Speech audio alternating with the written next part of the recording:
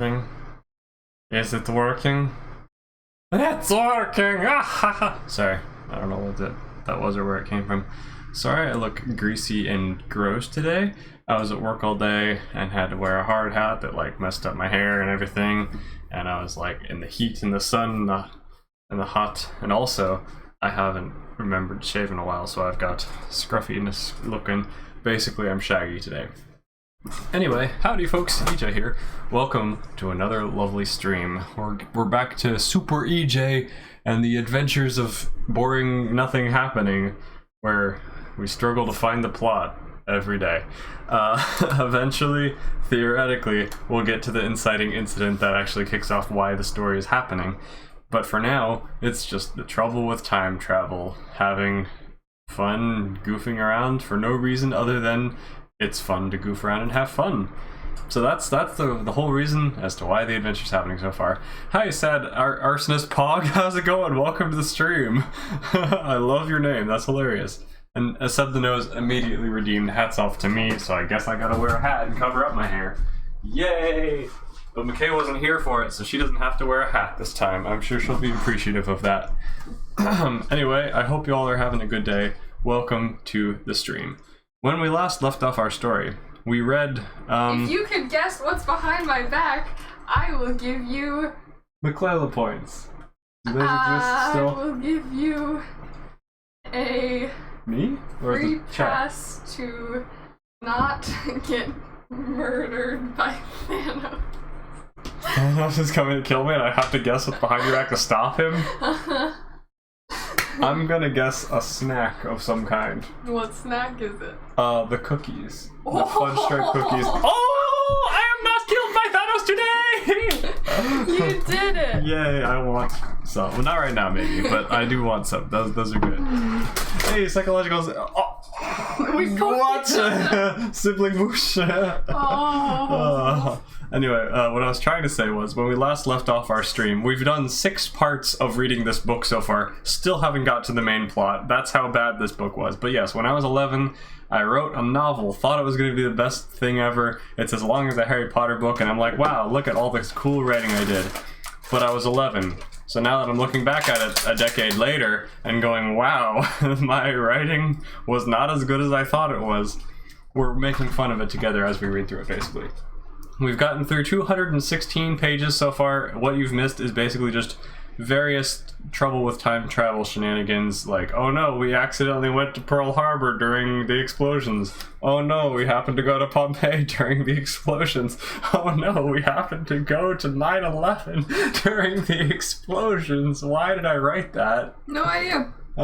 So yeah, that basically we're in ancient Egypt right now.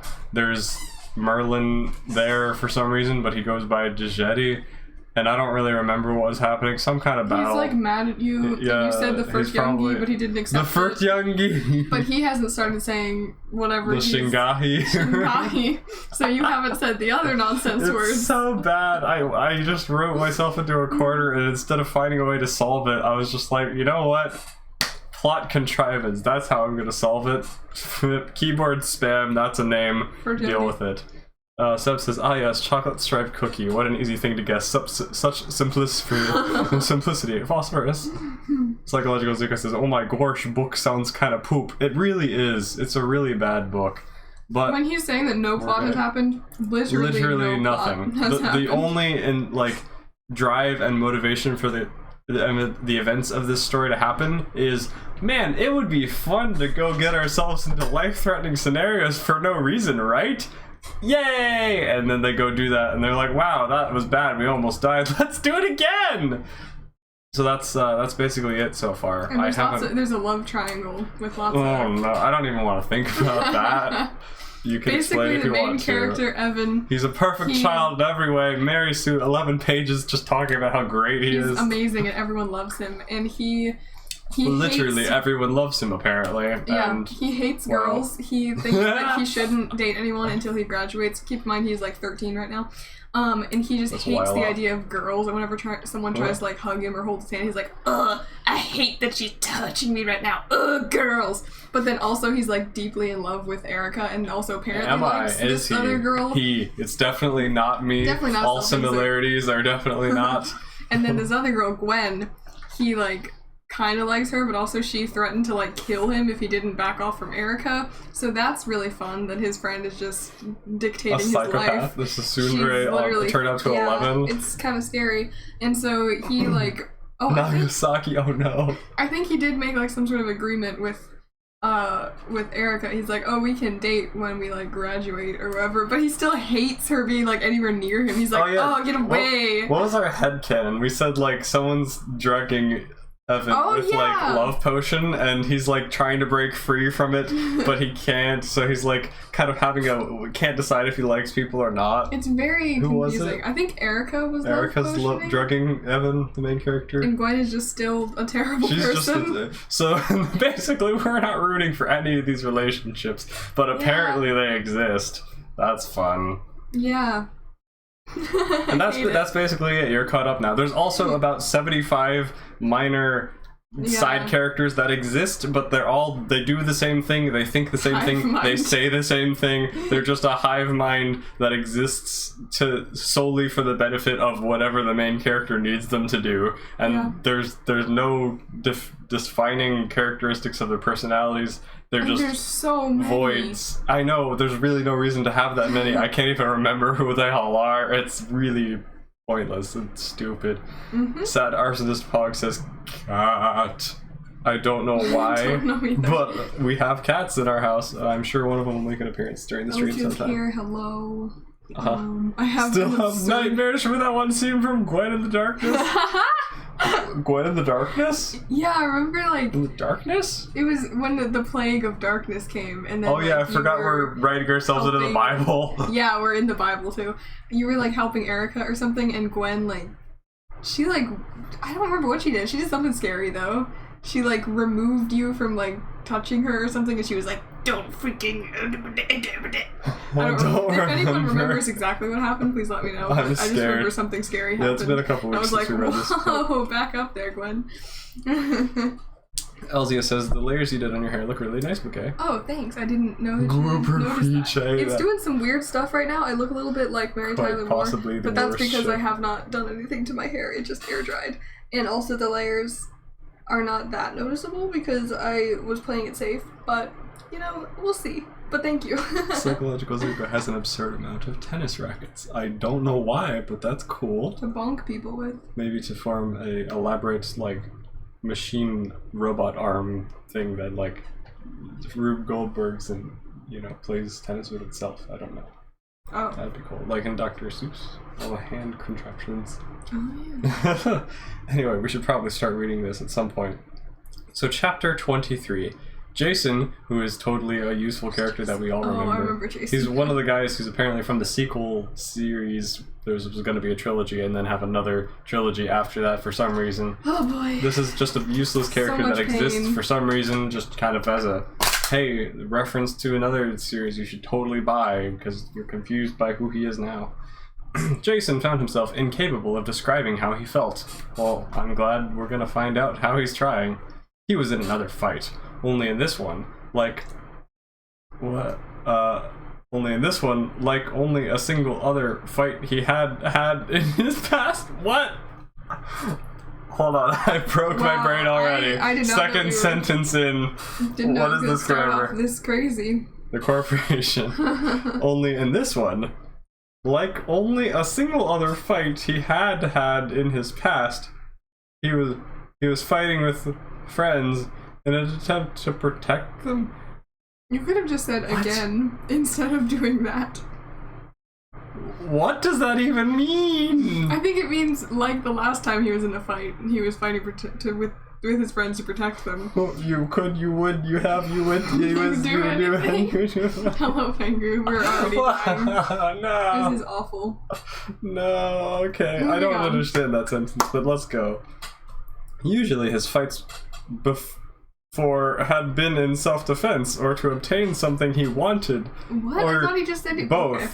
I'm confused. Bruh. So, literally every reason for a fight in general, to either to gain or to defend. I am so confused. The night before, Albert and Jason had skipped ahead to after the plagues I wish were we could done. have skipped ahead to after the plagues were done. Can we skip like the first 250 pages of the book so we can actually get to the last 50 that actually matter?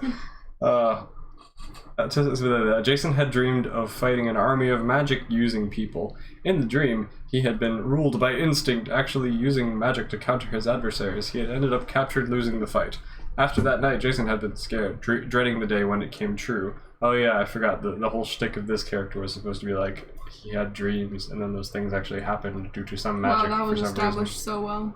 It wasn't, because it's not supposed to be established, because you're supposed to be confused and not know who this character is until the second series. So when you reread this after reading the second then you'll series, understand, because you'll have the big brain knowledge, but when you're supposed to be confused right now. Confused? Good. It's terrible. Dreading the day, blah blah blah. Now Jason found himself in the dream, fighting the exact same people who did the exact same stuff as in his dream. Wow. Which stuff is this? Jason anticipated every move of the enemy. Okay, after this guy uses this attack, Jason thought, this other guy is going to fly out of nowhere from my right, so I should dodge now, Jason thought, as he jumped backward to avoid the enemy. He impulsively waved his hand, and the apprentice was hit by a solidified blob of bluish-blackish electricity. I thought it said blush at first. The apprentice was hit by it, flying backwards at high speed, spinning as he flew. He fell off the Great Sphinx, which Jason was still fighting on, landing on a mummy that had been closing in on Erica. Oh, by the way, time travel, we're in ancient Egypt right now, apparently fighting people who can use magic, and this is a side character that nobody cares about. I'm sorry. I don't know what's happening. So I just saw Seb replying to something Elzia said, and he said it's Elzian for I am cringe. I want to make a book as well, but I'm procrastinating. Hey, it can't be worse than this. It literally can't It's be. impossible for it to be worse than this. Go for it. I'm glad you have slightly more age than I did back then, because that probably is a good The sign. grammar in this is immaculate. Oh my gosh. You wouldn't believe how much grammar I have. It was Not. so good. Jason's instinct and prior memorization of his opponent's attack to help him quickly bring down another adversary with martial arts, as you do. Okay. He then hopped up to the top of the Great Sphinx's head to survey the I'm battlefield. king of the world. He observed that the war was not going well for the group of futurelings. That is how you call them. Johann was stomping, somehow creating earthquakes that knocked over. With his immense fat waves. He is very tall. Oh boy. Creating earthquakes that knocked over only the mummies near him, not the apprentices flying above him. He jumped, grabbing one of the apprentice's foot. Okay, grammar. Pulling him to the ground. Johann then swung the dazed, angry apprentice around by his ankles. Puny god! I'm sorry, Loki. Taking out the other flying enemies. Taking out the other flying enemies. However, Nathan seemed to be in trouble. Who's Nathan again? Irrelevant. Gwen's brother or something stupid. I know, I just He was backed you up against question a it every pier. time. A circle of flames blocking his escape. Several apprenticed prepared to blast him. Jason clenched his fist, knowing what he had to do. This kind of fight was about working as a team. He prepared to jump off the monument he currently stood on to aid Nathan when a huge crash distracted him. The jetty had flown out at the entrance to the pyramid, flying through the air and turning back towards the battle. Oh no. The reason there had The been boss. a crash was because the machine had happened to appear right in front of the entrance to the pyramid, and Jetty had plowed into it, sending the machine flying. Oh, This so is some he's knocked vivid out. His neck is descriptions. snapped, right? Let's hope so. He rubbed his head as he flew toward Jason, the machine rolling along the ground below him because he's that strong. Then the machine, it's like Boomy. King Boomy. Then the machine hit a pyramid, rolled partway up it, and rolled back down, heading towards Nathan and his ring of fire. The apprentices causing the fire scattered as the machine rolled over part of the circle, extinguishing the flames and freeing Nathan. The machine finally rolled to a stop, knocking over some mummies on the way. That's a lot of things all in that one small area. Mm-hmm. Then a few apprentices waved their hands, summoning water from nearby, and a gigantic vortex formed entirely out of spinning water came around the corner of another pyramid. That is called a water spout. It was like a watery tornado of death, also called a water spout.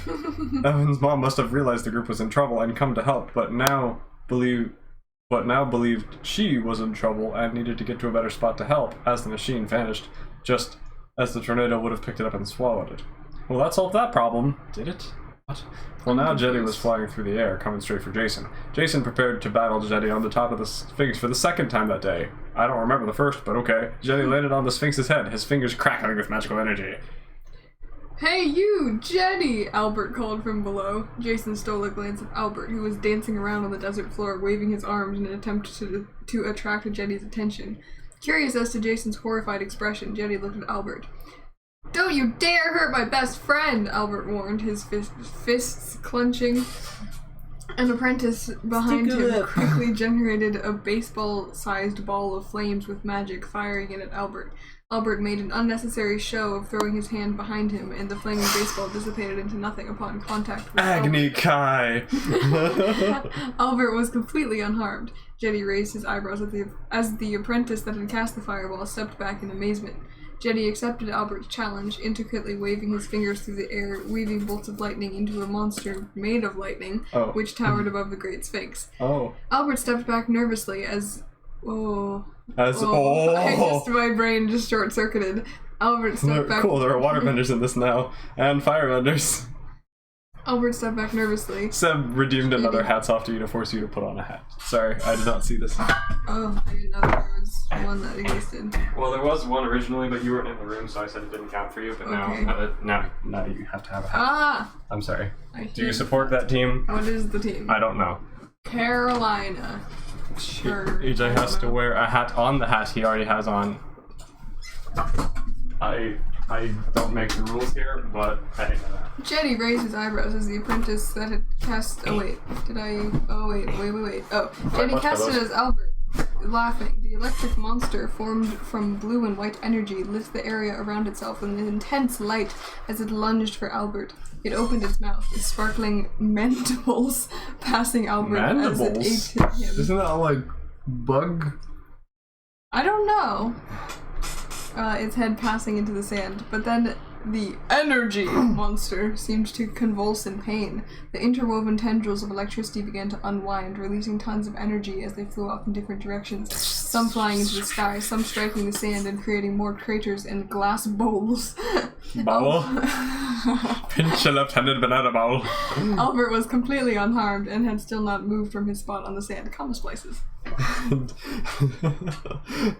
Jetty was awestruck. He waved his hands with redoubled intensity, and the dissolving energy cage around Albert collapsed, all the untold power contained in the tendrils of magic crashing in upon Albert.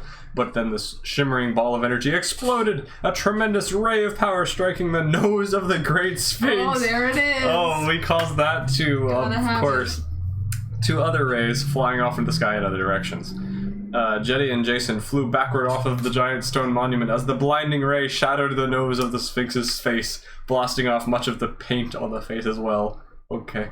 And Albert stood there, unharmed. The beams of energy dispersed into the clouds, and as the shattered parts of the collapsing nose rained down upon Johann, who was chasing some apprentices under the area beneath the Sphinx's face, the sun shone upon the battlefield, blinding everyone momentarily.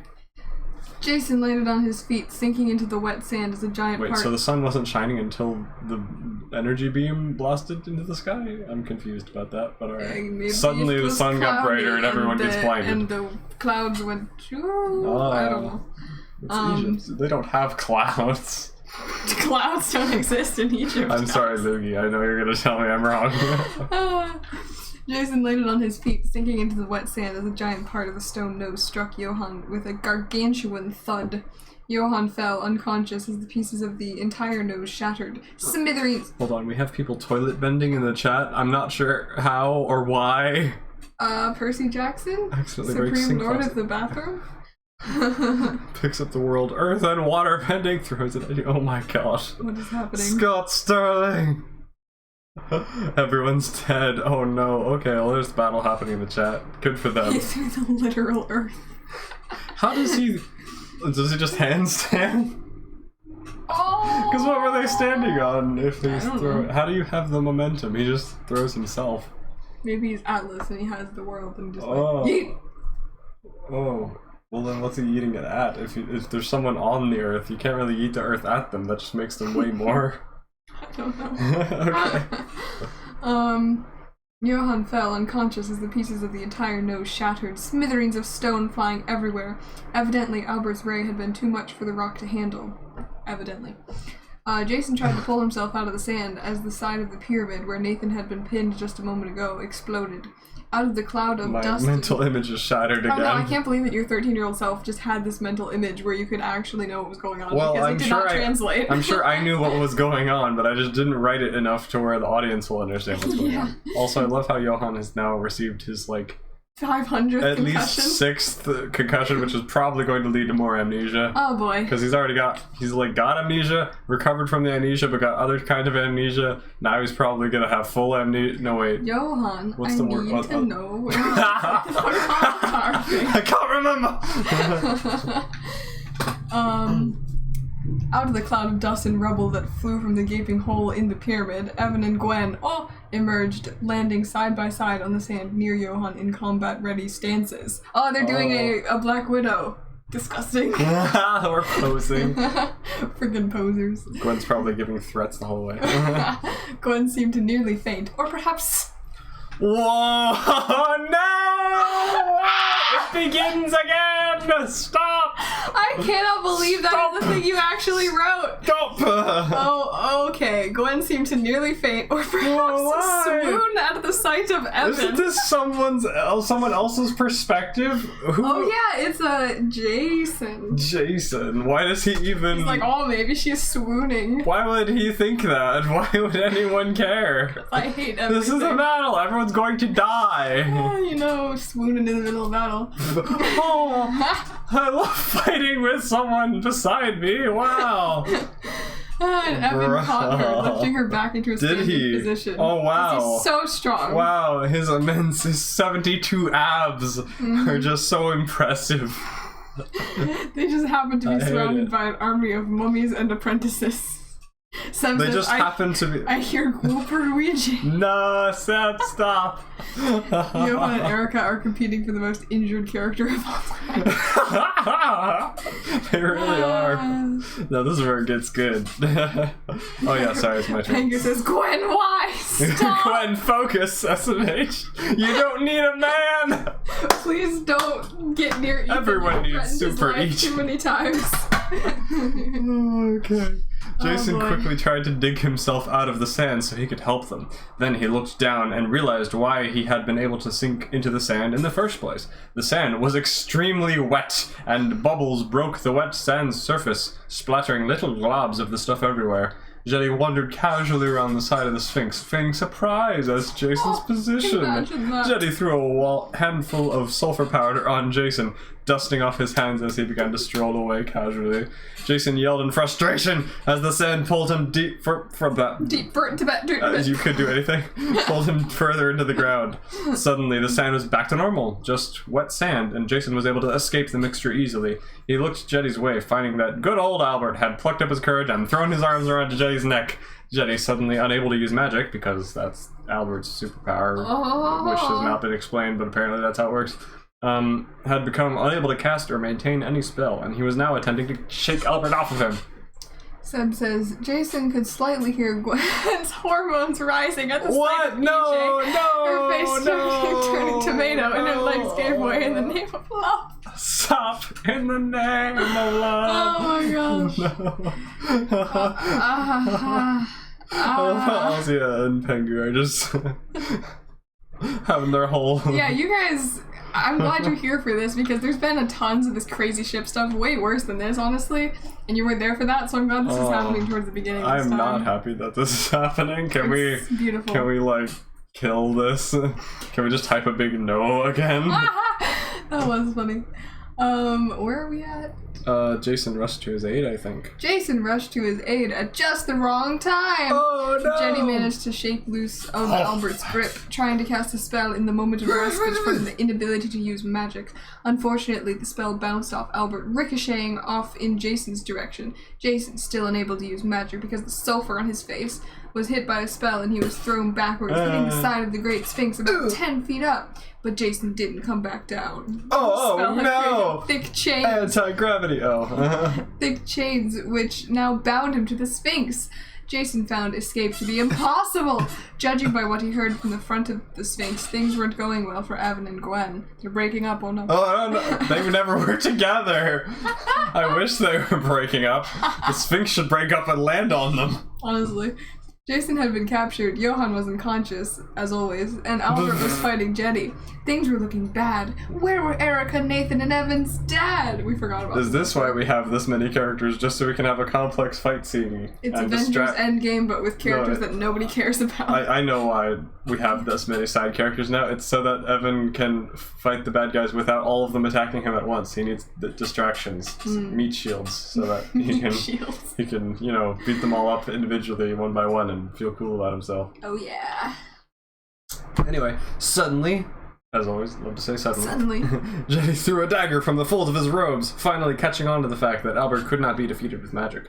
Jason gasped, along with Albert, as he's getting stabbed. Jenny chuckled as Albert began backing away. Oh wait, he didn't chuck Oh, it. I thought that he pulls like out the threw it dagger. and he's like slowly backing away. Oh no! No, he pulled out a dagger, okay. Can he please get stabbed? That would actually be exciting. Did he just get stabbed? I want to see if someone gets stabbed. I want to see some drama, some consequences for your stupid actions.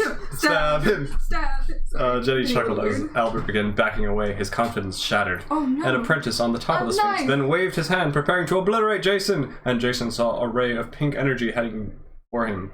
Isn't he like pinned to the Sphinx, and the guy is on top of the Sphinx shooting down at him?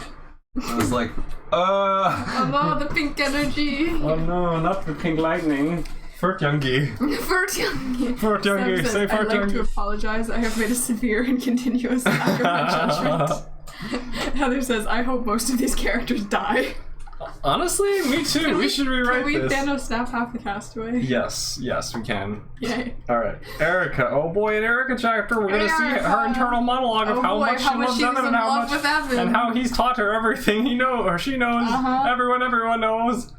Erica was running away from the multiple enemies that were chasing her and Nathan. Oh, no. Erica was tired of fleeing, and she found herself desperately wishing for a weapon as she tried to recall Evan's training. Oh boy! Suddenly, Evan's dad was right in front of them, and the three of them collided and fell as a lightning bolt blasted above them. Oh, Erica pulled Evan's dad to his feet and charged back towards the Sphinx. Come on, guys! Erica shouted, dashing towards the battle she knew Evan was at. Oh no, Evan needs our help! Sure he does, he's got 300 abs. Why is it switching back and forth between calling him Evan's dad and Dave? Dave, like, I hate that so much. Dave! My name is Dave! And Nathan hurriedly followed, attempting to stay away from danger.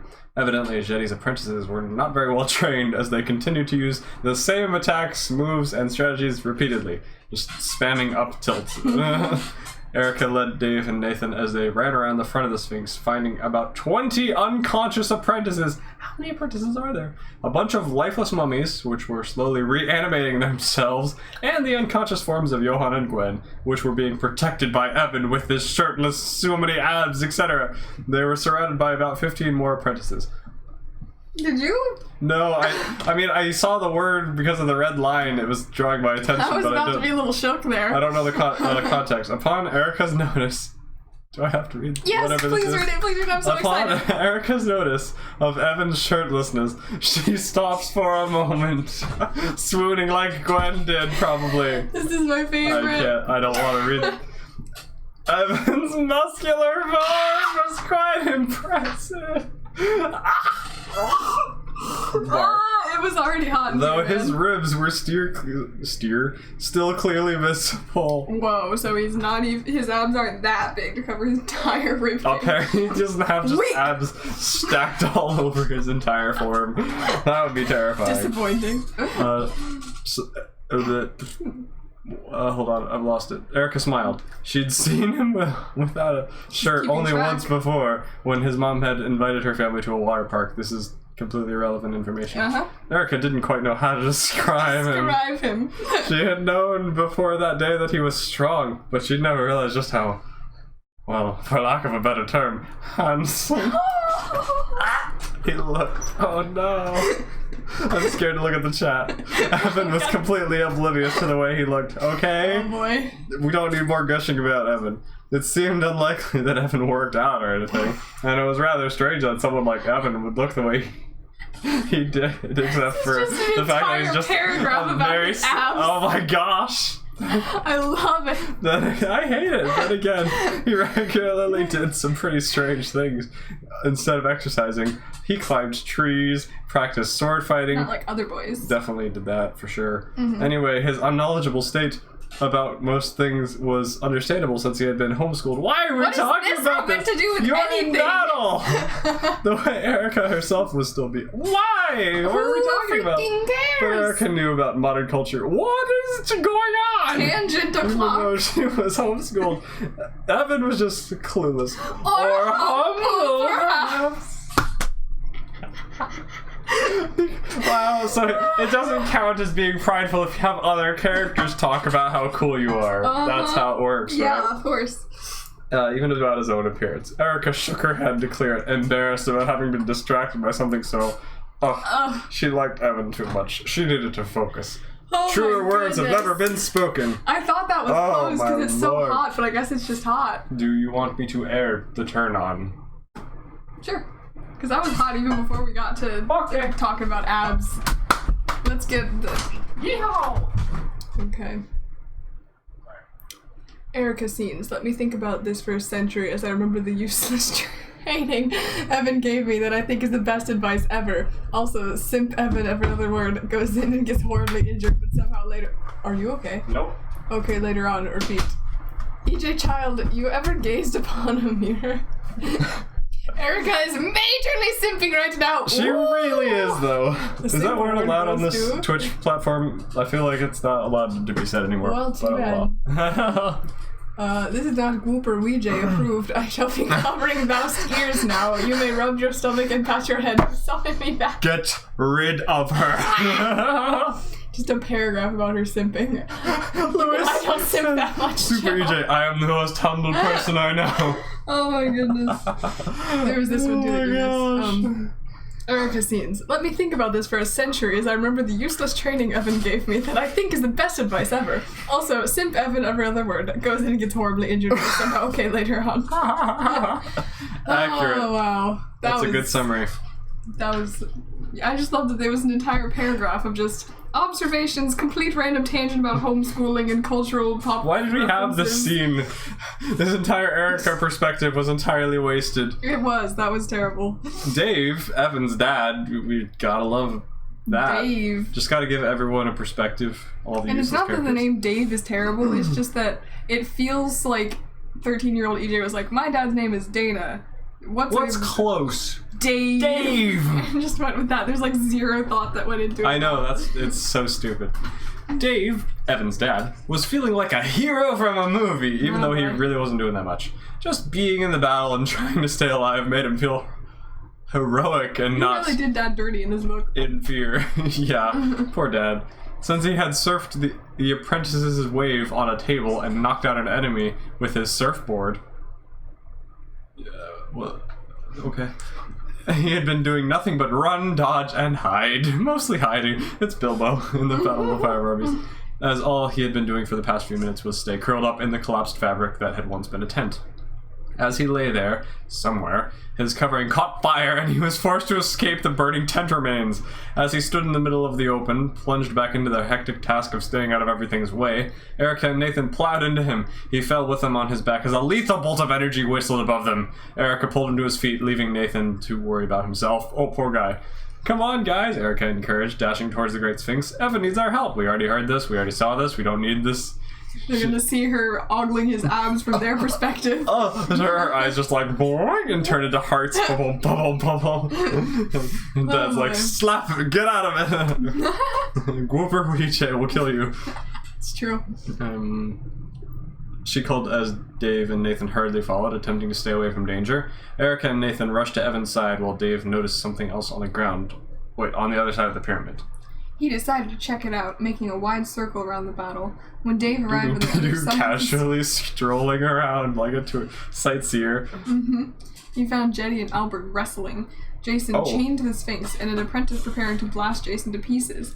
Albert seemed to be alright, so Dave dashed over to the Sphinx unnoticed by everyone. Somehow. And he began to climb quickly up the monument. How do you just rush into the center of a battle and be like, nobody's noticing me as I climb? He's so irrelevant. He really is, though. Rip.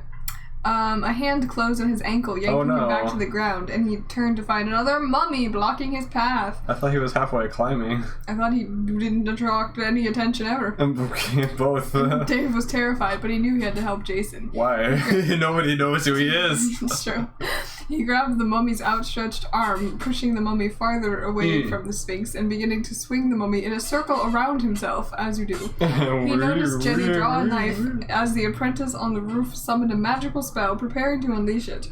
Dave heaved the mummy, using centrifugal force to send the emaciated old dead body up towards the apprentice. Because it's really easy just to throw a corpse. He just threw a home run with a dead body.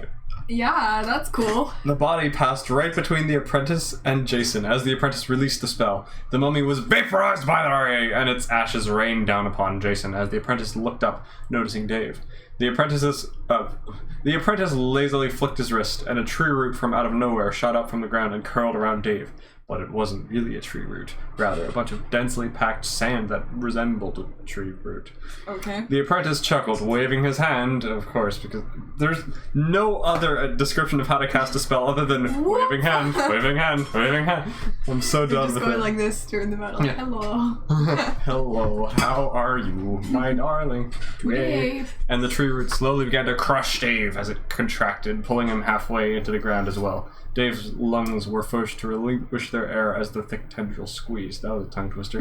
Dave tried to scream for help, finding no air to do so with. Tried to scream, but my head was under sand.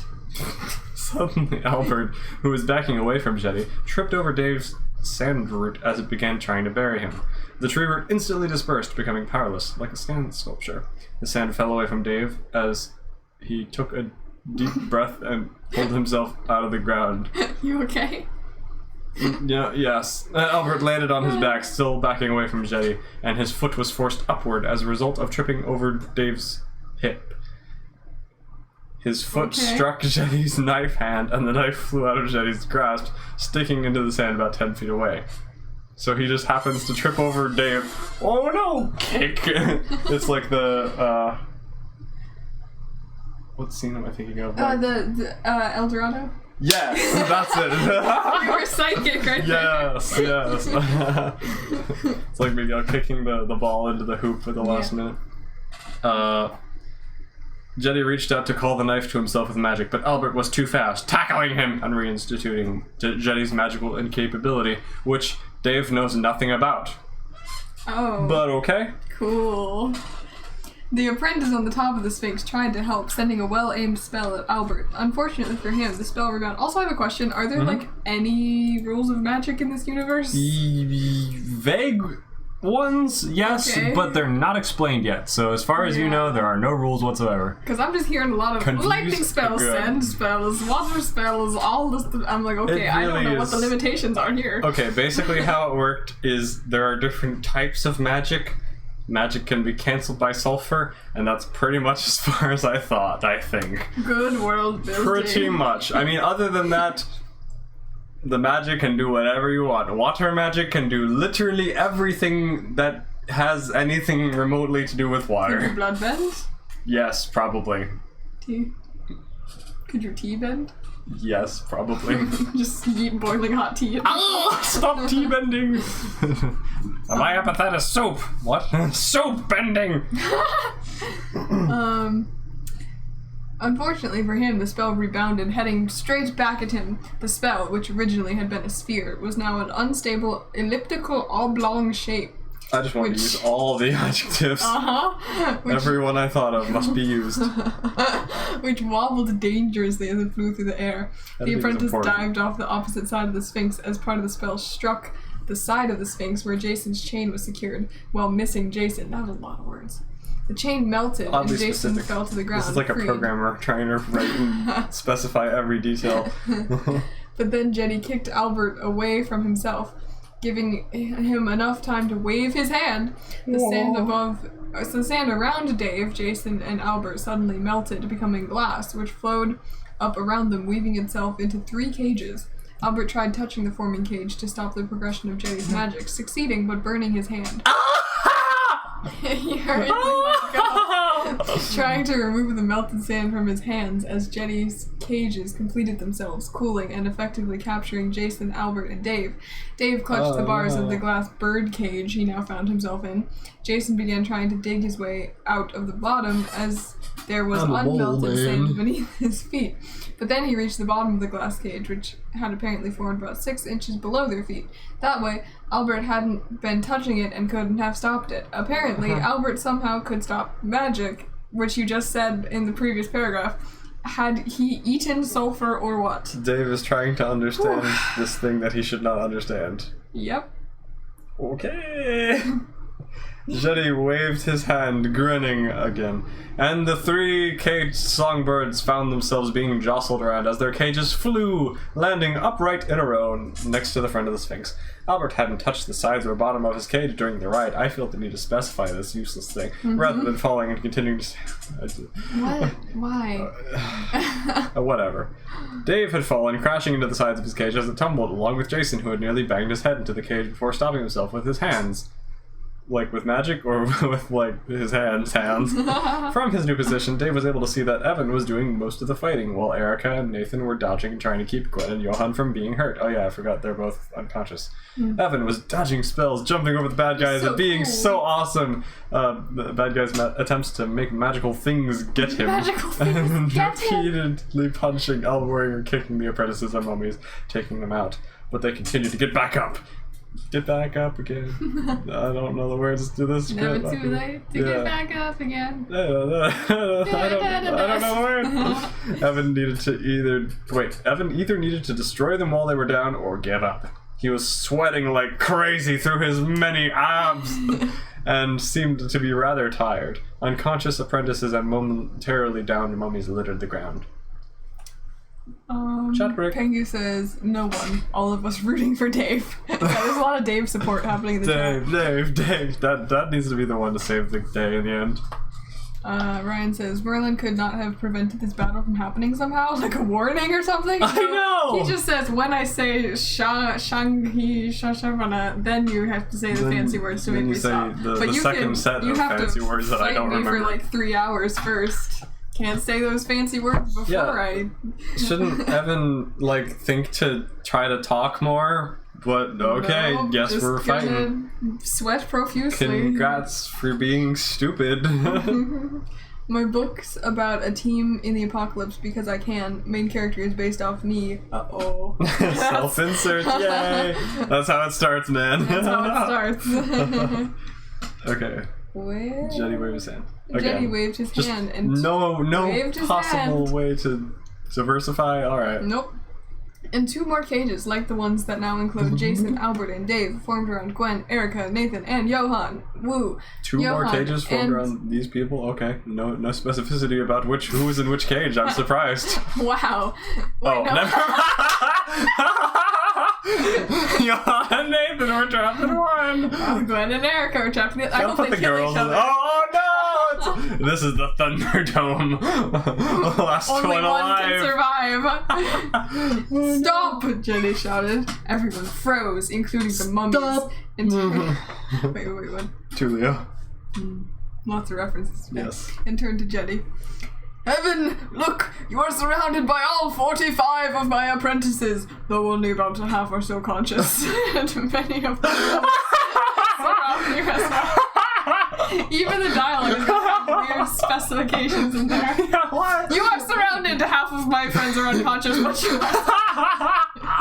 Imagine the intimidation factor being undercut by saying, You're completely surrounded, even though you knocked out like half my army and they're lying in pain on the ground. But that's irrelevant information. I gotta Don't pay give you attention credit to them. where credit is due. You knocked half of them You do out. have a lot of abs.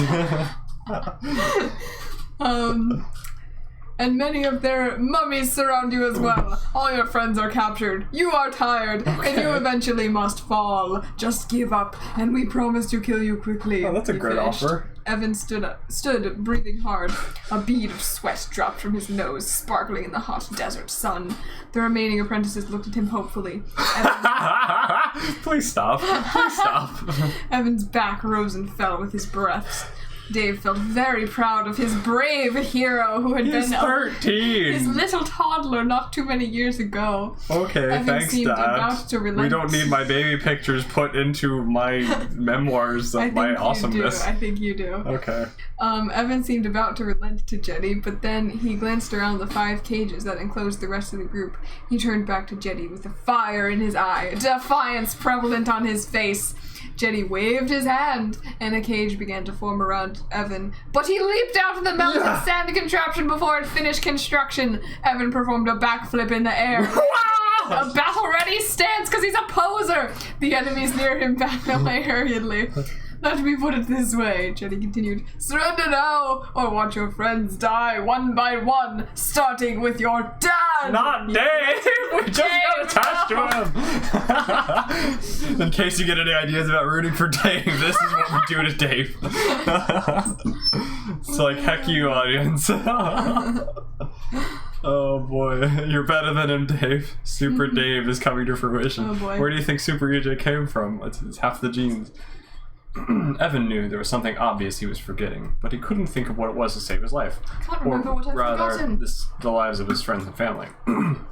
And on top of my exhaustion and stress, switching tenses again, the invisible intruder, who's totally relevant, had popped up again and was distracting me. Hello, hello, hello, Hello, I'm multi-fucked, hello! Big Simba blowout! It's like a shoulder angel and shoulder devil. Yep. Who was this thing, and how could I sense his... You freaking Presence. know who it is. What do you mean, who is this thing? I don't know. Continuity be darned. When nobody else could. And why was he popping up at extremely inopportune moments now? Literally just to troll you. That has always been the case, has it not? Yeah. Doesn't he, like, send you to the worst places ever? My brain had been fried, and I was having difficulty thinking of what was on the tip of my brain that I knew would save us. In retrospect, I have no clue how any of our group could possibly have forgotten about it. Maybe being shot by spells and stuff, but I don't know.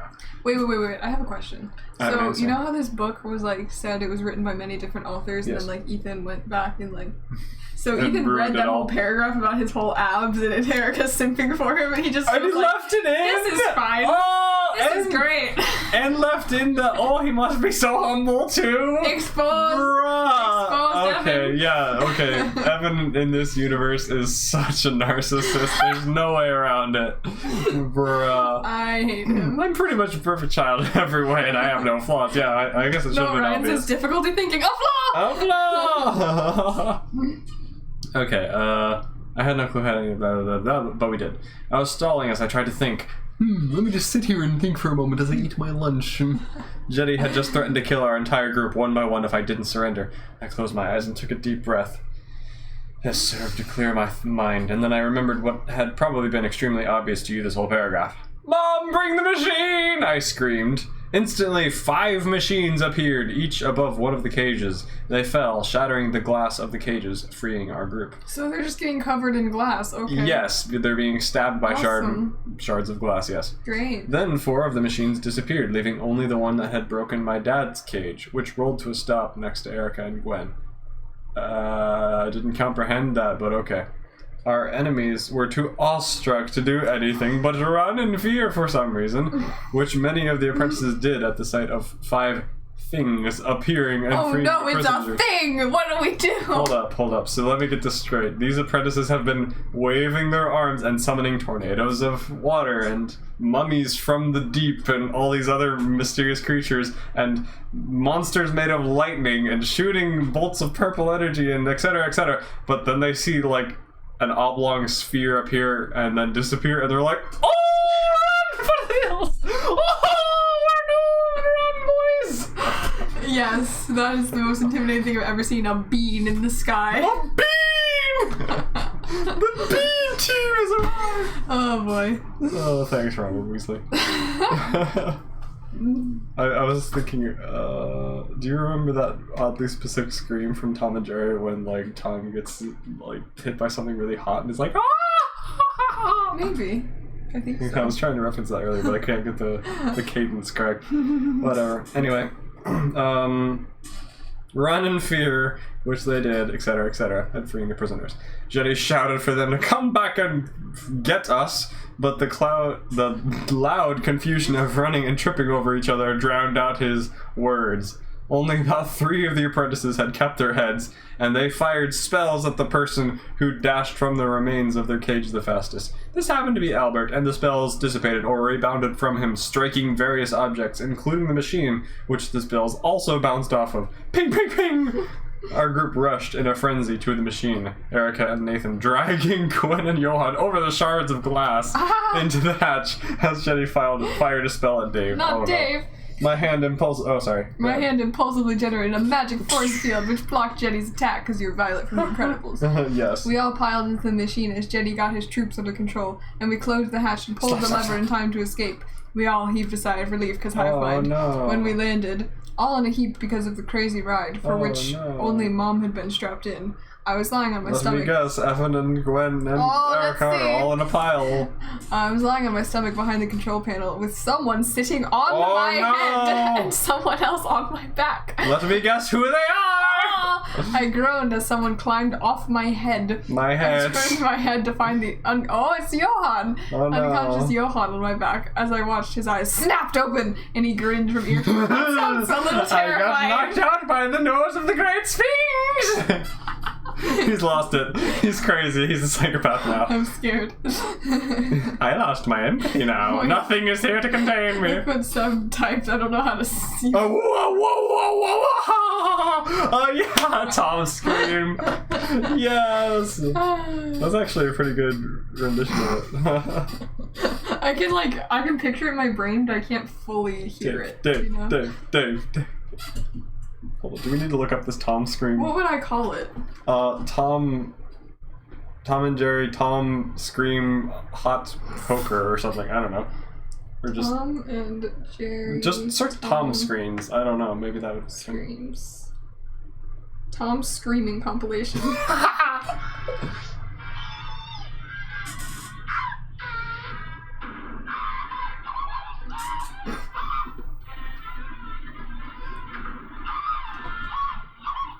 Why did I hear you laugh? You got some good screams.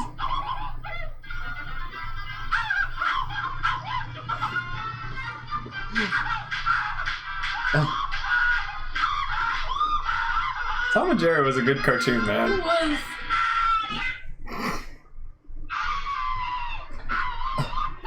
That's it. That was the one. That was the one I was trying to reference. I remember that. You gotta hear it. Such a good scream.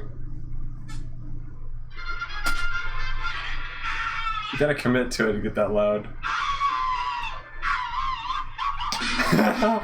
It gets cut off at the end though. It's not the full scream. Oh no. Here we have it. Anyway. That was a lot of screams. That was a lot of screams. I feel better about myself. What are we doing? He grinned from ear to ear. Oh boy. That was the most fun thing I have ever done, Johan announced. That was awesome. Let's do it again, he finished. I laughed. Wait, is it over? Darn, I missed it. What happened? Oh, and one other thing, he continued. I remember everything that's ever happened to me now. No more amnesia for me. How would you know that you remember everything? Because he remembers not remembering, and now he remembers it. I don't know. Apparently, sus. It's all fixed now. Getting repeated head trauma fixes all the amnesia for some reason. Slam your face on the desk. Good medical advice. If you get a concussion. Sever the nerve, whatever the heck. What did she say? No. Pengu says, why should they want to do that again? I don't know. I love getting killed. Same. Hooray! I yelled. Now get off me, giant Johan, I told him. Whoa, fat shaming him again. He causes earthquakes with his girth. Oh my gosh. He snickered, removing himself from me. But we didn't find out who was sitting on my head. Yeah, who was just Probably casually Dave. crushing your skull. The hatch was already open and our group was filing out. I stood with a groan, following Gwen as she started for the hatch. She grinned at me, trying no. to take my hand. Why? Gwen, two now. What do you mean Great, two? I thought. She threatened me with physical violence against my person. It's true. I managed to escape, however, leaving her empty-handed. Sorry, not now. Please, I told her. No paparazzi, just, I'm not just let taking me be. questions today. Aw, come on, Evan, she pleaded, giving me the begging puppy eyes. I had only previously seen when she was trying to let me do something painful to me. Wait, what? Come on, let me stab you, please. No, I am not a pincushion! You're, well, what? I asked confusedly, narrowing my eyes in Oh, no. suspicion. I She don't was want to staring know. at my chest again. Those abs! Stop! Chests are not abs! My Pectorals. pecs. Oh boy. Forget it. I know exactly what you'd say if you knew what I was talking about, and it would probably be, stop, I don't want to hear about it, she finished. I Should gave just, her like, compliment your muscles or something? I'm confused. I gave her a clueless look. She waved me off with a smile and a shake of the head, walking out of the hatch. I waited for about 30 seconds, trying to figure out what she was insinuating, thinking of all the many possibilities like a chess genius. I felt really stupid, but I had absolutely no clue what she meant. A flaw! No tact! Then I walked into the backyard, preparing to go into the house to get another shirt. Oh, because you were still shirtless. Yeah, because I like scraped all the flesh off my back and exposed my spinal column. That probably made someone swoon too. The mummies be like, those are some bones.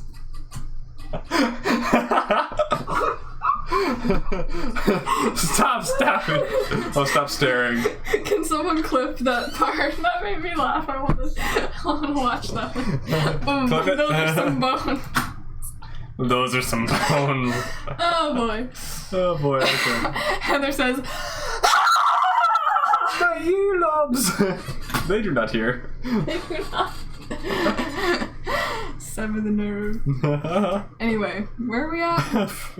Suddenly. Suddenly, a mummy, evidently one that had grabbed onto the machine when it took off, started swooning at my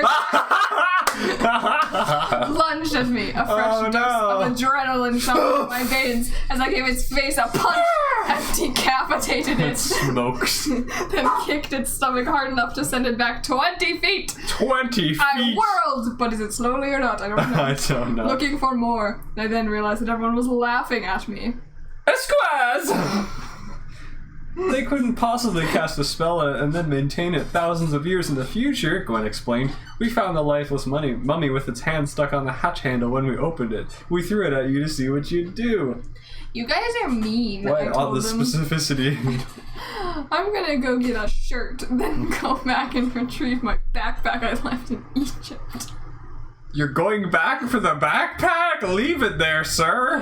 What's You're it got? wild. Like, a bottle of gasoline and some, like, books? Who cares? You're gonna get roasted by 85 spells to the face hole. You're dumb. Well, where even did I lose the backpack? I don't remember. I don't remember where this backpack is, but okay. Okay, Dad replied as Erica began angrily yelling at everyone about the practical joke. And Johan began criticizing our battle strategy as No, our as the one strategy, as he was the one who had been knocked out during half the battle. Oh, He yeah. clearly has the right to, He knows. judge everyone for being bad. That fight was awesome, but unnecessary, Johan cried. Accurate. Instead of being like, well, maybe something has changed since then, you should have gone, oh, Jenny, by the power of some Egyptian god, I grant you magic. Oh, by the power of some Egyptian god, I grant you magic. Wow, that is so convincing. Yes. Or at least maybe Moses and Aaron were preventing you from using magic by doing something. Apparently they can do the impossible, he complained. I kind of remember now. The reason Jenny attacked us was because we had put, yeah. like, some sulfur rings which stop him from doing his magic on his wrists, and he was like, oh, why can't I do magic? I have no idea.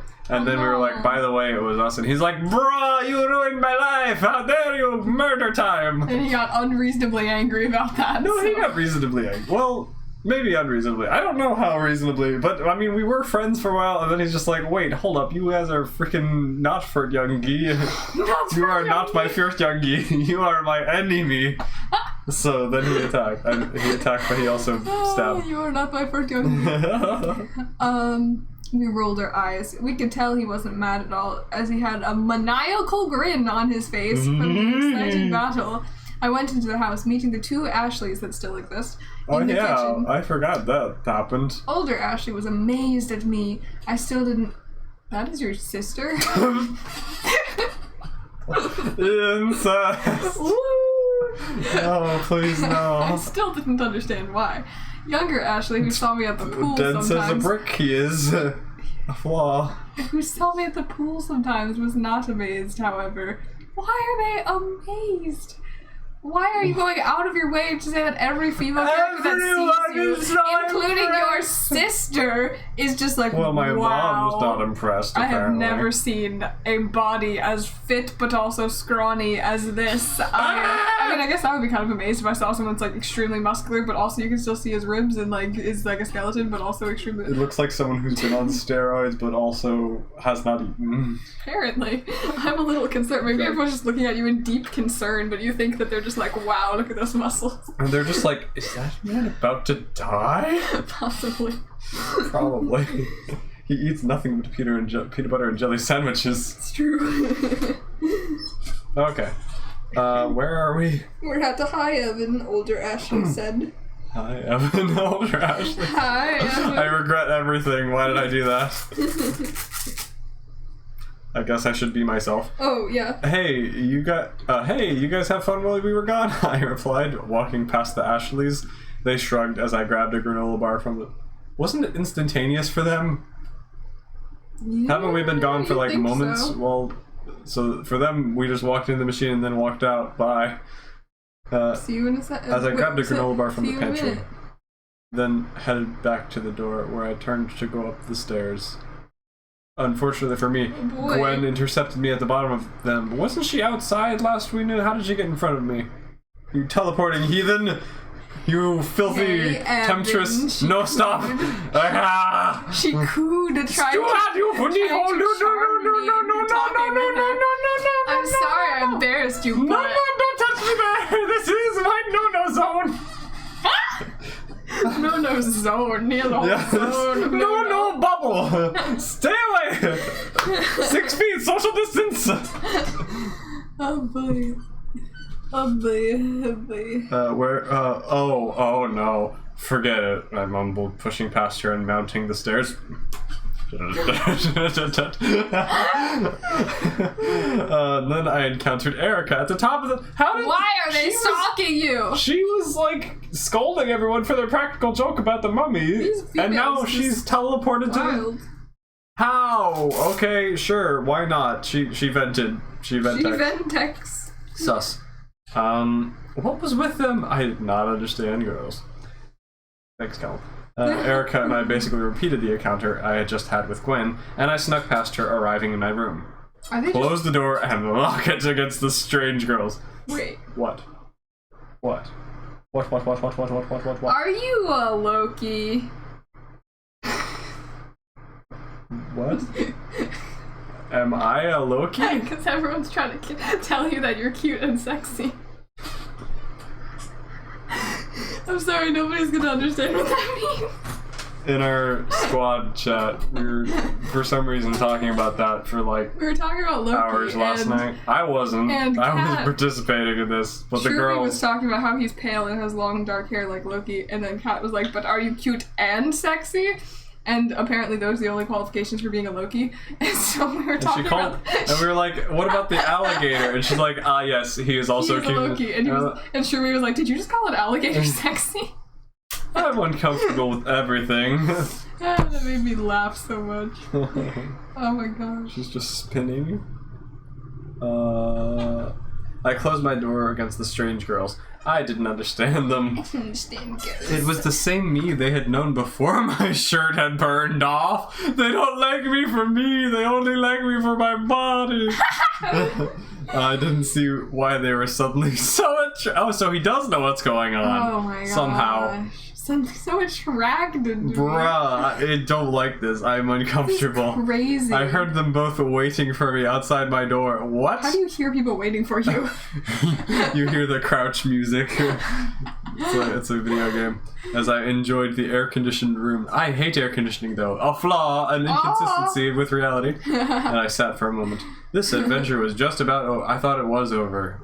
You have to get your backpack. Okay, well, shouldn't that just be teleport, grab, leave? Oh, you know it's never that simple. Apparently not. You needed some reason for the Shingahi. Shingahi. Whatever the heck, to make sure that Jetty still likes us when we go to whatever the frickin' heck, wherever else we met in Merlin. I heard them waiting for me outside my door. I sat for a moment. This adventure was just about over, and I was ready to sleep in my own bed again. Yeah, that's fair. I considered going out my window to avoid the girls. Wait, what? Climbing out the window? That's a little extreme. But my mom would yell at me if I did that. Okay. Would she not also yell at you for time travel adventures that she has repeatedly... Clearly she's not that She like called Dave's parents for some reason because whatever. I heard the girls having a quiet conversation outside my door, and I threatening debated... each other. Probably. And I debated pressing my ear to the door to listen. You know how many compliments they give me on It was my a private conversation, but I didn't like eavesdropping. But if doing so would allow me to possibly know what Gwen had been going on about. I thought you knew, okay. What? No, probably not. Wow. I decided not to listen. But some part of me couldn't help it, no. And I couldn't... And...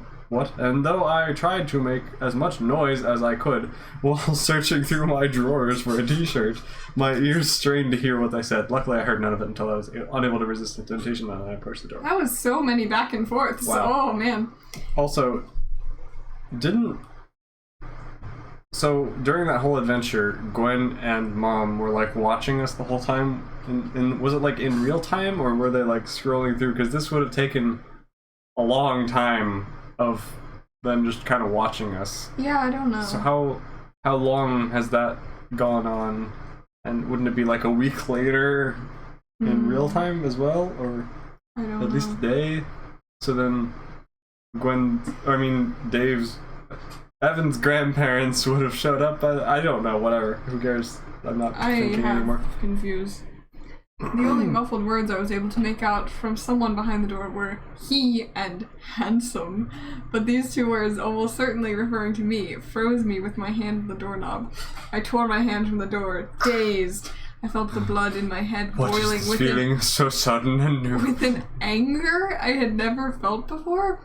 The frustration I'd felt with him previously had been inflated by the two words I'd heard. Oh. I was really mad. Oh no. I am so He is unleashing his fury. Steam shooting out of my ears kind of mad. Don't ever call Ethan handsome. He's gonna like kill you in your sleep. Do not compliment me. Oh my gosh. Do not test me. I felt like I wanted to smash down the door. People talking about me behind my back about things they didn't like about me. I could handle.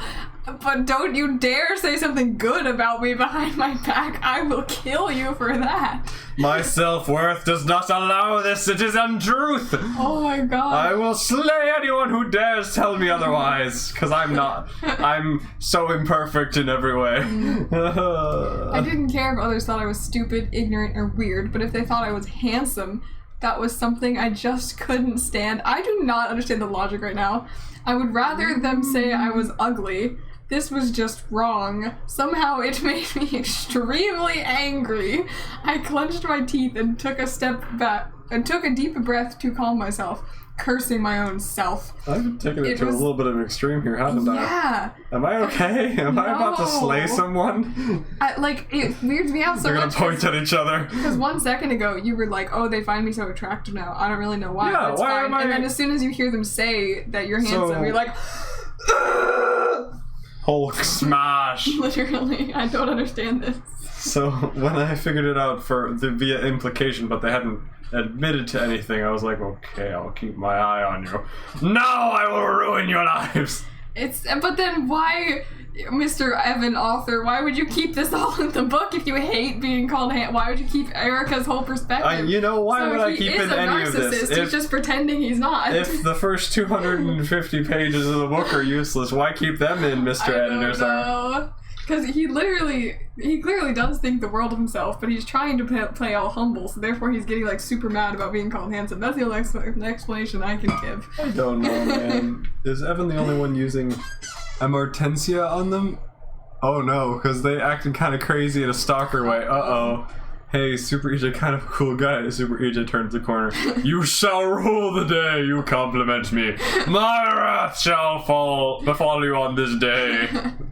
EJ, sorry you had to hear it from me, but you ugly, bro. Yeah, that's fine, thank you. I appreciate that. Thank you. Please don't kill me. You just can't win. One way you get crushed by the power of my abs surrounding your head. The other way you get punched. The more the story goes on, the more I dislike Evan, the more I like Dave. Evan was never really likable, though. No. He just kind of was a blank slate Mary Sue who thought he was cool. I got a blank space, and I will write Lyoki. Lyoki? Kat, when we were talking about Loki, I said something about blank space, and she said, I will write, but she split like Loiki or something. Loiki. Anyway. Loiki. Loiki. If that was the way people thought of me, then I would never take off my shirt again.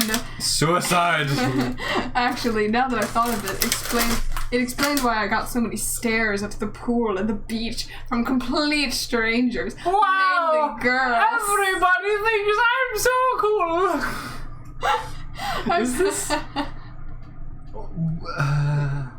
Is this wishful thinking, or is this a nightmare? I don't know what this is. I have absolutely no idea. I made a mental note to wear shirts at the pool this summer. Cursed with such good luck. I sighed, wishing I could completely restart my life, so I would know not to let my shirt come off. Why don't you just become a fatso? Eat too much, then people will not like you.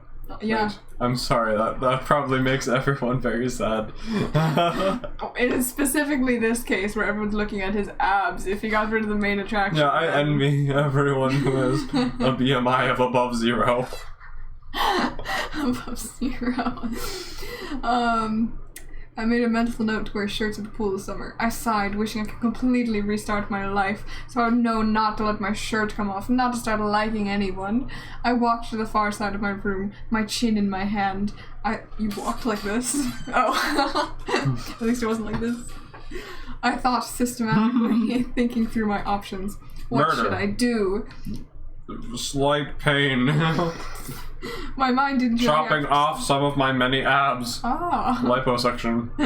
My mind didn't really have time. Oh, it's like that Doctor Who episode with the adipose. Oh no, your abs just removing some of my abs. Oh no. Abdipose. I'm currently in a blanket robe. Nice. Fun. I want one. My mind didn't really have time to think of an option 2 since... What? Option 2. He thought through all the options. Number 1, and I don't care enough for number 2. Impulsive decision. Began to concoct my speech for option 1.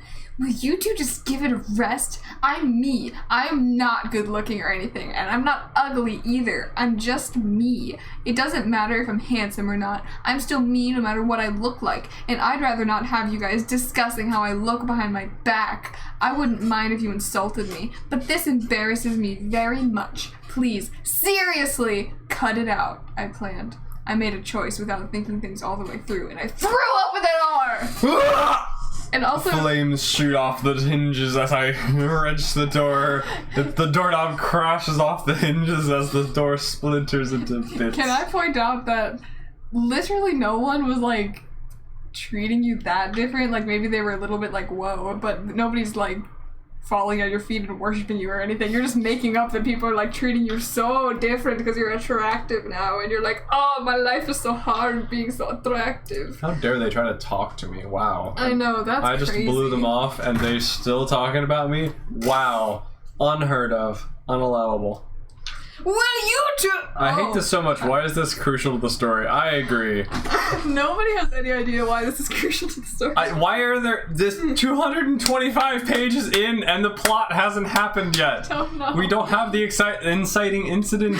We don't have any reason for anything to be happening. It's just things happening for things' sake. Yep. It was honestly better as the original story. Just like a 10-page romp. And then that was it. It had a beginning, middle, end. It was done. No chaos. Anyway. Will you two... Oh. Hi, Ashley's. I greeted, feeling my anger suddenly boil away. I guess younger Ashley had probably made a comment that older Ashley repeated. They probably didn't really mean it. It was just one of those weird things little kids say. It was of no consequence, and I had blown a gasket at Erica and Gwen for absolutely no reason at all. The Ashleys waved to me and continued walking to their room, and I headed downstairs. Then I realized that I had forgotten to put on a shirt first. How did all that bunking of my drawers as I put on this shirt? Oh, I forgot to. And also having a crisis about I can never go shirtless to the beach ever again. Forget to. And then suddenly, oh wow, I forgot to do the whole purpose I went up here for. Then if you opened the door and it had been Erica and Gwen, then they just would have been like, oh, look at this shirtless, and you would have been They like, would have both fainted at my muscles as I prepared to crush their faces. oh my gosh. That's scary. Evan, make this pose, Gwen ordered. On seeing me. Striking the one that made her look like she was trying to imitate a gorilla. I was utterly bewildered, but I saw no reason to refuse. I sighed. There are many reasons. Okay. I sighed, thinking it to be one of the crazy little things my friends and I did all the time. So I rolled my eyes. I rolled my eyes, quickly did what she wanted, and then went back to my room to find a shirt. Wait, so she was there? What? Okay. I really hoped that Gwen and Erica didn't think of me the same way the Ashleys did.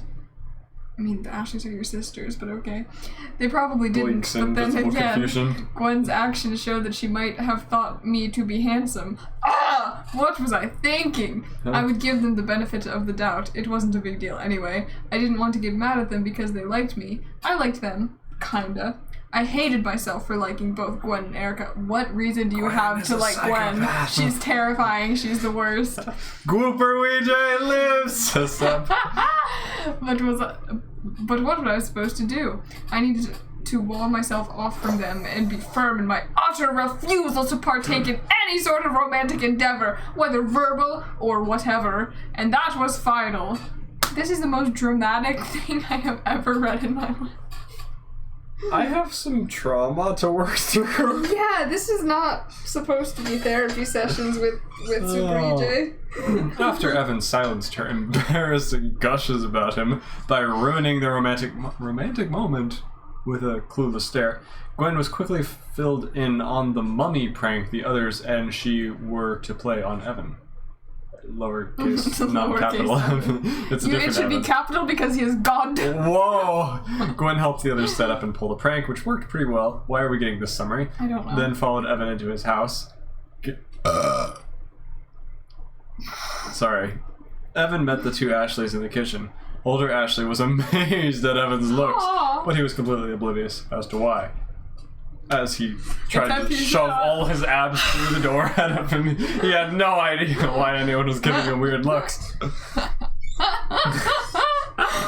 In fact, it was doubtful that he even noticed her amazement. He really was stunning. Wait, whose perspective is this from? Gwen? Stunning. Stunning! Wow! He is so chiseled, ripped. Perfection. Younger Ashley, who doubtlessly had seen him every time their family. Why is everyone bringing up pool visits? I don't know. I'm so confused as to where your mind was at when you were I don't know!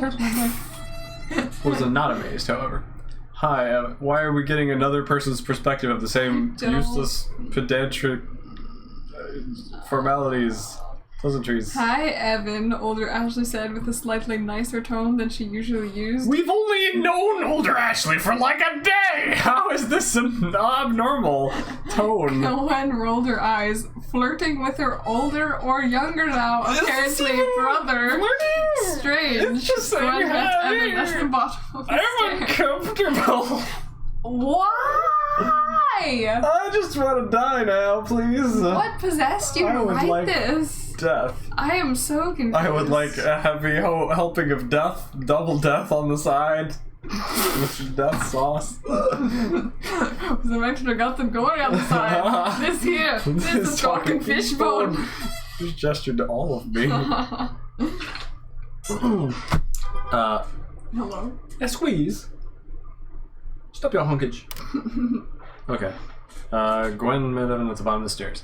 Hey, Evan, she coaxed, trying to charm him into talking with her. I'm sorry I embarrassed you, but... Forget it, he mumbled, pushing past her and mounting the stairs. Gwen pursed her lips, disappointed that her plan had failed. Plan? What plan? You were just trying to talk. Freaking no. Gwen followed Erica She was planning to Evan's put more door. potion in his face. Where she struck up a conversation with Erica. After a moment, Struck up a conversation. they were debating about Evan's looks. Why? I have no idea. Is this what girls do? Is this what I thought girls did as an 11-year-old? Apparently. Is it? No, surely not. This is just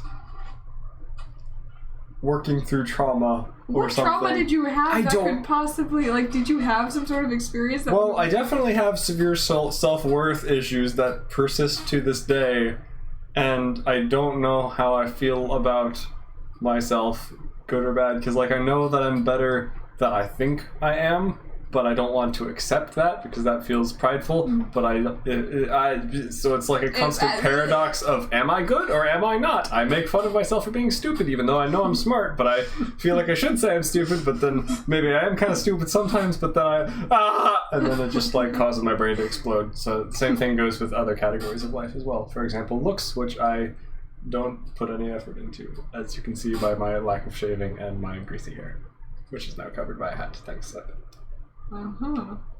Dude, this is just very intense for, like, a young child. I'm just disturbed. Which part is intense? The violence or the Just the hyper fixation on, like, everyone being in love Appearance? with you and appearance and, like, it feels like you are super narcissistic, but I feel like it's more like you were super insecure when you wrote it, but then also, like, how... both are true at the why? same time, I think. That is But so I mean, I was confusing. writing a self-insert book where literally anything in the world could happen. So I mean, I wanted to give myself the full range of possibilities. Action scenes where you almost die. Action scenes where you almost die. Action scenes where you almost die. Also, action scenes where you almost die. Oh, maybe a little romance in there because that doesn't happen in real life. I need, don't like, know. a therapist to, like, react to this book and, like, tell us what was going on in 13-year-old Ethan's head. I would really like to know, because I can't quite figure it out. Probably a lot of things. I don't know. I mean, I probably would be the best person to tell you what was going on in my head because I was the one who did it, and I can kind of like True. slip partially back into that same mindset and go, oh, I know why I wrote that, and that's not good. So yeah, a lot of it was just kind of like wishful thinking, but also like trying to figure out how I would react to things and not being comfortable with myself, and I don't know, there's a lot of things, but this isn't therapy, this is making fun of a book, right? How you would react is having steam shoot out of your ears, apparently. I mean, I have 73. I don't know who is honking. Why is there honking? Are they honking at me every time I yell? They're like, that's another honk, beep beep. It's a drinking game. Screaming EA. Honk every time EJ screams. Where even were we? Oh, we were here. Debating about Evan's looks. Oh boy. I know for a fact he doesn't work out, or at least for the purpose of getting stronger, Erica whispered, combating Gwen's claim that he looked like a bodybuilder. Stop! This conversation needs to end yesterday. He just climbs trees and stuff for fun. He doesn't even seem to know how he looks. And he's not as weirdly muscular as a bodybuilder. He's just as skinny as me. He's tiny, though reasonably muscular, yet the perfect size, and not completely freakishly strong as That was a he lot shoves of his words. abs through the door. What? What even was that statement? A lot of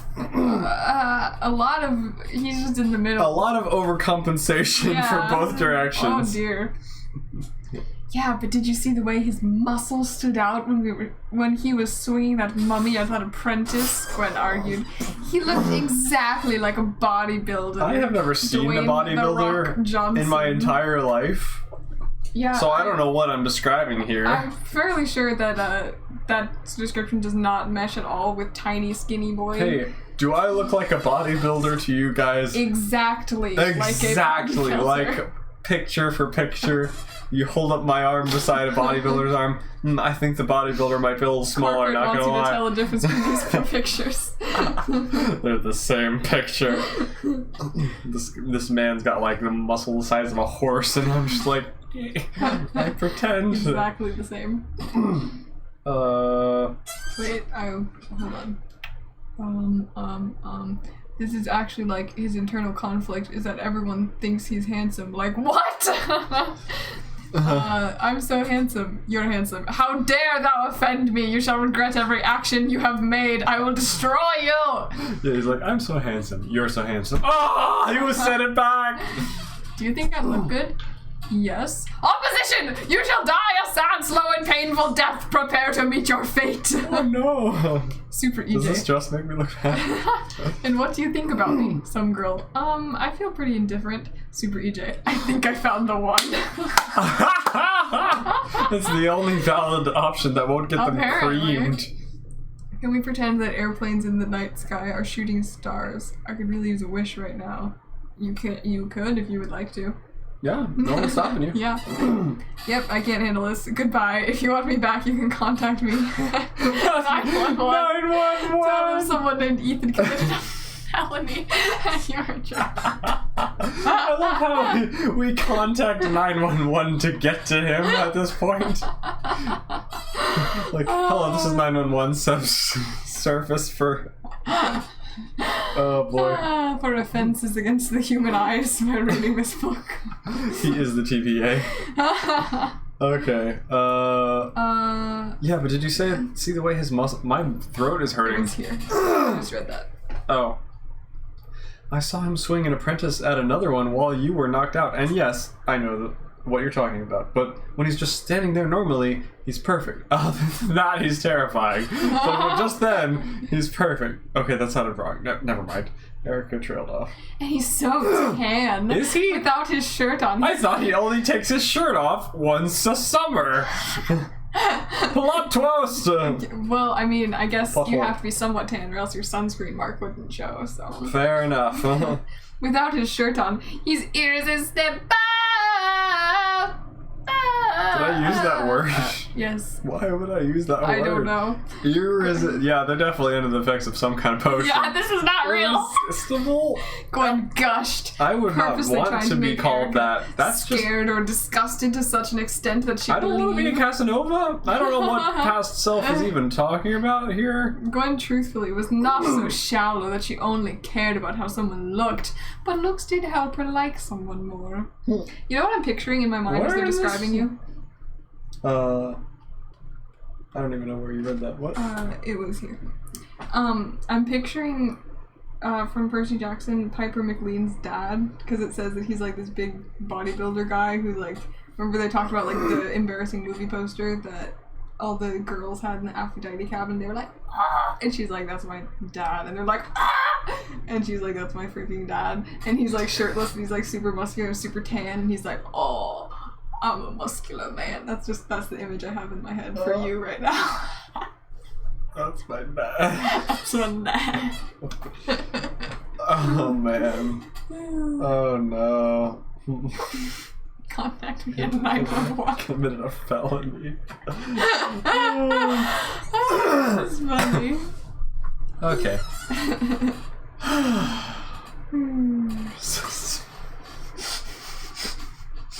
They cannot resist the pheromones. Break their noses. Sever the... Must cover the noses. Why is my throat causing me to death? I don't I got too much of that order of death I ordered. Anyway, Gwen! Erica scolded, no doubt appalled by the weirdness Gwen had just spoken. Gwen was pretty embarrassed about saying that herself, and she knew Evan would greatly disapprove. Her main goal in saying such things was actually to scare off Erica, because she's a schemer. Evan is like starting a cult. Like, everyone just is constantly worried about what he thinks, and they're just following him everywhere. Oh no, you're right! Oh no! So scary. Everyone's just terrified that he's gonna snap on them, because he can literally snap everything with like a twig. With like a twig? No, he can snap anything like a twig. And step you up. He could take a truck between two fingers and just snap it in half, like Play-Doh. Then no snap. Yes. But I like him, so you stay away, Whoa, Gwen that warned, mission. trying to intimidate her competition. Okay. Whoa, Gwen, irresistible? What are you, crazy? Erica asked. He's just handsome, and that's that. End of discussion, she finished. Suddenly, the doorknob. Did that. The doorknob made a loud rumbling sound as Evan grabbed Prepare it. to open it. Like Mr. Incredible grabbing that doorknob and crunching it into a little ball. The doorknob rattled, and Erica and Gwen tore down the hall as quietly as possible. They passed the Ashleys on the stairs, and they stopped in the living room. They quietly continued their argument, which Erica seemed to greatly disapprove of. Okay, then why are they continuing the Why argument? is everyone so sensitive about They the word also irresistible? seemed to be embarrassed by romance, and she definitely did not like some of the language Gwen was using. And suddenly, Evan was dismounting the stairs. Gwen decided to try to prove her point by tricking Evan into doing a bodybuilder pose. Because a gorilla is the same thing as a bodybuilder. It will sever Do I look like a my nerve. bodybuilder? Sorry. Evan, make this pose, Gwen pleaded, it's more- striking one. Evan, make this pose. It was that she pleaded, so... Okay.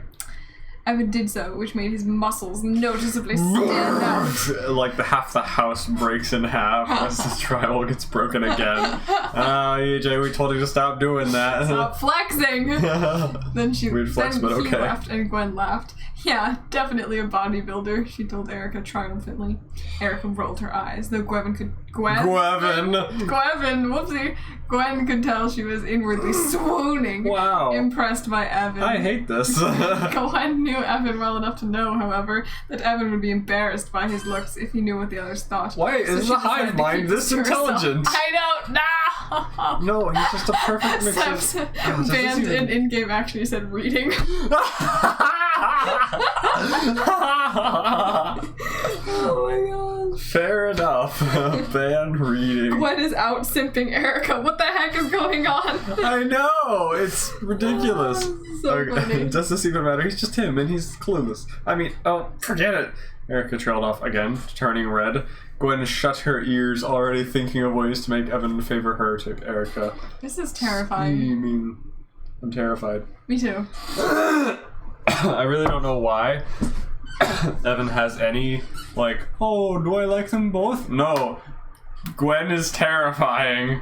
Gwen She has will rip given out your zero liver. reason to like you ever. If you give your heart to what's her face, Gwen will literally reach into your chest and yank out your still beating heart and take it for herself instead. She'll probably like put it in like a case or David something, just Jones. preserve the heart and just look at it and be like, yes. This was once the heart of my lover. Or at least he would have been my lover if he hadn't been for that girl that I had to kill. Fear. Yikes. Mad It's like manipulator. Erica's standing in front of Evan. Don't hurt it. It reaches through her to get... Oh dear. Yikes. Oh dear. Everything's fine. Maybe he found a time machine which some crazy scientist invented in the future and lost in the past. Maybe he... I have no idea who's talking right now. I don't know Maybe what's he happening. used it to go back in time to try to catch us when he got mad and he lost the machine in later North America when he got hit What? by a meteorite in Arizona. What? Maybe he couldn't find it in the rubble, so What? he used magic to get back to Europe. What? But found that the time was different. What? That explains how he lived until the medieval ages too, Johann suggested, trying to explain we're why talking Jenny about- had taken Evan's backpack right after the Plague of Darkness What? ended. Evan Okay, I'm and the others were confused watching again. the machine screen, which showed Jenny in the group's room back in Egypt as the Plague of Darkness ended. He looked around for us, then took my backpack when he couldn't find us. Oh, that was What an just introduction. happened? Now that I know the context. Time machine. Why is there any of this? I love reading like 5 lines of dialogue before I know who's Who talking. is the he? Why is the? When is the? How is the? Why? The? You get back to it. Did you read the description? Trying to explain why Jenny had taken Evan's backpack? Yes, but okay. I assume Johann is attempting to complete the theory of how or why Jenny had taken the backpack, but also tie in the origin of the time machine at the same time, because we still have no idea how that happened. Oh. That's terrible. Wow. But okay. Big Ryan yikes. says, "'Tis lost I am." Me too. I doubt that, Johann, I stated incredulously. My guess is he came to make sure we were okay, assumed we had forgotten it, and went to bring it to us. To make sure we were okay. Okay! But that would mean he has it, Dad. But that would mean he has it! Dad yelled. Okay. I held up a hand, He's searching for important. the location of my backpack after we had escaped the fight with Jetty. The machine found it in Jetty's room. We looked at each Unsurprisingly. other apprehensively. We have to sneak into Jetty's room, swipe the backpack? Jason asked. After he just tried to kill us? Wait, Jason's still here? I guess. Cool. Why is he still here? I don't know. Why? Oh, okay. There's too many side characters. Didn't they have their own time machine? I don't know. In I forgot. Egypt? It's too much. Don't they need to get that too then? Hi, Foosh. Welcome. How's it Ethan going? being irresistible and all the females Stop. swooning. Stop. We're done with that. Are we though? I don't know. I hope so. Am I? Girls are crazy. If my guess is correct, he's going to assume we'll come back for it. If he assumes that, he'll probably set up all his forces guarding the backpack and have them ready to kill us when we arrive Whoa. to try to sneak into his room. Whoa. Or he'll think Whoa, I whoa, still whoa. believe my backpack to be in our room and he'll set up there, I thought aloud. Everyone looked at me. What? It's a backpack, not a Yeah, diamond. how Why about would you they just even leave think we it come back there? for it, Molest? Yeah, just bamboozle him Or- and just don't come back. Better yet, here's the thing. Time travel. You know, you could just like go to exactly when Jenny picks it up to try to give it back to us and be like, "Hey, I lost my backpack. Can I have it?" And he'll be like, "Okay, cool," because you haven't made him mad at that point yet. It's later in time that he gets mad at you, so just don't go when he's mad at you. Go. Evotech is raiding with the party of 3! Hi, welcome, Evatech. How's it going? My Word. throat has a frog in it. Are you Tom Holland? Yes. That is why everyone is swooning! Oh! We solved the mystery. Clearly. Hello, Manser. Welcome. And hey, Ducky. How's it going? Welcome to the stream. Quick question. How do you like your grilled cheese? Grilled. Cheesy. There you go.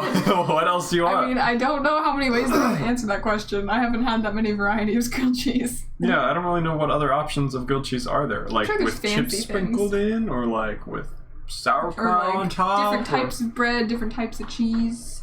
I like grilled cheese that is Yes. warm and lightly buttered. Like, you know how that's how you make it with butter? Yeah, that's how you make it. Yeah, so I prefer it when it is still warm and not a rock of coldness. I like it when it is edible and not moldy. I don't Moldy know. fart. Hey, Pumpkin, how's it going? Oh, Like the she way meant it's the way cut. Oh. Diagonally, vertical, or horizontal. Honestly, I don't cut them. I just I eat like the whole thing raw. diagonal. Because I like little triangles you can nibble at the corners. Yeah, triangles make it easier and more efficient to eat, I would say. So that It's makes a fun sense. shape. It is a logical shape to choose.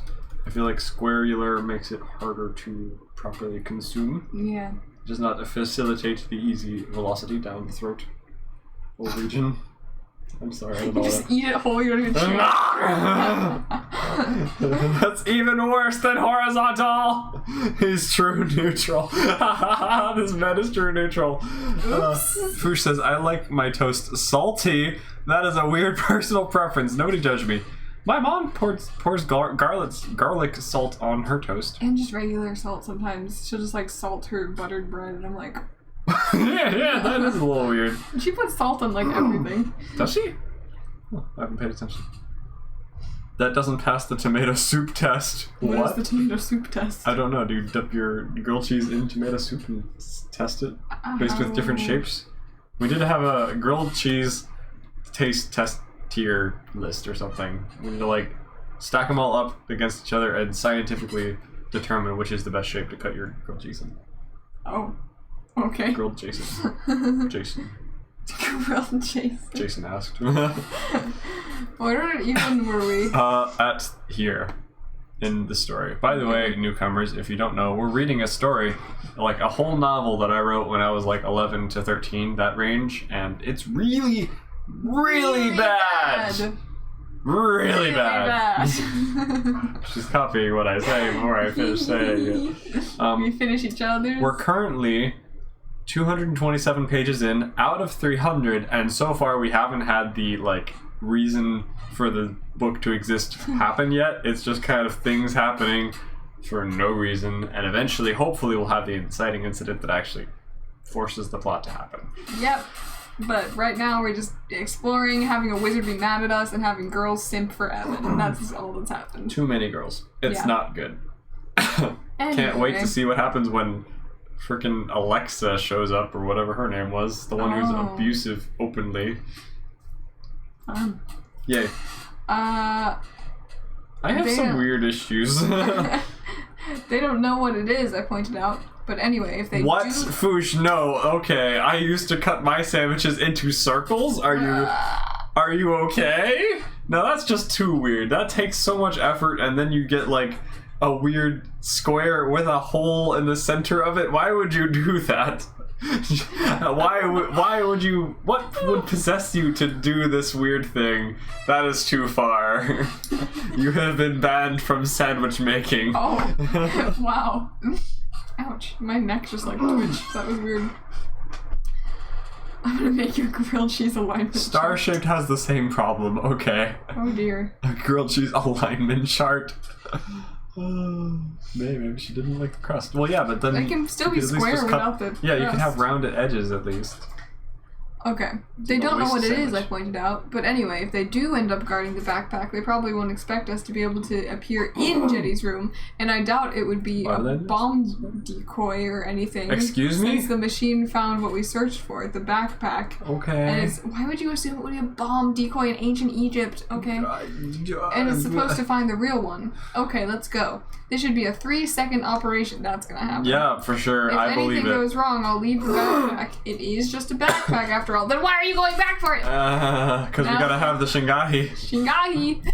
Now we'll just appear, grab it, and go. It's that simple, right? Okay. Gwen mumbled, I can think of several more ways this could go wrong, but whatever. I can think of some more ways things could go badly, too. I have a large brain tool, by the way! But I don't want to overcomplicate things. You already are. Anyway, we probably need only 2 other people to go with me. Erica and Gwen!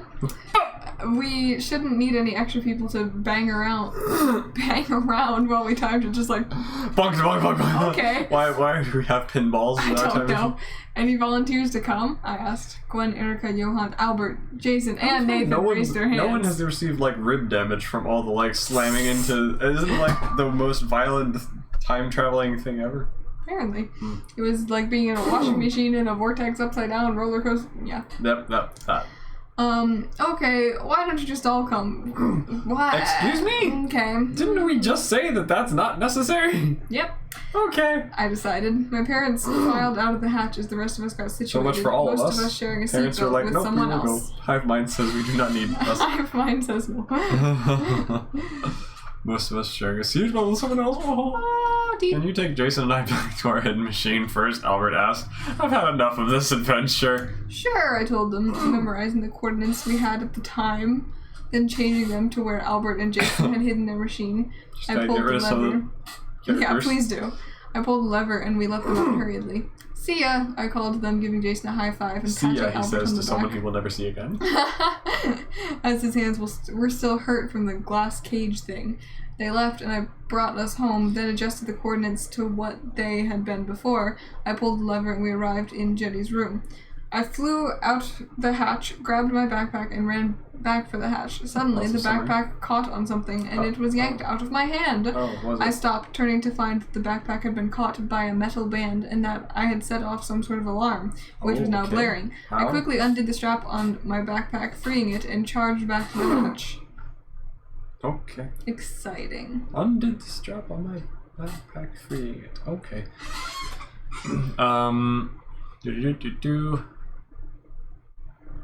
Do it. I want to see it. Oh no. What is a star shape? And then this grilled cheese alignment. We need Dave to go. Yeah, we did. He was holding things together. Where are we? Unfortunately.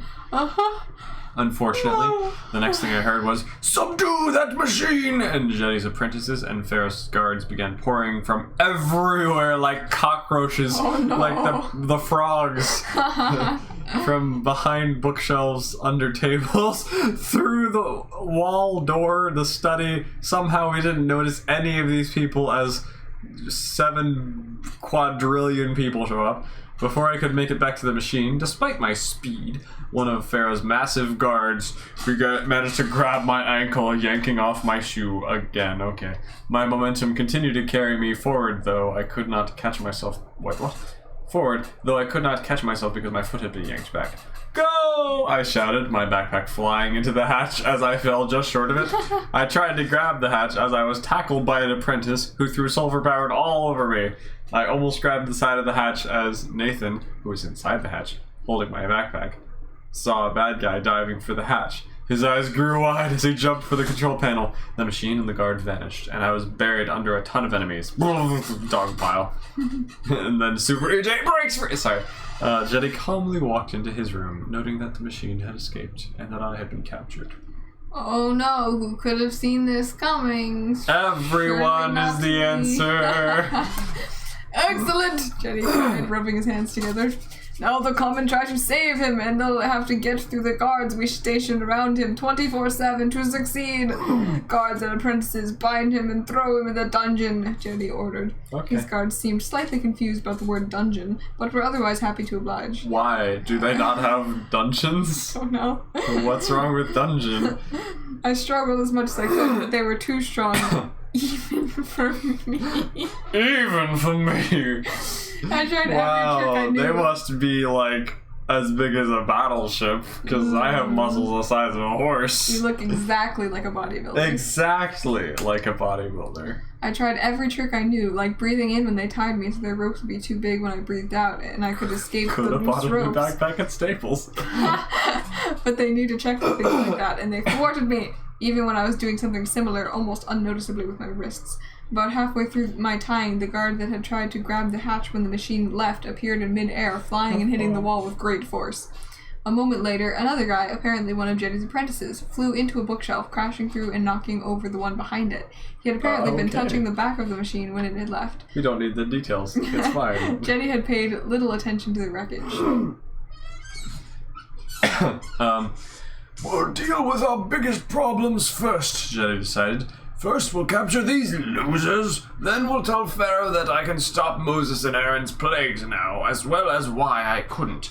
Then we'll go recapture the slaves, and then we'll have them rebuild everything that this battle has just destroyed. But first things first, you're the bait, Evan. Don't worry, I responded. My group will just leave me here and make sure no one else gets killed, right? Yeah, because Right? it's not like everyone simps for you and doesn't want you to die. I yelled. Why do I have so many simps? I yelled expectantly, deliberately trying to get my friends to hear. Then I had been clubbed in the head and I was at cold again.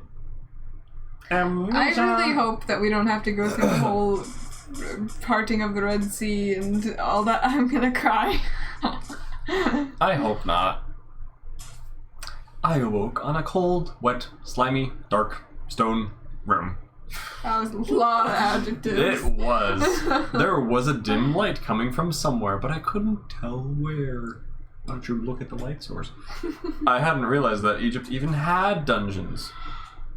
Everywhere has dungeons. Everywhere has bad people doing bad things, so they need jails and prisons and dungeons.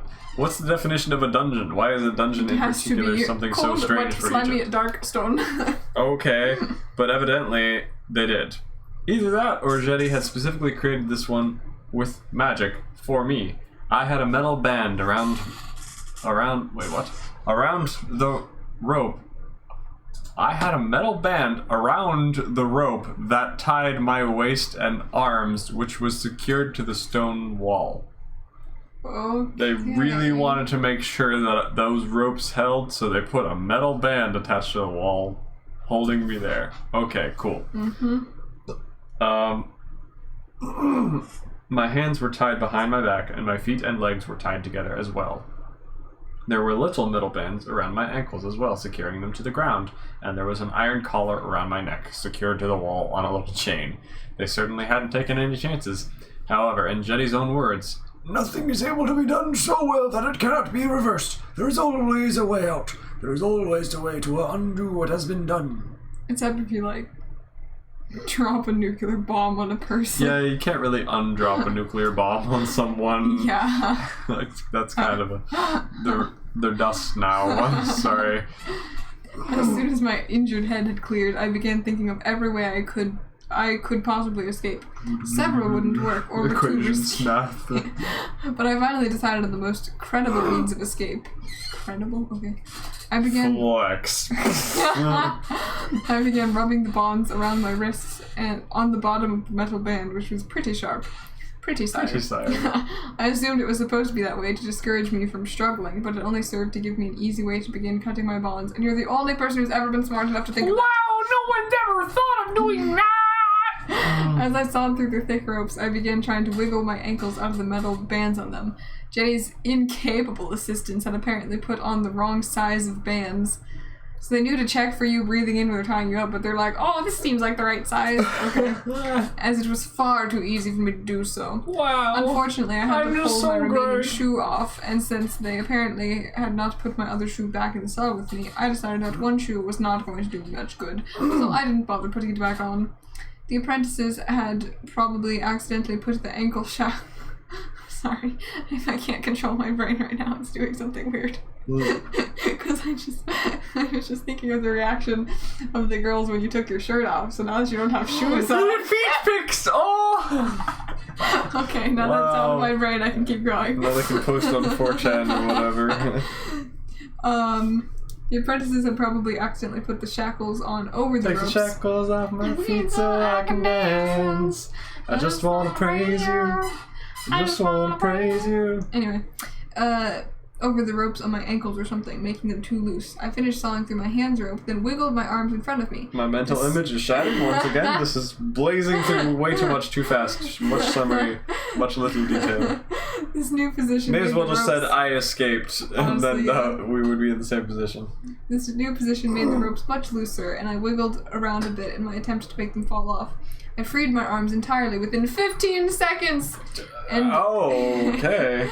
and in was easy to bend my legs and sneak them behind me, push myself up, and then completely stand up in the metal band that had originally been around my torso. I'm so skinny. Oh, but also so muscular, but also so skinny. This but does also not make muscular. sense! Paradoxes!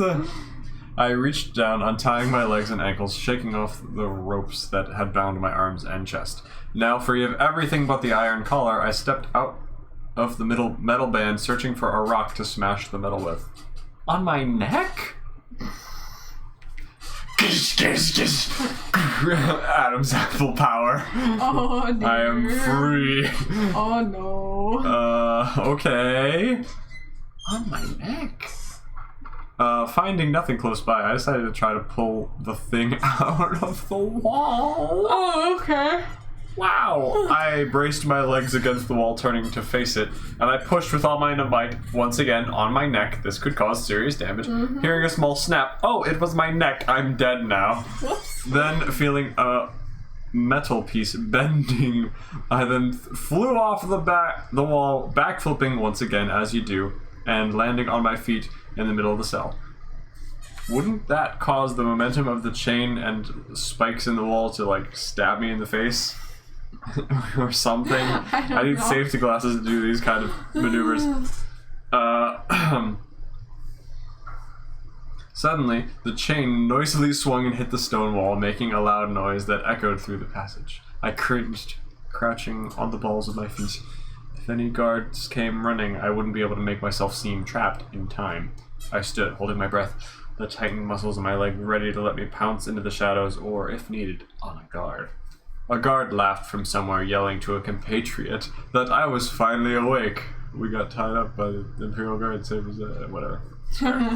I hoped they wouldn't come to poke fun at me, lest they see me out of my bonds. I waited for a moment, but no one came conveniently. The echoes of his voice died away, but I continued to stay ready, frozen like a deer caught in headlights. This is the most useless use of your time, but alright.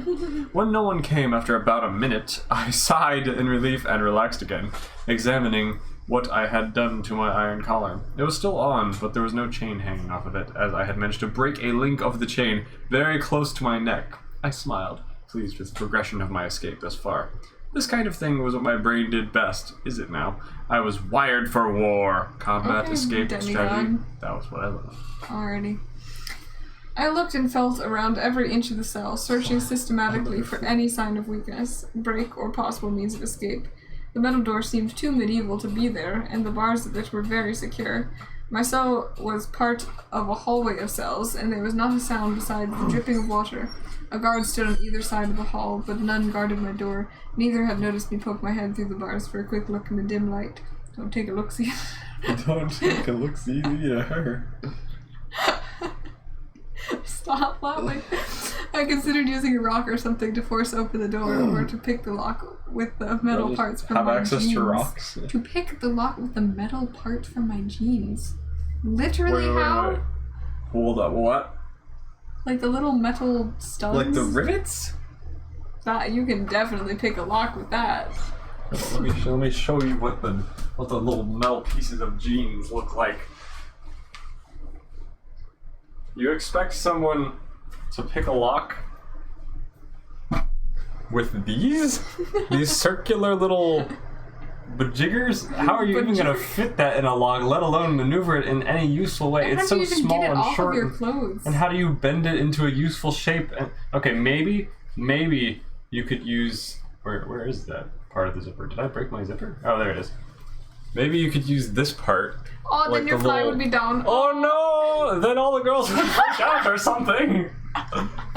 There's just no useful metal on the whatever. Oh, Sure. silly boy, so silly. Magic. I can just magic it into a good shape. Wait, why haven't I used magic? Is there sulfur on me or something? I don't They know. haven't mentioned it. If there is. Forgot about it, I guess. You think Jenny would realize, oh wait, this guy's been using magic. Maybe I should stop him from using magic. Stop him. Stop him.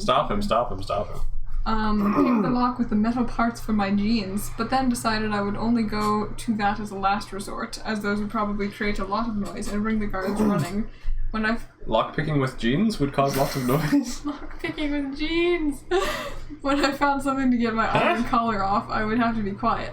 I continued searching, finding that towards one of the corners on the ceiling, which I reached by climbing up the devices formerly used to trap me. What? Grammar. You are night monkeying about.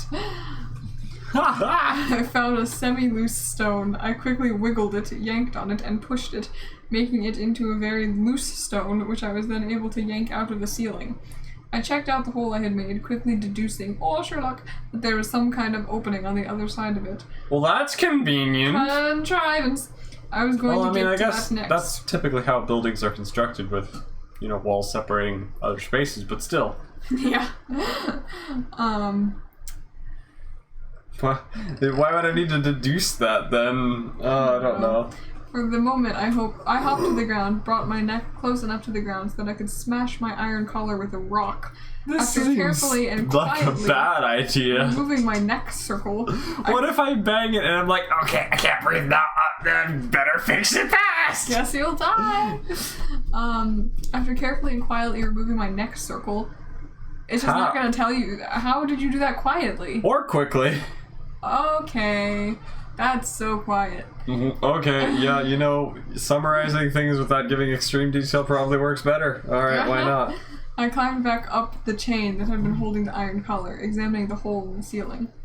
The reason why this is 230 pages so far is because it gives so much excruciating detail about every tiny little thing. We do not need to suffer Either through all the just way details. too much detail about or every just complete hit. summary. There's no in between. Yes, it's ridiculous. Okay. It was evident that there was a passage about 2 feet tall running along the length of the cell, probably for ventilation or something. It was on the other side of the ceiling, but it was possible I could yank out a few more rocks and create a hole large enough for me to enter, so I could hide inside, climb out of the building, or use it to climb down the passage and break down into another cell. Hopefully one that had the door open. Okay. A sudden thought struck me. Jetty was probably watching my every move in his crystal ball. Okay, that's quite a thought. Freaking All right, Wicked Witch of the you know, West. it's probably happening considering I thought of it, but okay. I wouldn't have thought of that otherwise.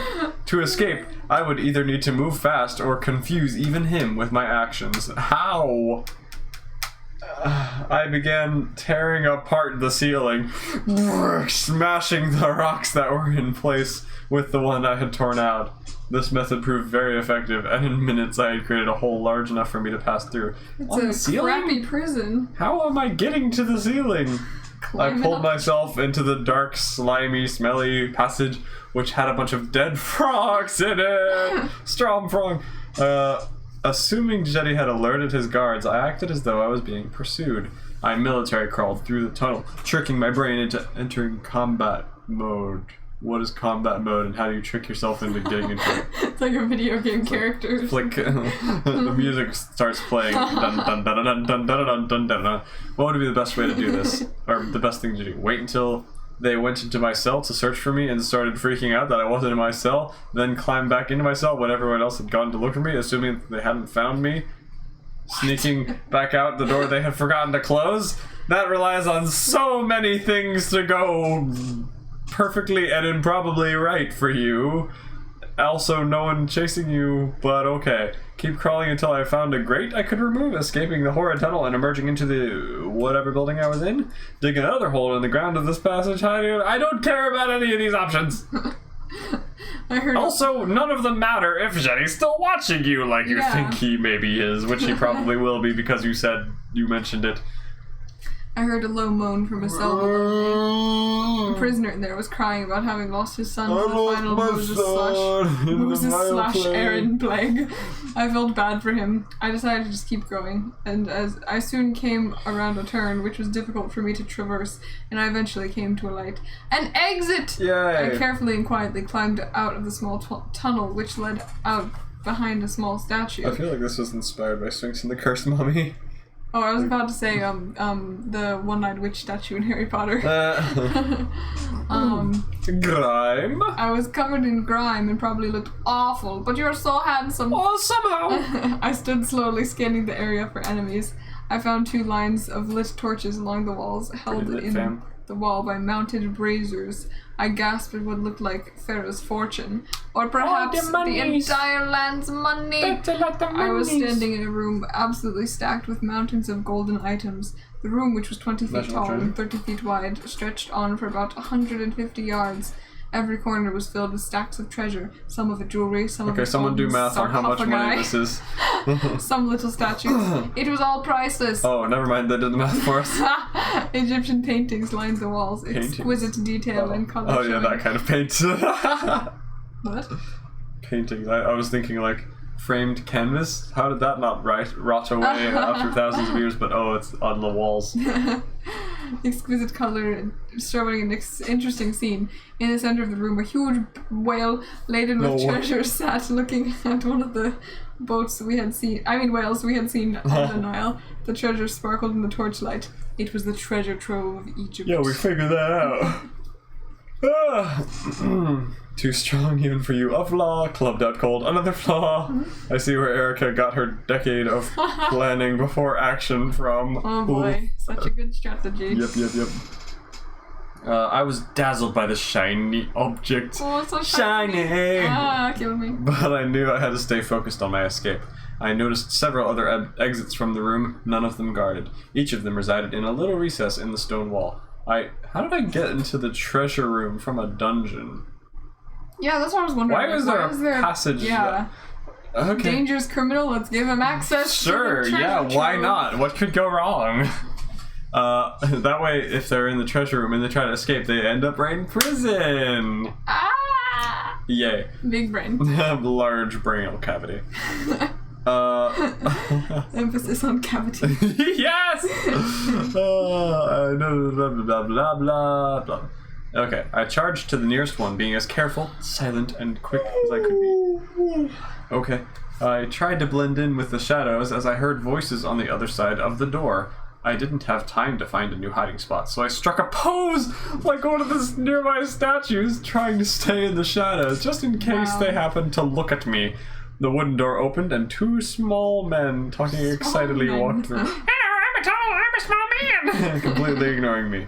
I was glad they hadn't seen me, as my t-shirt didn't really fit with the bare-chested statues that Just take surrounded off your me. shirt again. Never again. That's too much power for any one man to wield. I checked to make sure that there was no one coming down the hall as the two men disappeared around a corner. Besides the two guards by the door, there was no one. Sorry, I don't know why this is happening today. I thanked my lucky stars the guard hadn't seen me as he reached into the treasury to close the door. I slowly scanned the room again, noting that the two men had left the door that stood on the opposite side of the chamber, which also had guards on the outside. Information overload. What's happening? I slipped to the door that was on the far end of the chamber from where my secret entrance had been. I expected guards, so I lifted myself up on the doorframe. Every paragraph is an entire page of because this is 8.5 by 11 and it's taking up half the page, but if it were like an actual book page, this would be an entire page. Every paragraph of so many useless details. Just move through the rooms.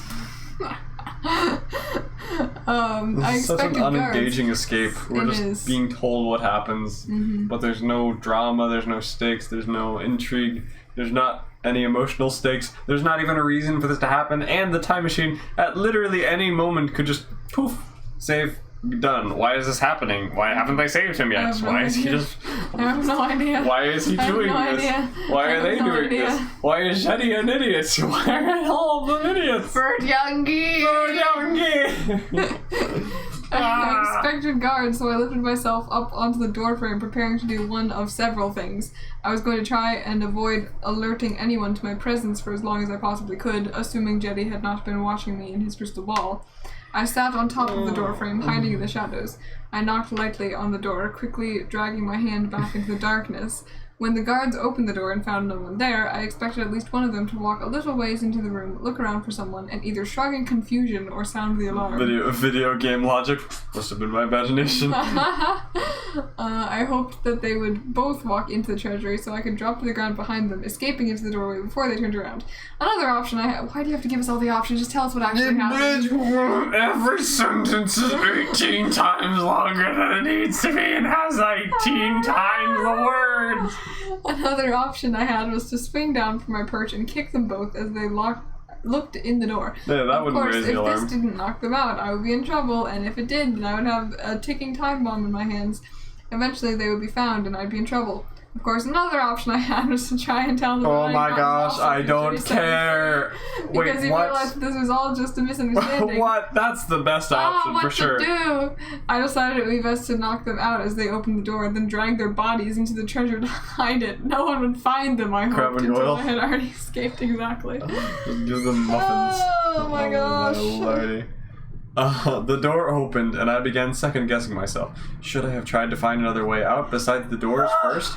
The guards both looked in both looked in, confused, and I found myself already in motion. Whoa, I'm in motion. I found myself this way. I swung on the doorframe to give myself the most momentum possible, then kicked both the guards in the heads, driving them to the ground. They collapsed soundlessly, somehow, and I quickly checked to make sure that no one was coming down the hall.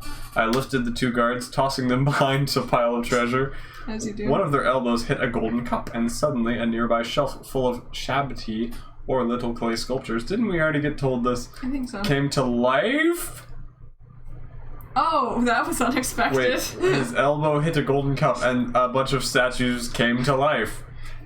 I leaped up onto the mast of the ship, hiding in the sail as the little sculptures began yelling, "Thieves!" and jumping upon the unconscious guards. Oh no. Oh my. Unfortunately, the sail began trying to tie me up, and the 2 life-size statues of Anubis, a god with the body of a man and the head of a dog, came to life, leaving their post beside the door. It looked like Jenny had put some anti-theft spells on the treasure.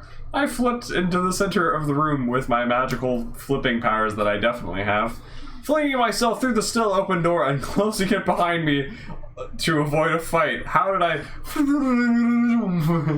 Magic, man. Okay, the wooden door splintered behind me as the stone statues plowed into the door. So much for stealth. This is just reminding me of Bellatrix Lestrange's vault, where he touches the Yes. cup and then pop, Yes. Had I seen that at its point or no?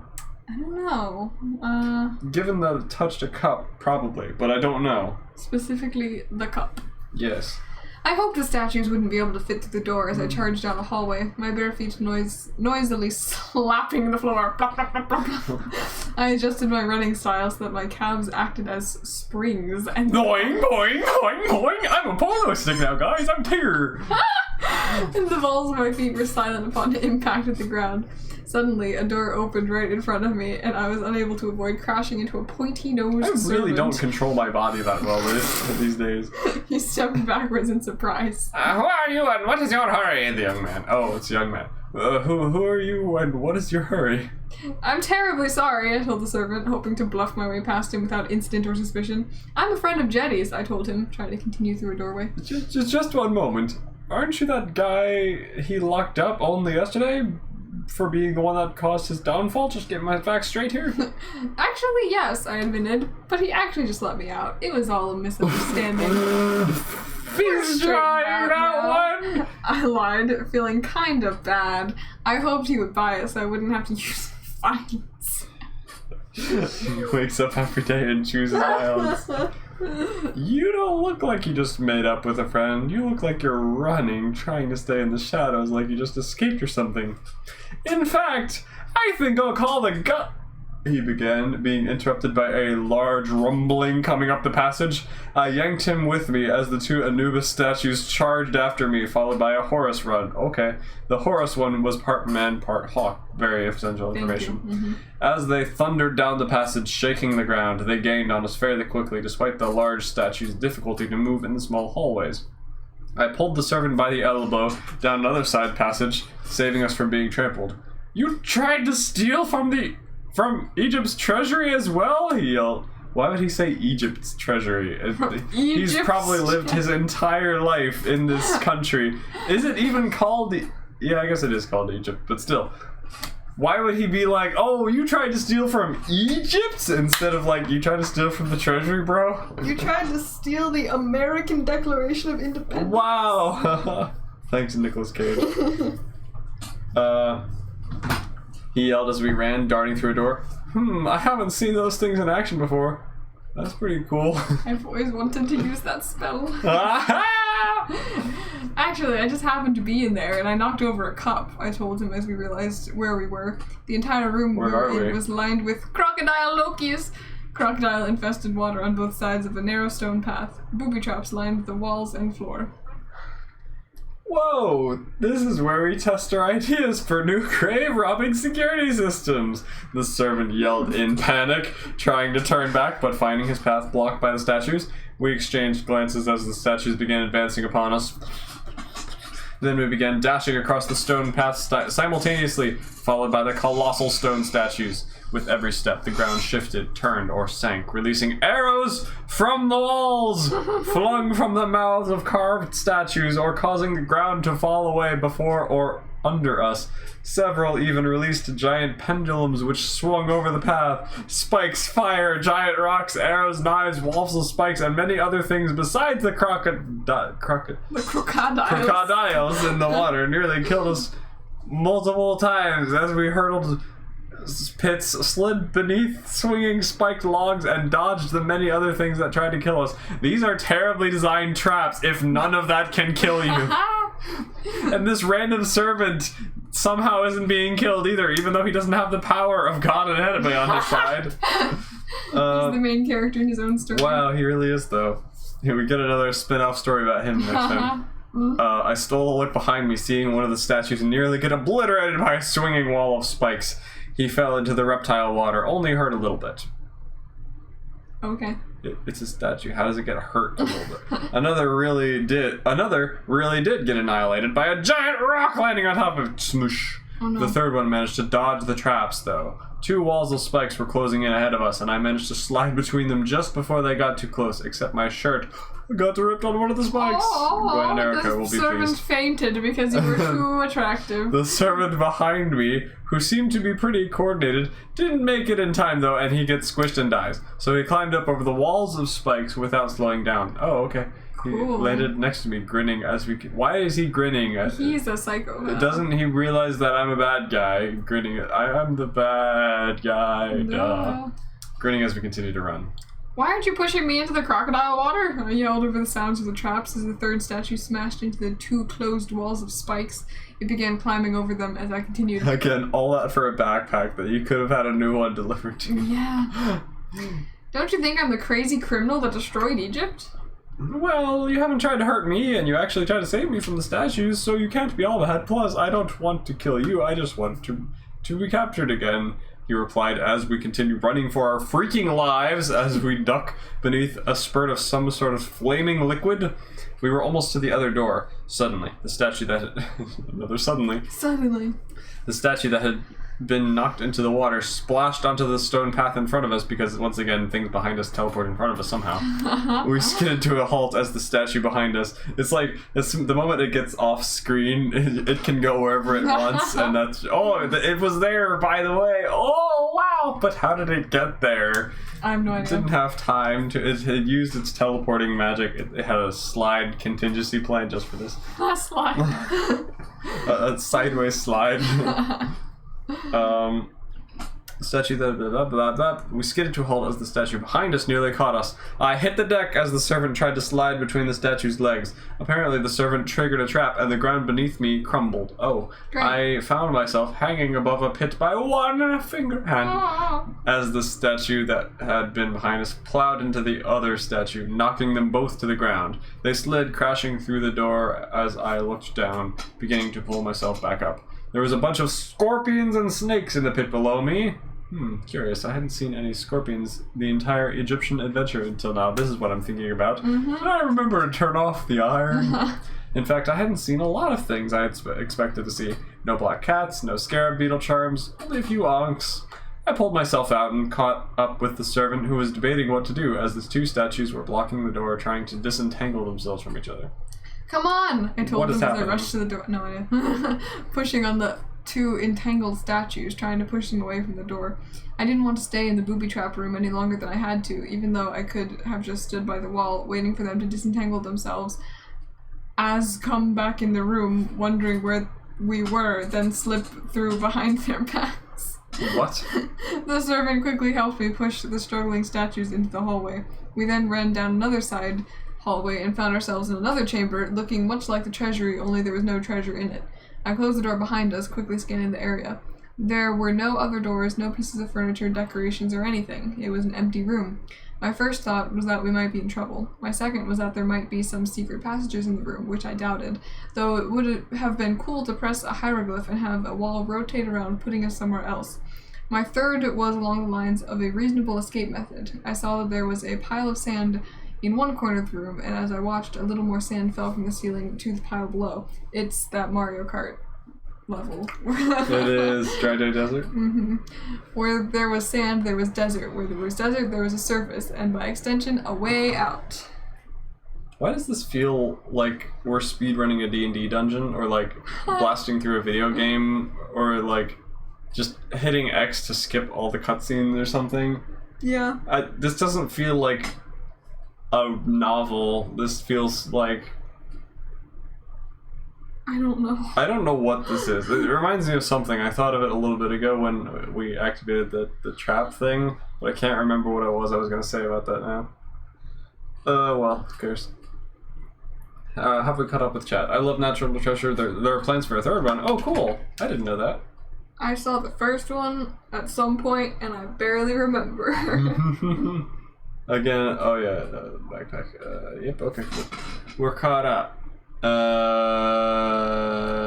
Oh, no, is it at come on? Come on. No, it was the next paragraph. Oh, I completely zoned out for the entire paragraph. It didn't say anything important. Okay, good. It said too much, but nothing important. I motioned for the servant to follow. Why is this random side character servant a thing now? Quiche. Quiche! Please let him be Quiche. I motioned for the servant to follow me as I began mounting the 10-foot litter box? What is this litter box? Where did this come from? Oh no. Well, apparently there's a giant kitty litter box now. I'm just gonna accept Is it where the pile of sand was I don't found? care. The Okay. statue's footsteps could be heard approaching as I explained to him why I thought there was a way out where the sand was coming from. Yeah, because he has no idea what sand is. You have to explain to him where there's Hello, sand. Egyptian native. Yeah, Did you know that this did is you a way know out? that you live in a place with lots of sand on the surface? I don't like 'Cause- sand. Wow, it's rough course and he gets everywhere. I told him to try to feel for any loose stones he could yank away, then make a hole big enough for a person if possible. You do realize that most people can't lift like gigantic stones that they use to make their things, right? The door burst open and he hurriedly agreed. I gave him a boost and he began trying to yank on the wall. The two statues, each with cracked and fractured faces, tried to climb up the pile of sand, sinking into it with each step. One of them stumbled, falling back to the ground. I kept an eye on him as the servant yanked out a stone. Sand began pouring from the hole as we struggled to keep the stream from getting in our eyes and everything. The servant felt blindly for another rock to yank as the sand began to pile up on my feet, burying me slowly. Yeah, okay. The statues slowly and carefully began plodding up the side of the pile.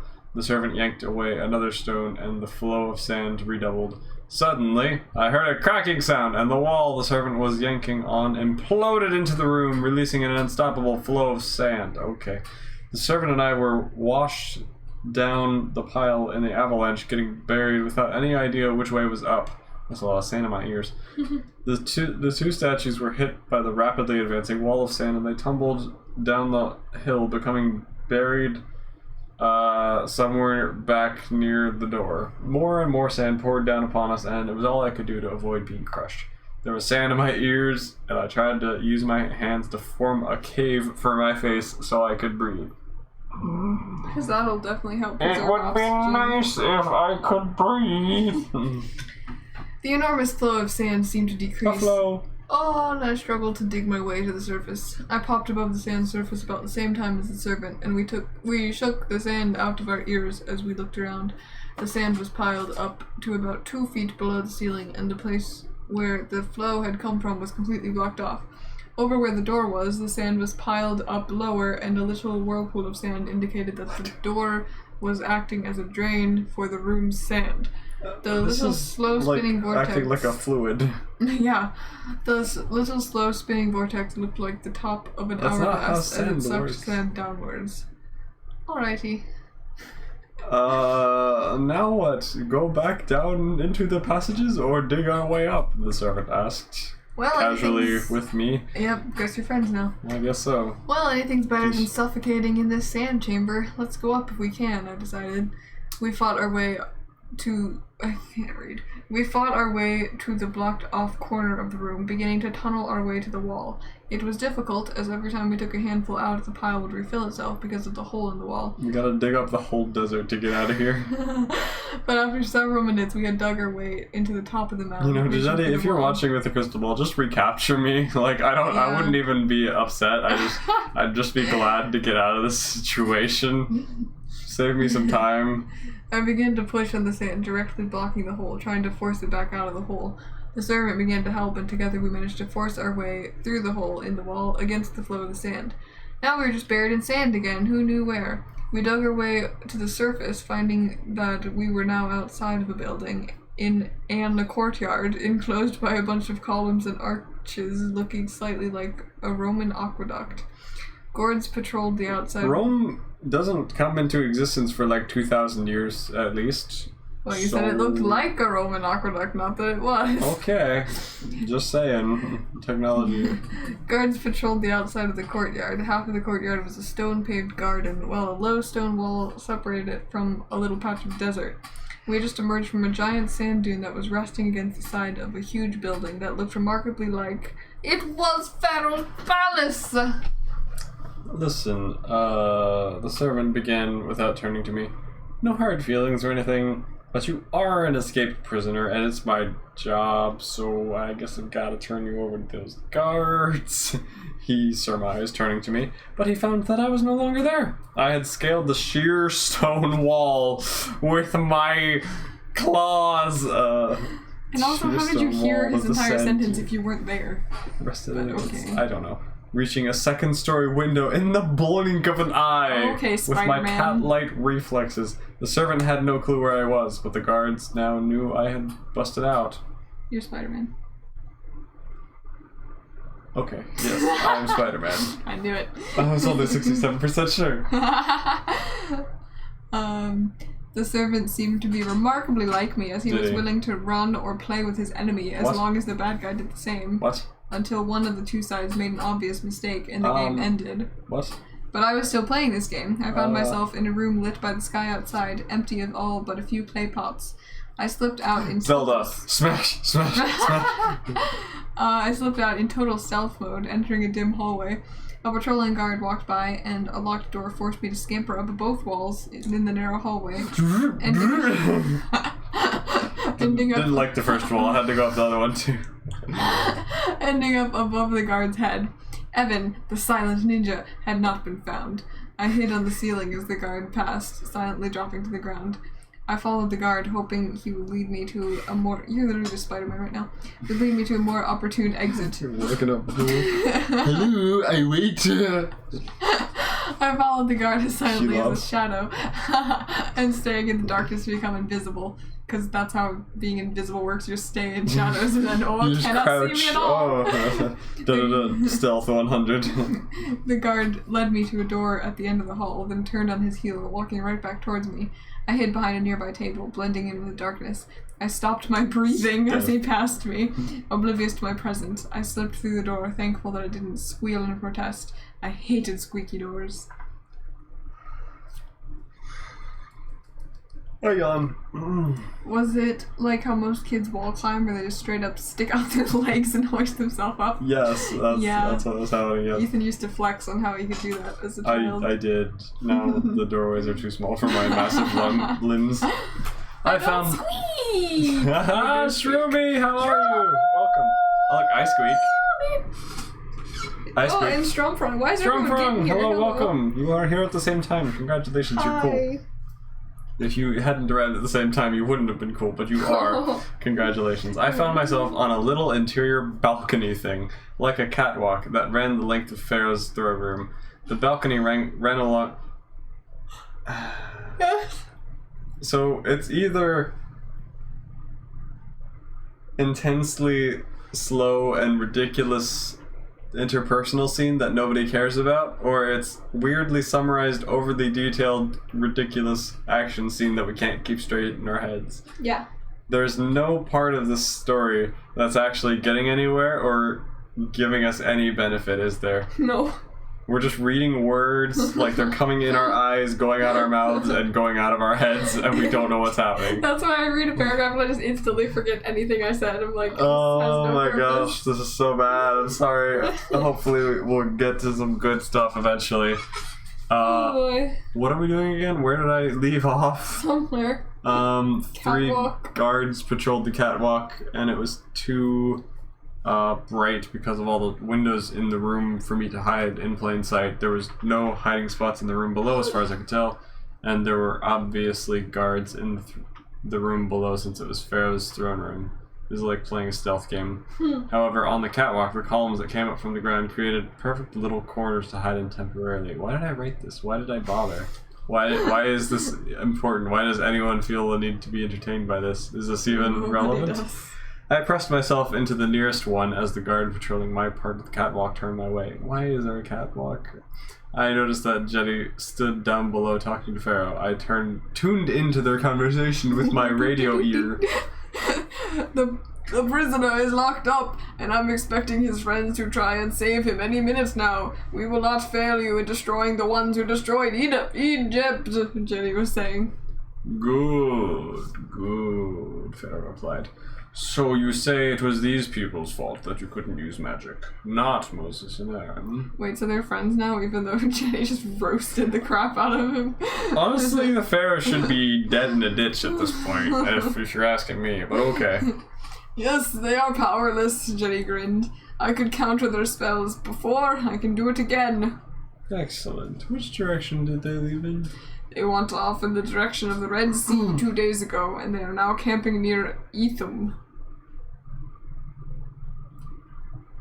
And you know this how? My crystal ball. I also know they are planning so on that'd heading be- to Haroth, where they will camp near the Red Sea. Did I do my research, or am I making things up? Don't I don't know. They are fools wandering aimlessly in the desert. They are going to die if we do not go after them and bring them back into slavery. And not only that, we need our laborers back. How quickly can we alert every soldier in Egypt to be ready to ride in chariots to overtake them? We must get back our slaves. Strongprong says, wait, we're still in ancient Egypt? I We are thought for still sure we'd moved in on ancient by now. Egypt. Well, the thing is, they escaped, but then EJ was like, I need my backpack back, guys! Backpack first! So I went to get the backpack. What could possibly go wrong? And then, oh no, Super EJ got kidnapped and now he's trying to escape. So we're still in freaking Egypt. Freaky. So Pharaoh turns around in a swivel chair, stroking a cat while he says that. Fits since the kid cats are gods there. True. Fair enough, Just fair stroking my god. God, would you like more pettings? Well, I believe we can do that within 2 days, but I would like to destroy the ones who countered my magic before we go, just to be sure that they do not thwart me on the road. Shetty, you worry too much. Look, one of them is in jail, and you said yourself that this palace and its dungeons and passages are so well guarded that not even a shadow could escape unnoticed. Yes, but Evan is a smart guy. Is and he, though? Can use magic. Is he, I feel though? paranoid that he could escape. Bruh. Plus, Ecopathy, my little lizard who reverted to their side, escaped and is somewhere around here. And that's a problem because Ecopathy is just so capable Jetty, of espionage. Even if a beetle cried out of the cell, my guards would know about it. But if you're really that doubtful, just use your crystal ball to see him, Pharaoh ordered, standing from his throne and coming down the It's stairs. gonna be that meme where Where what?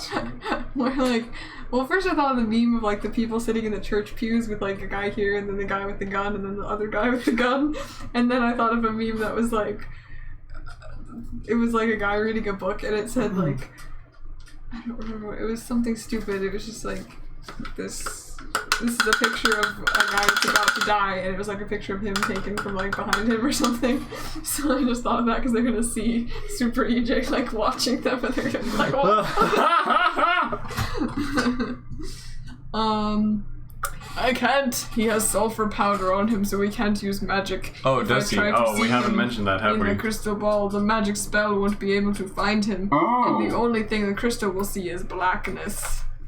Oh, I didn't think about I mean, that. I guess that's a Good thing that job, actually makes a past little bit of self. sense. Congrats. Wow, past self outsmarted me for once. Wow, we actually got a little bamboozled, y'all. Heckin' wow, Sif. I totally forgot that we were in Egypt. How does one forget that they're still in Egypt? Well, if Super EJ can, so can I, apparently. Oh, goodness. Oh, that was Stromfrank. We forgot about it. Lewis says, Pharaoh turned around. Oh, wait, yeah, I already read that. Sorry. Where are we now? Right Oh, there. well, forget it. Yeah. Well, forget it then. I'm sure he's secure. Now, we have more important things to coordinate. Pharaoh finished draping an arm around Jetty's shoulders and beginning to walk with him out of the hall. Suddenly, the great main doors burst open, and the servant beacons are lit. I had been running with in the basement rushed in. Pharaoh, forgive my intrusion, but the prisoner has escaped, he shouted. Jetty looked at Pharaoh expectantly.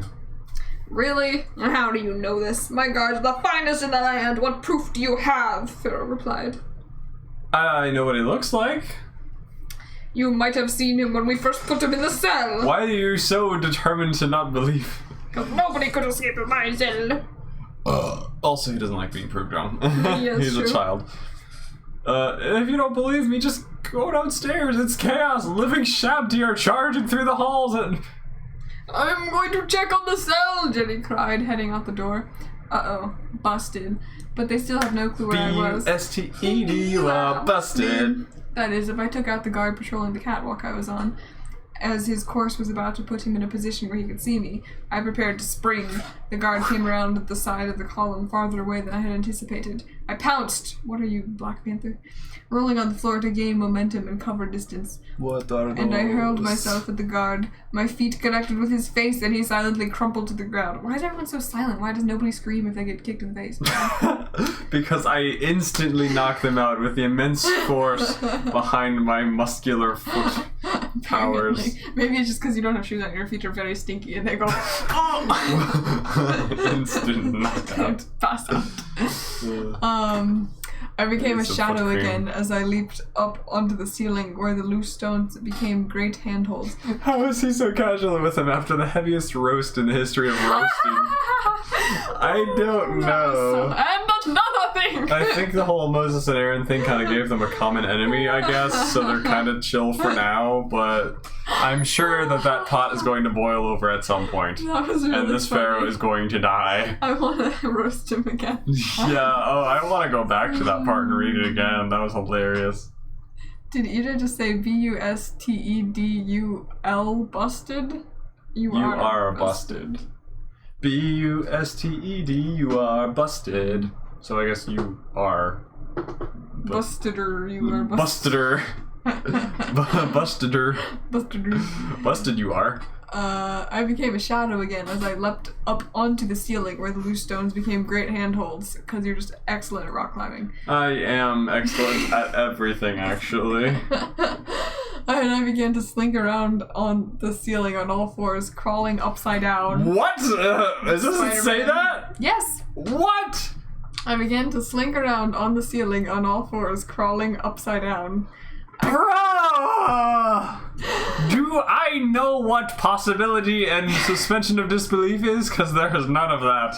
At least say your birthmark's making you do cool things. You can't just do that easily. Like it's nothing. You saw any of those guys at Inner Peaks doing that, you're like, I can do that. I can do that, but better. Yes. I'm you, but better. I climbed to where the second guard patrolled the catwalk on the opposite Taskmaster. side of the hall from Pharaoh's empty throne. I dropped to the ground like a tiger, silently neutralizing the threat below me. My Oh. timing had been perfect. As the Okay, third guard I am just turned a away. freaking assassin now. Really This is are. Assassin's Creed mixed with Solid Snake or something. Spider EJ terrifying. confirmed. Yeah, it was the perfect attack, except the fact that the guard's bracelet made a loud clanking Oh, sound as it hit the no. ground, Wow. fell off the guard's arm, and rolled off the catwalk. How did Oh it do do that. Because it must have been a really big bracelet that just tumbled off. Wow, Oh no. it is so loose. He has tiny wrists like me. The last guard began to turn towards the sound as I heard a cry of pain from Pharaoh, Oh, no. who the bracelet had hit below. Wow, the bracelet then clattered to the ground, sounding to me like a gunshot. Bang! My heart rate spiked and I jumped the only direction I could to escape detection. Not up, but to my left. Off the catwalk. Excuse me, what? What? Hold up.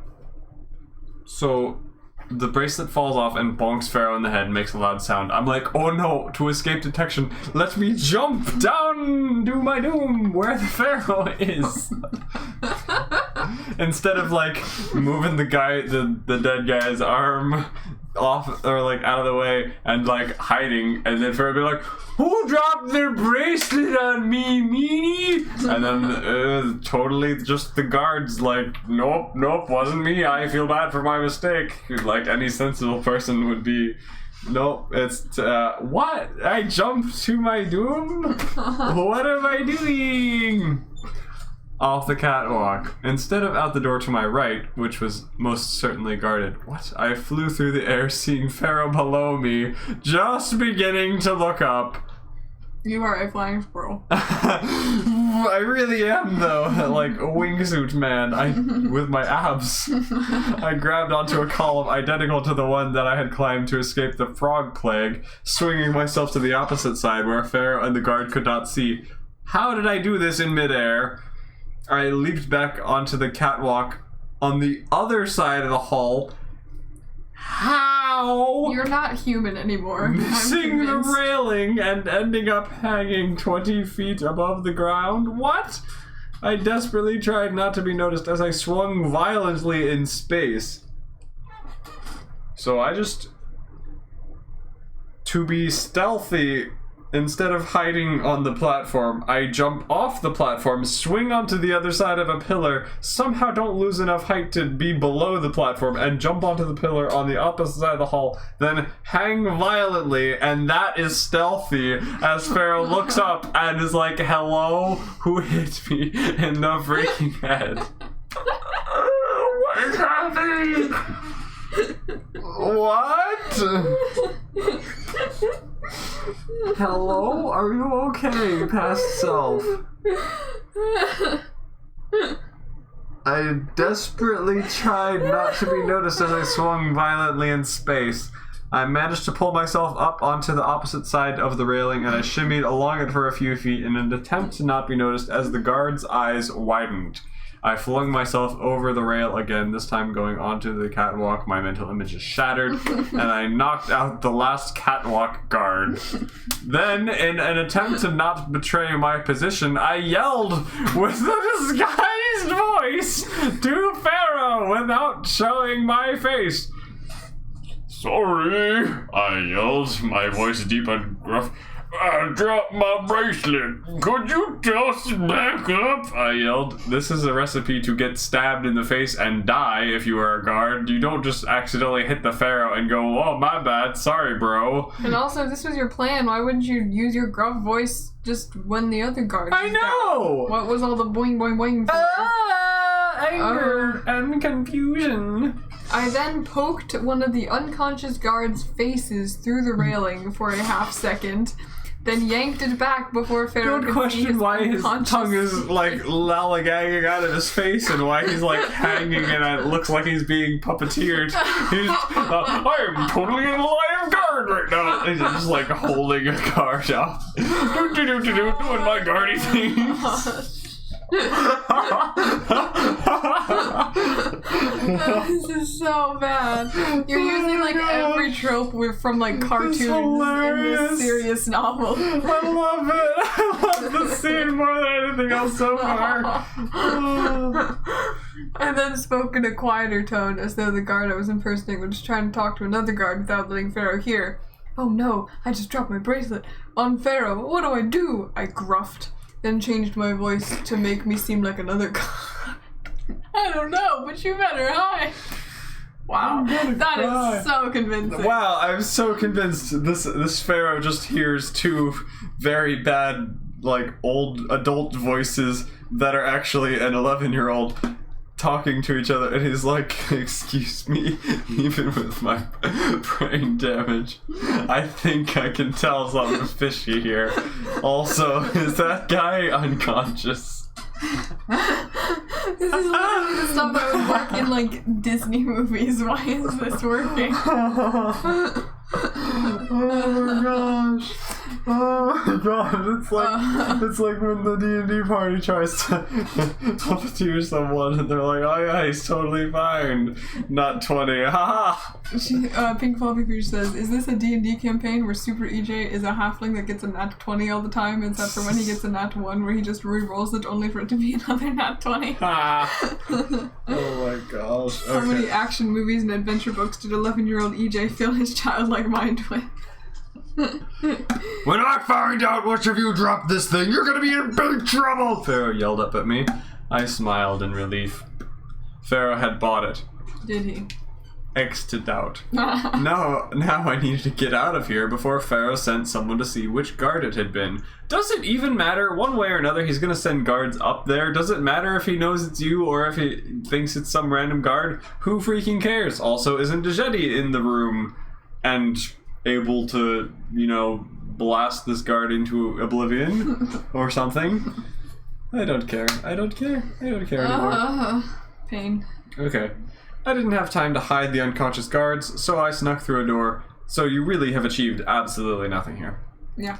Carefully, because, like, the same amount of time it would take for the guard to come chase you would be the same amount of time it would take for that guard to come up there chasing a guard, find the unconscious guard, go, oh, someone has knocked out the guards, this is a big problem, there's actually a guy loose, and then same thing either way, same position either way, doesn't matter either way. Okay, why do we waste our time with stupidity? The worst. Da-ba-da-ba. I didn't have time to do that, so I snuck through a door, carefully checking for enemies. I found myself in the entrance hall, and I was at the top of an elegant carved staircase, which led down into the heavily guarded room.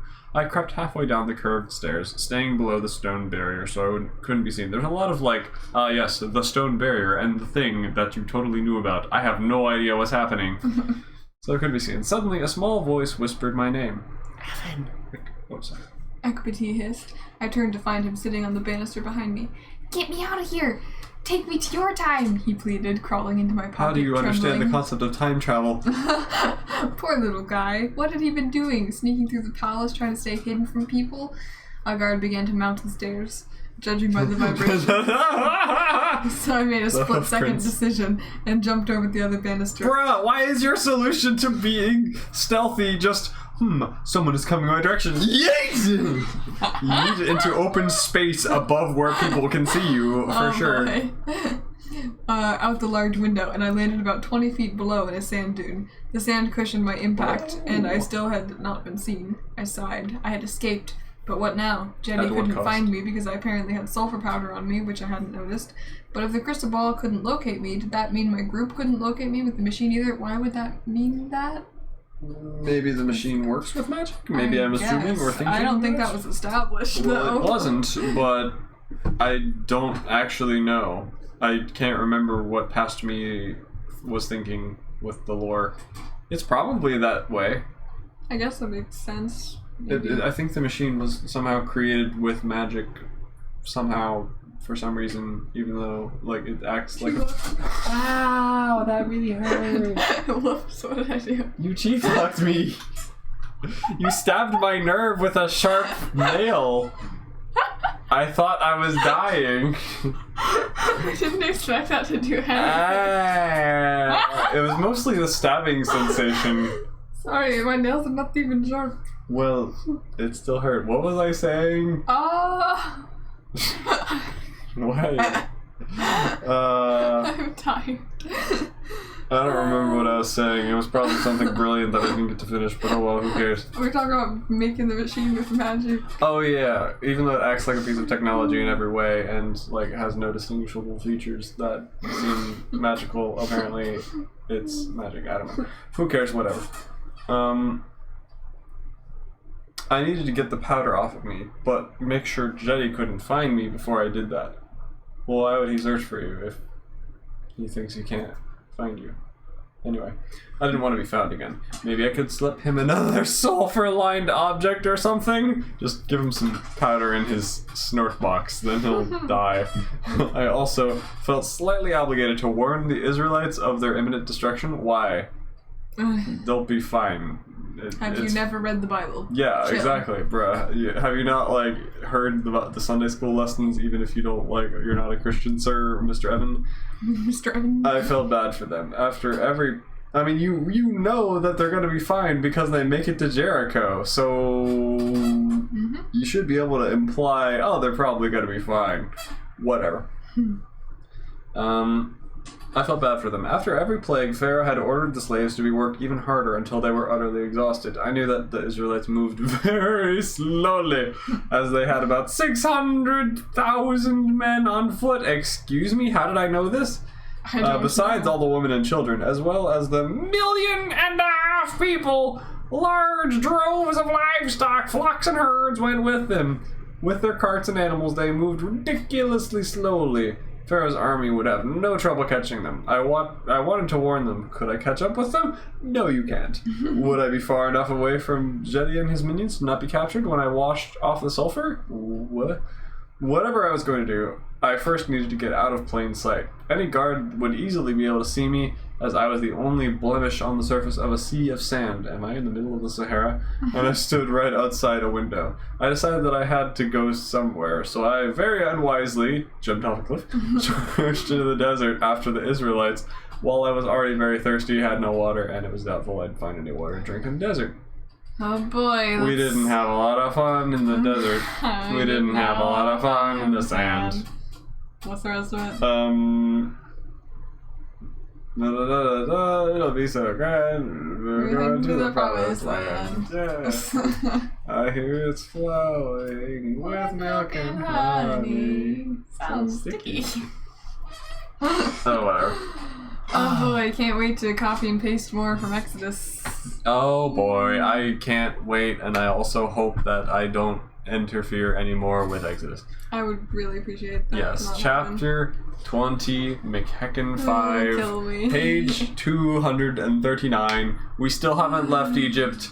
We still haven't had the plot happen. We still don't know why or who or what Moldy Fart is or what is going to happen once we finally get out of here. Can we please stop? You very much overestimated people's attention span. I don't think my own attention span is enough for this. I woke up and find my friends above me. What? I woke up find a friend, my friends above me. I'm just wondering Sounds why. like a weird country song. I'm confused as to I why. woke up find a friend, my friends without me. But you got a friend in me. I was just confused as to why they were there.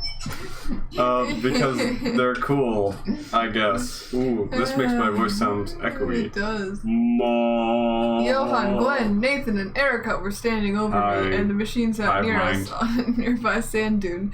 I had run across the desert until I got very thirsty, and my bare feet were burning from the hot sand.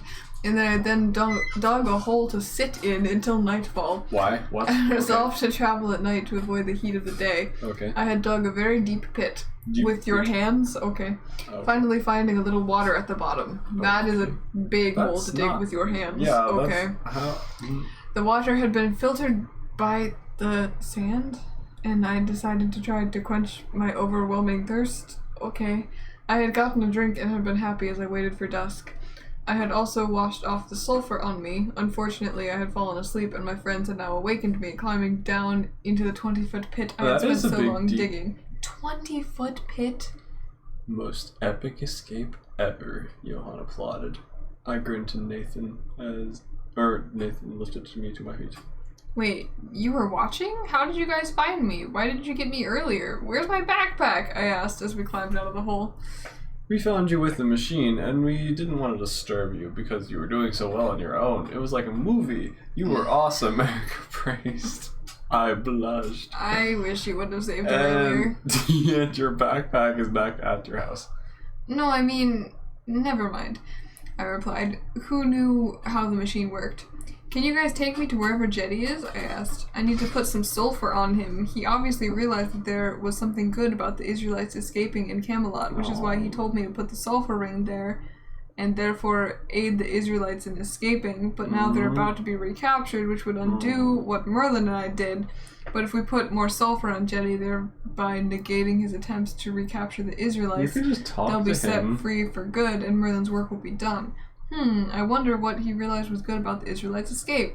Maybe Fairy gets mad at him and fires him, and then he's free to do whatever. I theorized out loud. So Objections! that King Arthur will become a heckin' Christian in the medieval ages, and then good things happen because of that? I don't know. But if the plan the whole time was for him to, like, put sulfur on him instead of the whole sulfur ring, then why would Merlin specifically say, here, give me the sulfur ring? Why wouldn't instead of- Merlin just say, hey, explain to past me, don't hecking help Pharaoh because he's a butt face, just let This Moses is- and Aaron do their thing. This is big confuse. It seems like it would have solved a lot of things. You wouldn't need the Furt Youngie. You wouldn't need the Shingadahi. You wouldn't need the Furdagadagununu or Three Thumb, whatever. The Three Thumb, the Lotus Skater.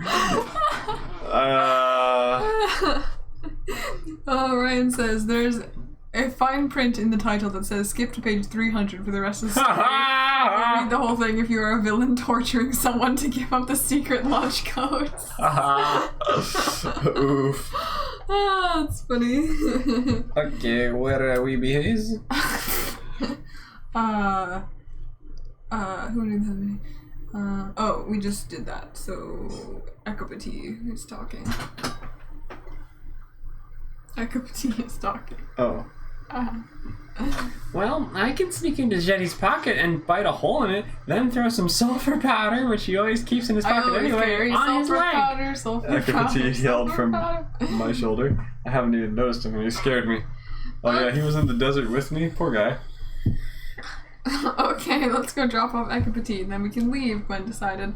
By the way, Evan, you did well with your escape. It looked like you would have made it across the desert on your own, she continued. I grinned. I am pretty cool. Thanks. Wait, you complimented me. Poof! Where are we? No, wait, hey! Ekapati protested. You can't just leave me in this time. If Jetty finds me, he'll kill me. My life here is ruined. Please, take me to your time. He squealed. I shrugged at Gwen, jostling Ekapati, who was on my shoulder. Okay, Nathan, no close whoa, what happened with the heckin' quotations there? Okay, Nathan began. We'll drop Ekapati off. Observe the confrontation between the Israelites and Egyptians. Why do we have to? We don't! Pick Ekapati We up can and skip it. we don't. We don't. Ekapati meet us to Moses and Aaron's left wherever they are. Well, we're finding What? Ekapati, who's guarding the machine, Nathan asked. We all looked at him. What? Me? I want to be in on the action, he protested. Well, you have no personality, you're a dumb character, so sorry. I already did it, Gwen argued, and you're the first one to mention it. Well, that's not really fair, Johan pointed out. Fine, nose goes, Gwen said. Nathan, Gwen, and Johan quickly touched their noses. Erica and I looked on in confusion, because of course we did. Touch your nose, Evan, Gwen ordered. Of course you wouldn't know about this, she mumbled as I continued to stare blankly. Erica looked at me, raising her hand to her face uncertainly. I had no idea, so we mimicked the others simultaneously. Okay, the homeschoolers are clueless, Nathan concluded.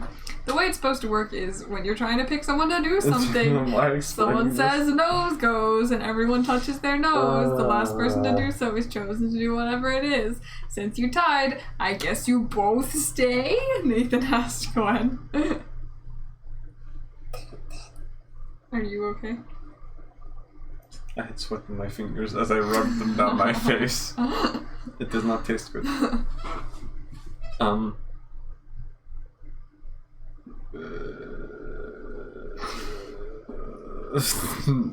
short-circuiting, sorry. No, Evan's the group leader. He found the machine. He's gotta come, Gwen argued. Erica, you have watch duty, Gwen announced. Erica looked at me and eyebrow raised. I returned the look. I didn't get it either. These kinds of things happen to me all the time at school. We climbed into the machine, sending ourselves back to Pharaoh's palace. I thought it was saying this is the kind of thing that happened all the time at school. We climbed into the machine. We climbed into the machine, sending ourselves back to Pharaoh's palace, which was now crawling with guards that were looking for me. We landed in a recluse spot. Okay. Dropping off our little reptilian friend in less than a second, then flying away again. We reset the coordinates for the following day, searching for Ekapati. The machine turned him up, clinging to the bottom of Jetty's chariot, which was roaring across the desert. Jetty was standing next to Pharaoh in his fancy chariot. We turned up the volume in the chariot, and we heard Pharaoh laughing about how stupid the slaves were to pin themselves next to the Red Sea with no way to escape. We skipped ahead a little, still not pulling the lever, and found that the Israelites had indeed trapped themselves. Okay. The Red Sea, or at least the huge body of water we assumed was the Red Sea, surrounded the caravan on 3 sides, and Pharaoh's enormous army of chariots blocked off the final escape route. The chariots stood at the top of a sand dune, preparing to slide down and capture the Israelites. Slide down. A huge column of big, white, fluffy clouds hovered over the Red Sea, and there was not another cloud in the sky, because clouds don't exist in Egypt. No. So the towering 250-yard tall pillar of cloud seemed a little out of place. Okay. That's a little bit out of place. It was all holding itself in a mostly circular shape. Giant tube of cloud just That seems slightly strange. What a weird cloudular shape. Is that an tornado? What a weird region. It was all holding itself in a mostly circular shape, 200 feet in diameter by some unseen force, probably Moses and Aaron. Pharaoh shouted for his troops I'm really attempting to not acknowledge the existence of God. I do not know the Bible. What is that? Wow, who knows? Pharaoh shouted for his troops to charge just as the wind picked up and the enormous mass of clouds quickly blew towards the army, forming a gargantuan wall of fog and white clouds between the Israelites and the army. Oh, okay. Jetty! Pharaoh shouted above the noise of the scared horses, which had just begun to charge down the hill, but now withdrew from the cloud in fear. Get rid of this cloud! What was the, in the Avatar video that we reacted to? Oh, it's a cloud! I don't remember the exact context of that, but... I don't remember either. Funny, I mean, it was the Avatar movie, yeah. Yeah. Okay, Jetty called back, holding onto the chariot as the horses turned around, jostling Jetty around. I noticed Ekapati fly out of the bottom of the chariot, landing on the sand as Pharaoh's chariot nearly crashed into another and his horses reared up. Oh no, Ekapati dodged another chariot wheel and ran into the wall of clouds. Run, boy, run. Of course, Ekapati was going to find Moses and Aaron. Was he? I prepared to find them, but Gwen pushed my hand away from the control panel, watching the drama intently. Once Pharaoh's army had repositioned itself against the foreboding wall of clouds, which began to turn darker even as we watched, Jetty waved his hands. Nothing happened besides the thunder cracked inside the darkening cloud. Jetty tried again in frustration, refusing to believe that he somehow was unable to counteract magic anymore. Are you freaking kidding me? Vane twitches on his side of his head. Jetty, can't you do it? I thought you said the problem was fixed! Pharaoh shouted. And then escaped again! You must have done something to me in my sleep, Jetty moaned. Fed you a sulfur pill. Jetty, you're fired! I hereby banish you from the land of Egypt! Pharaoh yelled in anger. Well, don't just stand there! Pharaoh screeched at his army. It's only a cloud! Charge! He yelled, drawing and pointing his sword at the Israelites. Most of his army was too scared to... It's a cloud! Why are you too scared to obey this order? Same reason I'm scared of beans. But a few laurel chariots charged, screaming as they went into the cloud and were swallowed up by the inky gray clouds. Suddenly, the screams changed pitch, as though they had just gone from confidence to fear, and then all 7 of the screams stopped at once. What? Alright. Okay. Pharaoh's army shifted nervously as the cloud struck lightning from within again, the sound muffled by the clouds. Okay, I mean... Isn't that always how lightning and clouds work? Why is muffled? Then the dark wall of clouds seemed to expand, the top of it exploding, sending dark gray clouds all across the entire sky, blanketing the land in darkness. Don't worry, Pharaoh encouraged.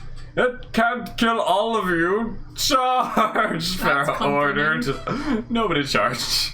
We're waiting right here until this cloud goes away, a defiant official of Pharaoh shouted. Bruh. I decided to go look for Ekapati. I scrolled through the cloud of the machine, finding that on the Israelite side of the cloud wall, there was not a cloud in the sky, and the wind was much less strong. The cloud still looked fluffy and white from this side. Looking in Minecraft creative mode. I found Moses and Aaron, who were addressing the people. The Israelites were terrified of the Egyptians, and they were complaining like crazy.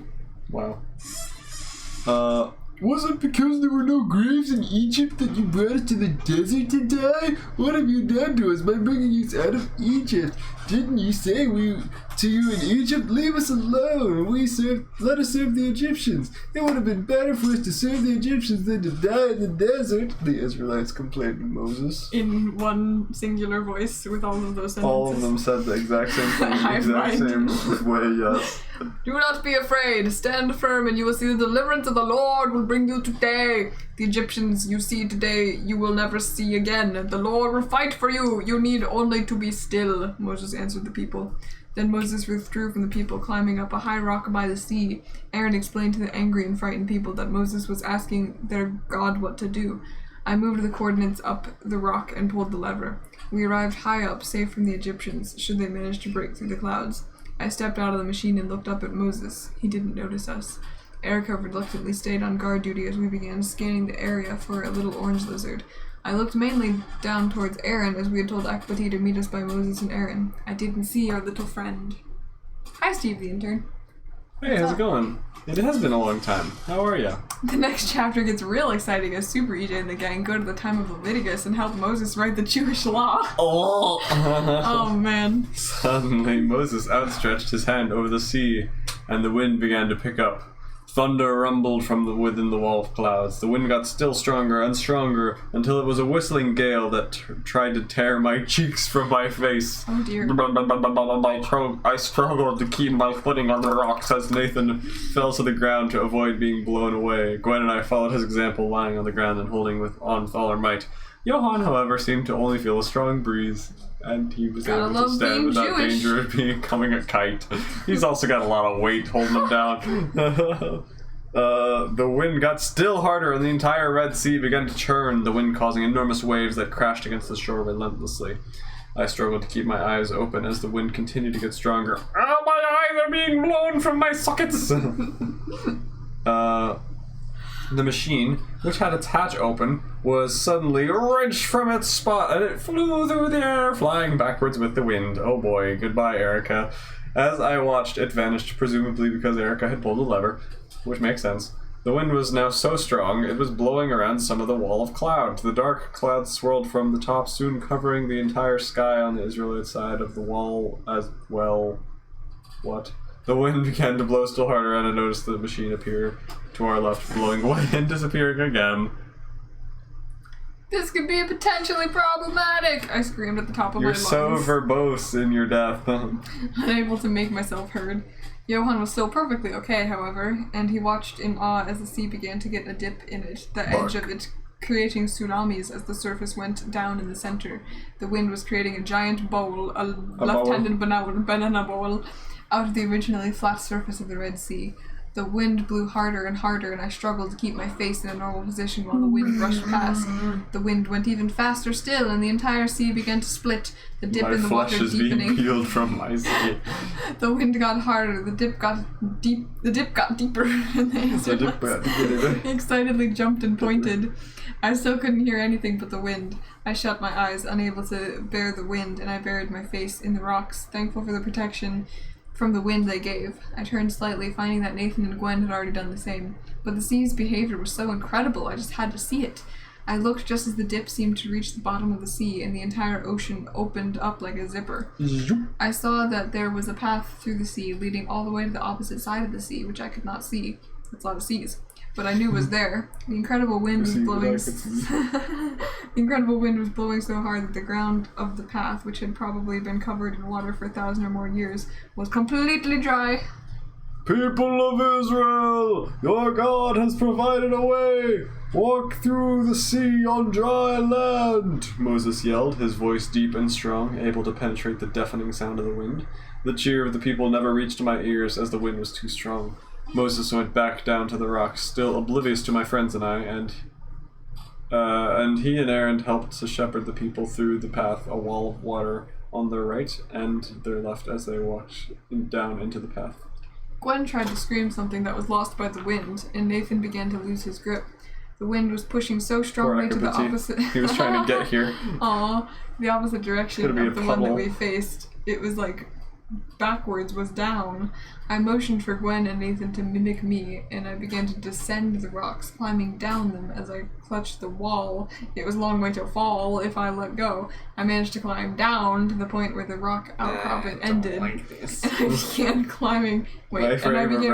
Behind the outcropping on a real wall going the real way down. What? The rocks blocked the wind, so we were safe from the gale here. Johan looked down at us from the windy top of the rock. That was an adventure. Uh-huh. Any ideas on how we can get to Moses and Aaron without blowing away? I shouted to Gwen at the top of my lungs. She nodded, offering Nathan her hand. He took it in confusion. She then offered me her other hand, relying on Nathan's grip to keep her balance. I took it, being as confused as Nathan. Then Gwen pushed off the side of the rocks, yanking Nathan and I with her. We fell to the sand about 30 feet below, completely unhurt, and Johan yelled something, quickly following the hard way. He climbed down as Gwen began explaining her plan. Johan jumped when he saw he was about 10 feet from the ground, and he laid it near me. Hold that thought, Gwen, I told her. Johan, if we're touching you, do you think your protection could help us? Try it. Just try it. He shrugged. I grabbed his arm and led him out from behind the rock. I felt only a slight breeze. I moved him behind me and let go of his arm. What? I was instantly blown backwards by the full force of the wind. I smashed into Johan, who quickly caused the wind's effect on me to lessen. I knocked him over, landing on... I don't care. I don't care. He grunted, pushing me off, and made sure we walked over to the Leafsons as I tried to get some sand out of my eye. That's a terrible last name. Gwen grabbed my elbow, and Nathan grabbed Johan's other arm. Together we walked across the beach, trying to avoid getting sand in our eyes from the vicious sandstorm. I squinted, wishing I had... sand in my eyes, Johnson. I squinted, wishing I had the thick eyelashes of a camel. Amazingly, almost a quarter of the excited Israelites were already inside the path of the two seas now. The path was about 50 feet across, and many people could walk abreast inside it. Why is this important for us to be there for? It's not at all. The walls of water on either side were so erect that it seemed impossible that the water didn't fall into the path, and yet the path was completely dry. We waited near Moses and Aaron for Ekapati, hoping he hadn't been blown away. He probably has. Poor guy. We waited for... He's in, like, the Mediterranean Sea at this point. That's a really strong wind. He's at Mach 3.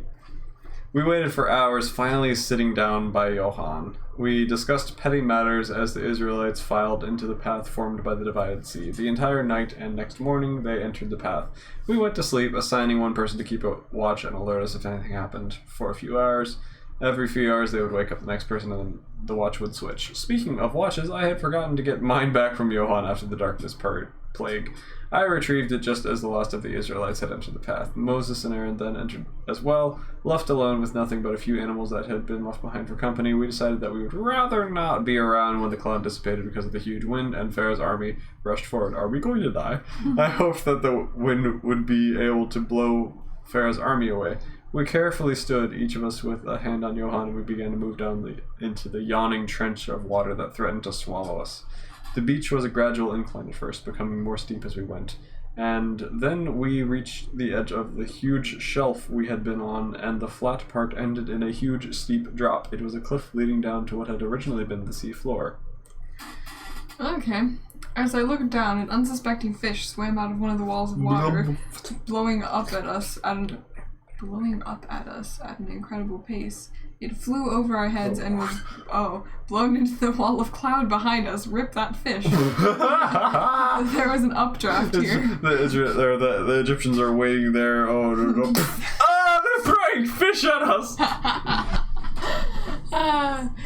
If I wasn't with Johan, I probably would have been flying, literally flying right here. Stop slapping We people looked at with fishes. We looked at each other, then clutched Johan securely and jumped, sliding down the hill. We walked along the seafloor, picking up some interesting How did fossils, they get their livestock down there? observing the fish in the wall of water, as though it was an aquarium. It was awesome, but we had to be careful to avoid letting go of Johan, lest we be blown backwards in the huge wind tunnel being carried back to Pharaoh's army and the big cloud. It's beautiful here, Gwen observed, ducking another fish, which was either really brave or really stupid as it swam through the wall of water into the stream of air. It blew backward, flying all the way back the way we had come. Earlier, our larger fish had done the same thing, but it had actually been going fast enough to fly into the air, be carried about 100 feet back as it crossed the wind tunnel, and had re-entered the wall of water on the other side. Wow. This is essential information. I noticed a drowned ox in the wall of water to my right, concluding that some of the Israelites' animals were equally as stupid. Oof. Glub, glub, glub. I used to be a As was cow. I, also doing a glub glub. Oh man. After having had the last watch during the night, I figured out which time corresponded to what my watch said, so I was now able to conclude that it was about 7 in the evening. How did you figure that out? But okay. But the sky was still blanketed in a sheet of dark clouds, and the two walls of water now towered 1,000 feet above us. We had been walking for so long that my feet hurt, and I wanted a break. We had long since fallen behind the Israelites as we were more fascinated than they were about the fish and fossils to be found down there. Here. What? Ryan says, I want to So know are we that sleeping fish as is... we travel, or are we on the other side as we... whatever. I don't know, I stopped paying attention. Ryan says, I want to know that fish's backstory. Would make it more dramatic, and the story is known for explaining everything. Hashtag plus minus euro. Pound Hashtag pharaoh. I'm not Christian, but I'm pretty sire. There wasn't a pharaoh in the Moses part. Or maybe there is. IDK. Oh, there is, my bad. Yeah, that's like kind of... It's a major part of the story. Yeah, it's a big part of the Moses, because he's all like, yo, Pharaoh, stop being a poop, and he's like, no, and he's like... I like being poop. Yeah. Oh, you poop. Bye, Stromfrog. I'll see you, Stormfrog. Have a good one. Thank you for listening Goodbye. to whatever this is. Maybe next episode will be the inciting incident and the end. Maybe. 'Cause I hope we just can get out of Egypt, please. Yeah, if we get to page 50 or 250, then someone's gonna die. well, I think probably the last 50 pages. I mean, it's got to be in this book somewhere. I'm sure the last 50 pages, we can probably get through all of that in one stream. So we'll basically get the whole story in one stream. Oh, boy. Or at least the rest of what's actually, what I've been promising is important, or somewhat important. Maybe there's somewhat... I can't promise anything anymore. The terrain here was not all sandy and smooth. There were many rocky areas, even places where you could barely get through without climbing straight up. There were huge sheets of rock that were cracked that you had to navigate or go around. We found several abandoned carts along with a donkey that had somehow survived without being blown away. Since they were possessions of the Israelites, I assumed they had the same protection. The going was difficult in some places, even on foot. Suddenly, I began to feel a rumbling in the ground. I hoped that the water walls weren't starting to collapse. Then I realized what was actually happening. The cloud had finally gone away, and the Egyptians were pursuing us. All Pharaoh's horses and chariots and all the king's men, and chariots and horsemen had followed us into the sea. Johan looked at us, and we joined hands to form a better position to run in. Then we ran for it, knowing that if we already felt the ground's vibrations, they must be close. Their chariots would overtake our wimpy legs, and we were going to be in trouble. We ran for as long as we could before the chariots and horses caught up with us.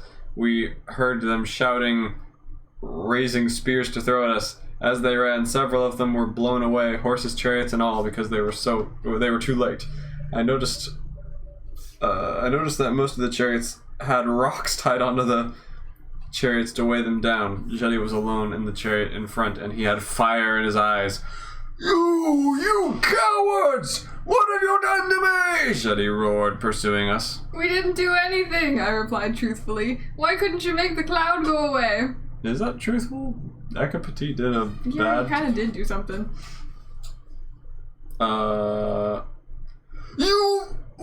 You didn't do it! He yelled, still chasing us. Why? No, This I is not the replied, time. out of breath. I was You telling the barely do. truth, technically. I looked behind me as Jetty seemed to realize something. He checked his pocket, finding the hole. As he rode his chariot, he scooped some water from the wall and began washing off his leg. I noticed that he had a strap that kept him in the chariot, even when he wasn't holding on. Are you okay? I'm just confused by the fact that he's like riding a chariot over a bumpy, rocky incline, and there's like huge wind blowing his beard everywhere, and he's just like, gonna wash my leg real quick. I'm gonna be so good at magic. It's gonna be great. Oh dear. How would he specifically know it's in time. his pocket? That's I noticed he had a strap that kept him in the chariot even when he wasn't holding on. His poor horse had a bunch of rocks from the shore tied onto it to make it heavy enough to resist the wind, and the horse was slowed down because of them, and Jetty was washing off the sulfur on his leg. We were in trouble. We put on a burst of speed as Jetty came back from behind his chariot, which was I'm still clean moving. now. He grinned evilly, intent on revenge. I had never seen this nice man get so angry before. Pretty sure you have, but okay. Yeah. He scared me now. Not really, but still. Well, did he or did he not? I liked him better as Merlin. No, I've got you! He yelled, firing a spell at me. I was forced to relinquish my grip on Gwen's hand, who held Johann's, and the full force of the wind caught me, sending me back flipping towards Jetty. Oh no, we both screamed. Wait, Jetty and I screamed as I smashed into his chariot, breaking through the front of it. I was clotheslined on Jetty's strap, and I found myself standing in Jetty's chariot. This What? is literally a cartoon. So oh! Hi! Begged. Oh no. Oh boy. He cast another spell at me at extremely close range, and I was forced to grab his hand and point it behind us. It hit another chariot's wheel, and it jammed, causing the chariots to turn, flip, falling and rolling. Now it's a car chase, tripping up many of the chariots behind that one. But there was still an open lane, so we were still pursued. Jetty and I resorted to hand-to-hand combat, punching and kicking each other as we drove down the path. Jetty gave me a magic spell in the gut, and I crashed through the side of the chariot, falling through the wall of water. I was instantly put under the pressure of 1,000,000 tons of water, caught the bends, and died. But the sulfur, wherever it had been, had now washed off of me. I thought I already washed that Yeah, you off definitely did. a while ago. Alright. But okay. My birthmark grew hot as a bubble of air formed around me. What? Okay. Oof, I am Bubblehead Charm. The bubble is not a circle, rather a margin of air around my body that mimicked my body shape exactly. Then how am I being supported by the water and not just plummeting to the ground? Okay. Between the bubble of air forming and the spell hitting my stomach was less than a second. Wow. That is a lot of things happening. Spell, fly, bubble, what? Okay. I now flew alongside my friends in my own personal bubble, feeling like some sort of mermaid. Okay. Jetty steered his chariot into the wall of water as well, a bubble forming around him. What? He fired Why? watery spells at me, Why? and I flew back through the wall of water, my birthmark growing hot again. Why? I then found that I didn't need Johann's protection to run without being blown backwards. Oh, wow, I that's so ran, cool. Jetty's chariot re-emerging from the wall of water. What is happening? Wait a second, was This the is top like of the wall of the water fifth beginning to Pirates of the falter? Caribbean movie.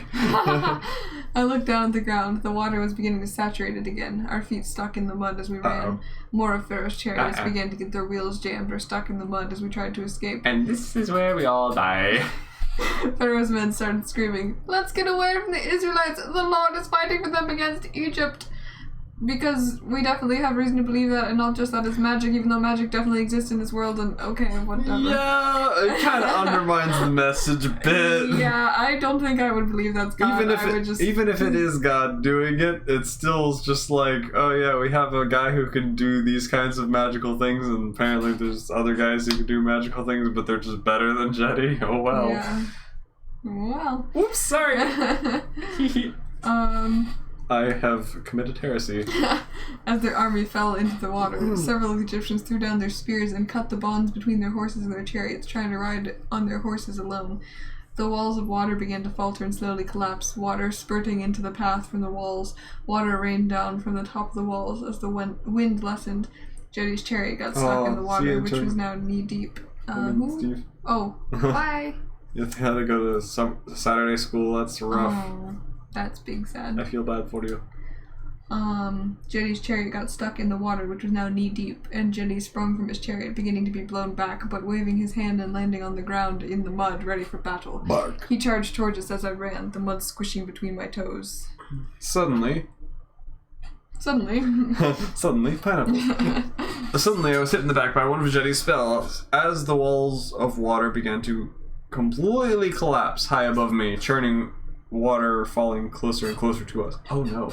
My friends stopped to watch in horror as I fell, landing in the waist-high water and mud. I turned as Jetty overtook me. Don't touch him! Gwen yelled, charging Jetty. Oh, is she gonna do He put forth something? his hand, a force field blocking Gwen. Okay. Any last words, Evan? Jetty sneered as the water got closer and closer.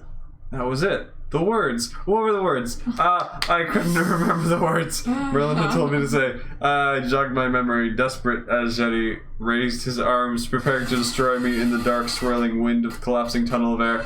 Shingahi! Jetty began to articulate as the beginning of the magic spell that would surely result in my death. But no other magic spell has required words.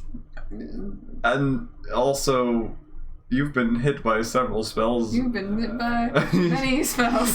But that part of a word sparked my memory. What had Merlin told me? Then after I get mad at you, only after I begin to say Shingahi, and then I don't finish that word.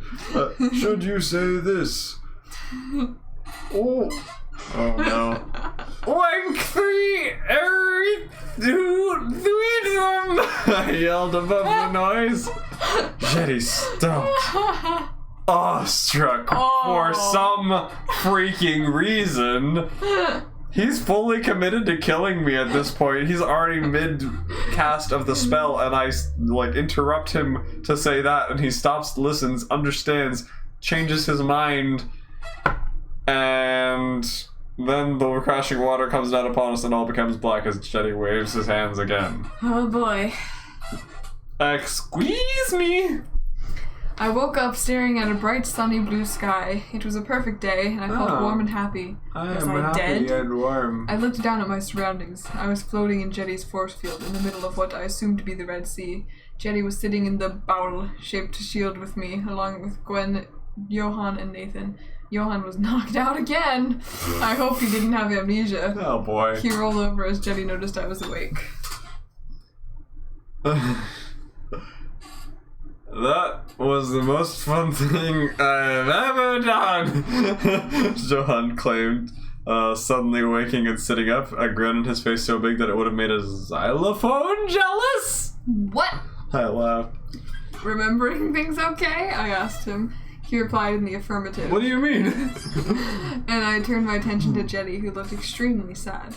You okay, Jetty? I asked. He looked up, shaking his What head. do those words mean? I'm sorry about your dead wife or something? Sorry you're a failure at everything you do? It was the entire paragraph he said to Pharaoh, but condensed into 3 words. Ooh! Yes, okay.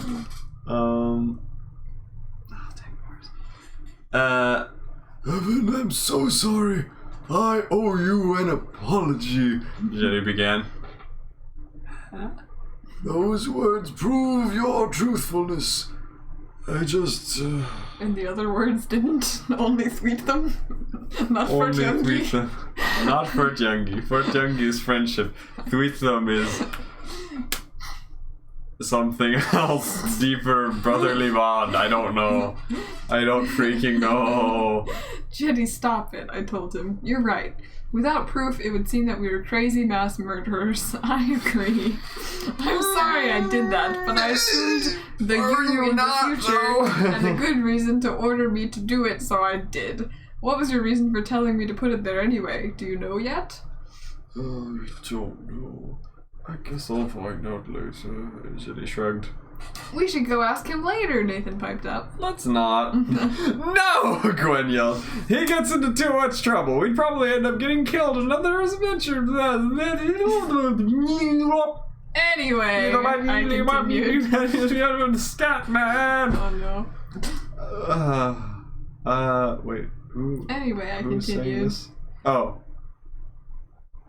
Who is saying that? Is there supposed I to think be? that's Evan? Is this supposed to be like? Wait, what?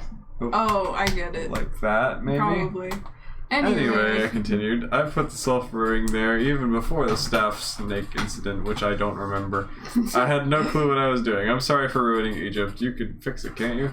Of course I would be able to, but will I? Jelly moaned as the force field bobbed in the gentle waves caused by the breeze. He made a boat. I mean a whale. A whale is what I meant. We were floating back towards the bank across from the ones the Israelites were now up at. Oh, that kind of bank. That's where we just pick up Put a some money. bank there! We passed a dead horse floating in the water as Jenny continued. Pharaoh fired me. Beat it. Beat it. We're at page 246. I was gonna say, that's this entire book. Yes. But gave me one last chance to prove myself by leading his army. He's probably waiting for me at the bank in anger. I failed him, utterly and completely.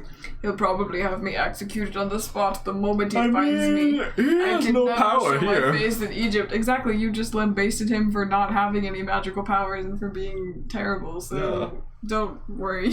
I mean, what's he gonna try to do? Poke you and you'll be like, wizardry. Shingahi at him. Shingai! Then don't, Gwen suggested. What? Nathan responded. Just go there disguised as some random dude and use magic to fix up Egypt, Gwen continued. Nobody will know it's you. Don't even let them see which person is fixing up Egypt. Let them think Jetty died. Or let them think Jetty died. Fix all the stuff we messed up. Wait, everything except the nose of the Great Sphinx. Don't fix that. Why? Jetty asked. Because at our time, it's already smashed off and has been that way for thousands of years. So if you do fix it, it's going to get broken again anyway. I just wanted to be able to know that we were the ones who did, because that would be kind of funny, knowing that something that nobody else has been able to figure out. Gwen explained. I laughed. Jetty agreed, laughing. Oh, fine, wait. So Jetty, I asked, what exactly does the thing I said mean? I asked. Jetty turned red. He turned red, did he? He's in love with you like everyone else. Wait, no!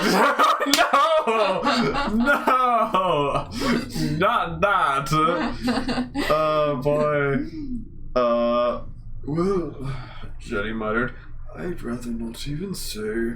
It's something proving your truth, though, because it's obviously something you couldn't possibly know. Your toes smell like cheese. Oh, no. Did you know what it meant when you wrote this? It's a mix between an experience I had while I was alone and something my mother said. What? In 3 words? What? He told us, taking a deep breath. So are we all friends again? Yeah, this is ridiculous. It's literally just, I wanted him to be angry at us for a while and then stop being angry at us, but I didn't know how to do interpersonal relationships. So instead of having a scene where they work out their problems and hug it out, I was just like, shortcut. Sweet them. Time travel shenanigans. He told me to say the Thweetham Furtyangi. Therefore, I am totally a trustworthy guy that is totally chill with future Merlin, and therefore you should trust him now.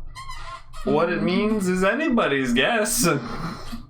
Something his mother told him. Oh boy, my mother spoke the language that I invented for some reason. Or maybe he translated it, I don't know. Maybe. It doesn't make any sense. That's a very highly efficient language, though. Just 3 words says anything. Yeah. Apparently. Of course, I told him, shaking his hand. He pulled me into a hug, nearly capsizing the magical boat. Okay. His beard was The tickling my arm gently, but I didn't know what to do. Enjoyment! Enjoy!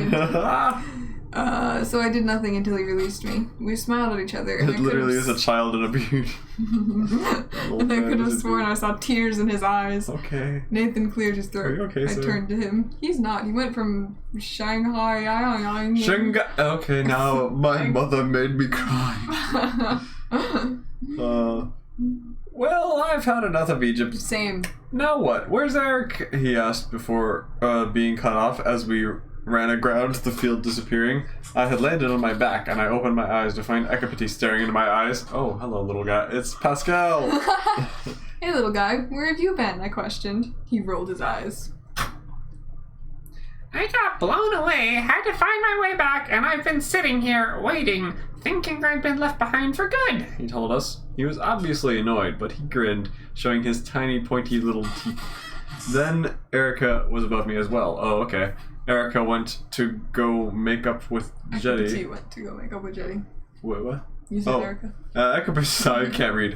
Ekapati went to go make up with Jetty while Erica told me how she watched the whole thing, how great I was, etc., etc., etc., and etc. of how great I am. I told her to save her hug for later after she attempted to nab me then. How dare you hug me? I'm not Wait taking until hugs we today. graduate. I noticed a bunch of dead Egyptians on the shore. Oh dear, and I didn't want to look at them much, so I continued listening to my friend's conversation. After a while, however, we had to look at the dead bodies. I mean, we had to go. See ya, Jetty, or Merlin, or whatever. Are we finally leaving freaking Egypt? Please. Oh, Called yeah! as we began to climb back into the machine. Oh. Hey, wait! Ekapati yelled, scampering onto my shoulder. I'm coming too! You, but what about Jetty? He likes you again. I like told him. Ekapati. Mm-hmm. Well, he and I have just talked it over, and we've decided that this is for the best. Plus, you probably have much more complicated math in your futuristic time. Oh yeah, I forgot he liked math and he never gets to use that. Yeah. That character trait. Ekapati told us. I smiled. Jetty waved sadly as Ekapati looked back. Jetty was completely alone in the world now, and he had to start a new life. Oh, poor guy. Hold on a second. Ekapati pleaded, rushing back to him. I exchanged glances with my group as Ekapati ran back to Jetty, spoke for a few moments, Sweet food for you. and then came back. Sorry, just had to give my final farewell. He explained as he got back. We waved goodbye to Jetty, just as Pharaoh walked up to him expectantly, tapping his foot. So, can't help but notice, my boys are dead. Israelites are gone. It is because you suck, Pharaoh. Wham! Oh boy! There was a knife in his hand. Where had he come from? Really? A knife versus magic? You brought a Jetty knife asked to a magic as Pharaoh grinned, withdrawing his hand from his pocket, revealing a fistful of sulfur powder. gee. Pocket sand! Gwen closed the hatch. Oh boy, that seems like a cool, dramatic battle to the death that we're not going to get to see, even though I'm actually interested in that, as opposed to literally everything else. Man, Wait. I kind of want to what are see you Pharaoh doing? and Jetty, like, go down. I mean, we know how it's going to end, but still. I would like to see the verbal altercation. I would like to see the physical altercation. Well, Jenny's just gonna like roast him some more, and then he'll just break down crying, and he just won't even need to use his knife. So. Wait, what are you doing? We have to watch this! I protested. We already know he'll win if they actually do fight, since we met him at Camelot. What's the point of sticking around, besides that it's cool, Gwen explained, strapping in. Who is the one who said, oh, I just want to be cool and explore Exactly. time travel stuff too? Strapping in. I saw her point, so I got strapped in, the little lizard in my pocket. But still, watching Wizard Duel, the cool thing. Wizard lightning battle. Wizard lightning battles! So they go back for a backpack, but they leave Yeah. for a wizard battle. Yeah, okay. for sure. Priorities. I Okay, see. why not? Chapter 26. This is the third time you've said that, Johan, by the way. Just Yeah. throwing that out the there. amnesia. It's the end of the world as we know it. I need socks, Okay. and I need sanity. Sandy tea. Sandy tea. Carman San Diego. Ryan says it's like Anton Ego break. remembering his mother after eating the ratatouille. It really is, though. I steal tropes from everything, apparently. Yeah. He says she wants to explore 9/11 but leaves that. I know. They just stepped on an exercise ball and Oh, no. almost died as a result. That's not very Furt-Youngy of you. I don't know what that means. You're not very Furt-Youngy. Thank you. Ah! Are you okay? No. Okay.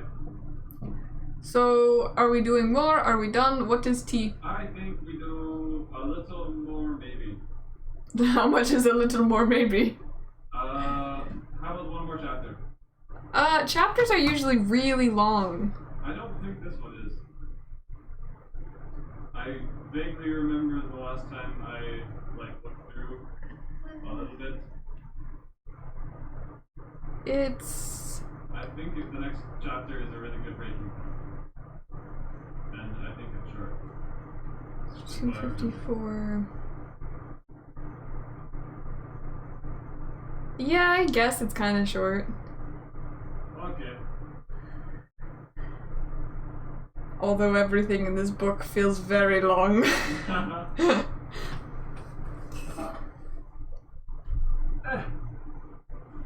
Beep boop beep boop beep boop beep boop beep boop beep boop beep boop beep boop beep boop beep boop beep boop beep boop beep boop beep boop beep boop beep boop beep boop beep boop beep boop. I have acquired long pants and socks.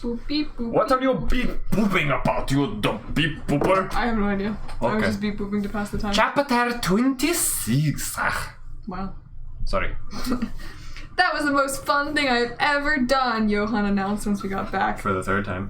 We all wanted to go Did do I some more copy fun paste stuff. a bunch and mistake things? And I don't know. Maybe I it's was just like, supposed oh to be a man, running that's joke. such a great line. I want to make sure I use that, so I didn't delete it all 3 times. I copy pasted it or something. We all wanted to go do more fun stuff in the machine. Why?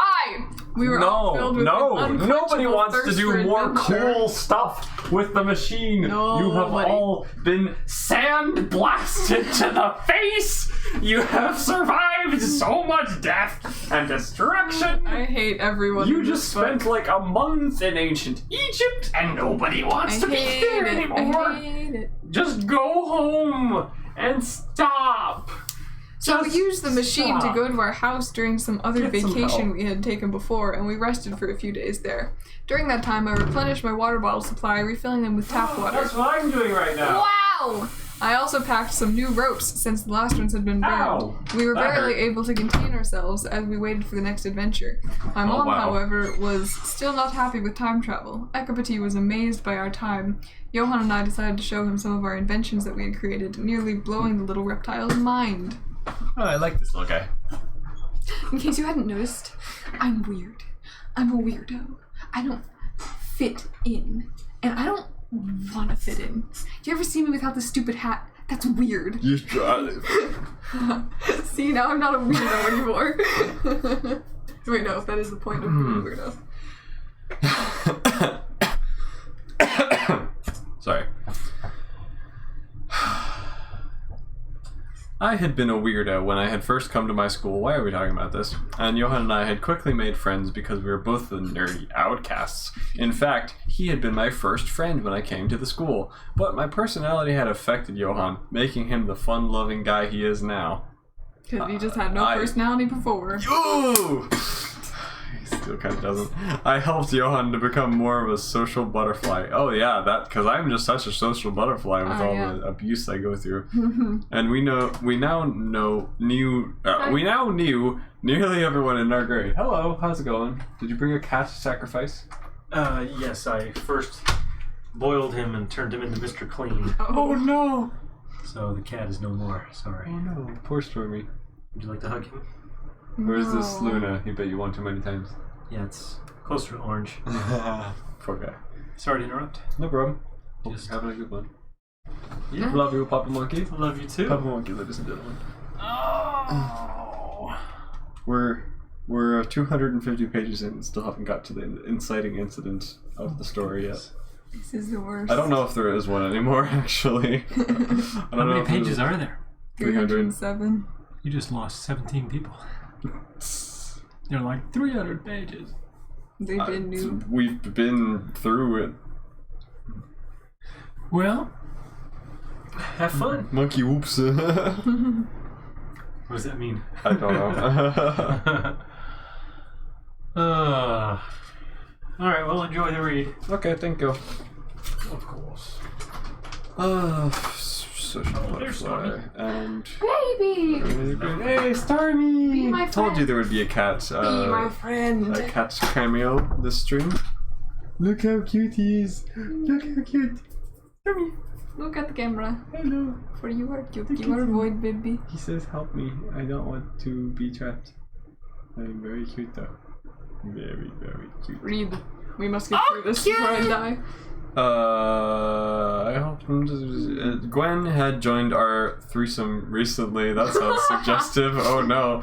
And we now hung out all the time. We were like the Three Musketeers, which I still know nothing about, but I've used that phrase apparently.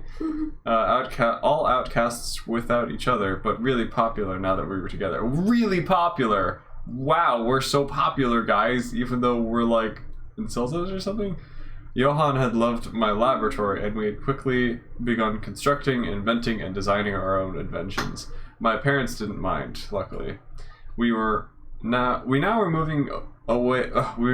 moving more away from biotic inventions made from organic material.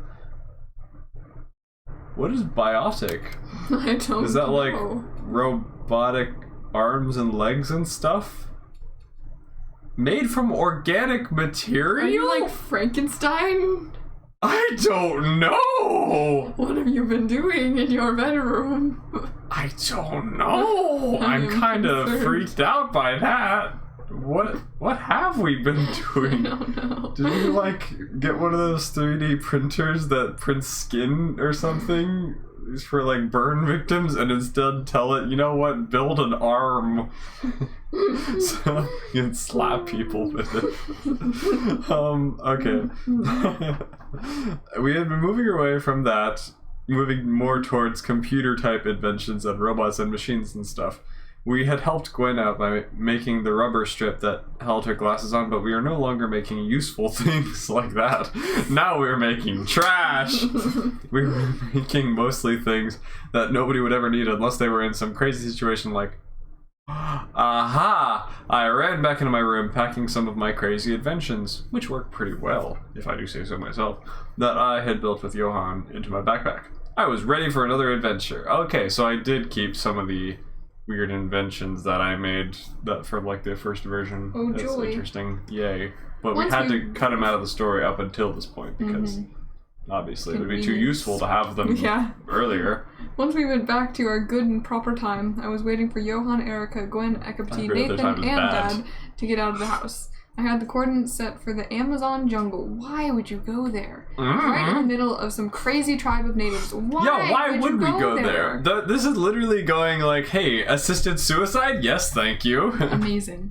It seemed to me that they were just begging to get eaten. That we were just begging to get eaten by cannibals. But Nathan wanted to observe how these people built the Mayan pyramids. Or at least are we we thought going they there, were. or are we just watching with the display screen? Yeah, why don't you just watch? Yeah, we can literally watch anything. Why are we going They wanted anywhere? I. Maybe they were Incas. We couldn't tell from the screen, which is why Nathan wanted to go there. Hey, are you Mayas or are you Incas? Hi, what is your cultural differences? Stab. Oh. Guess you're dead. You have the poot. The poot. We were each going to have a chance to decide where we went one time and had drawn straws. Nathan won, and I was now waiting for Gosh him and darn the it, rest of the side group. character. Oh, Nathan. Don't you know the hive mind doesn't get a vote? SMH. Okay, I began pacing in my brand new kicks. This was the last pair I had in my closet, so I was hoping nothing bad would happen to them. I looked down at them, seeing that my shoelace was untied, and as was the custom, when I bent down to tie it, my head bashed into the control panel! I quickly grabbed the lever and yanked it, so sure I was that my head had just hit it. Unfortunately, my head had not hit it, merely messing up the coordinates. I had been the one stupid enough to purposely pull the lever. Pull the lever, Kronk. Why do we even have that lever?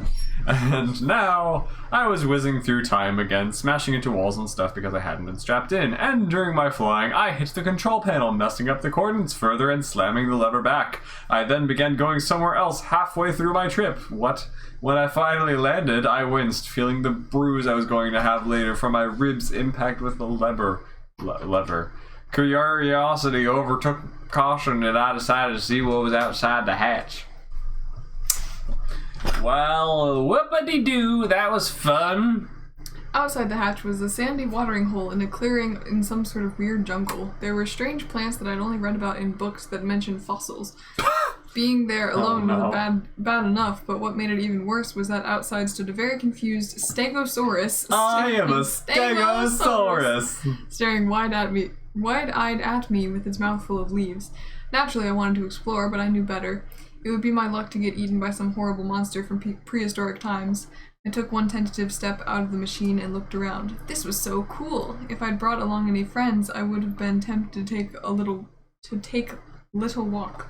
I took two more steps out of the hatch, then froze at the sight of a huge lion off to my left. Oh, hello. I would have left at that moment, but I happened to notice something weird about the lion. It was leaning down, eating grass. I stared at it for a moment. No! Please don't. Oh, no! My suspicion when I Is read this the Garden of Eden before death and animals eating each other was introduced? That's my current theory. Oh no! Please don't tell me that I caused the fall of man! EJ is the devil!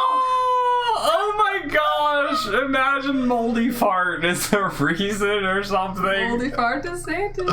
Oh, I hate it. Everything. I hate this, but I want to see where it goes. Oh no! I stared at it for a moment as the nearby This is gazelle. the inciting incident. This is where it happens. Oh, really? No, it's not. It should be. I stared at it for a moment as a nearby gazelle walked right up next to it and began eating a bush. Just the entire bush. And the lion's just like, you can have that one, okay. Neither the lion nor the gazelle seemed to care about one another. I scratched my head in confusion as I felt something brush past my leg. I turned to find a raptor smelling my shoes. Panicked, I slowly backed away towards the machine, but the vicious dinosaur didn't care about hunting me at all. It seemed. It merely gave me a confused stare, then began tearing up weeds to eat. A Tyrannosaurus Rex then crashed into the clearing, apathetically looking over everything in the clearing before nibbling on some bushes. I have a question that I thought of. So, obviously this doesn't make any sense, but also if this is the Garden of Eden and there isn't, like, sin yet, then, like... Well, I mean, I get... Because, like, Satan is obviously an evil creature that's not, like, above the fall yet, so I guess you're on the same level, because I was gonna say, how are you, like, coming there if you are already, like, a sin-nature human? But I guess that's fine, because, like, Satan could come there, too. You know, I don't know how the rules of time travel work, so... We're just not gonna think too hard about that.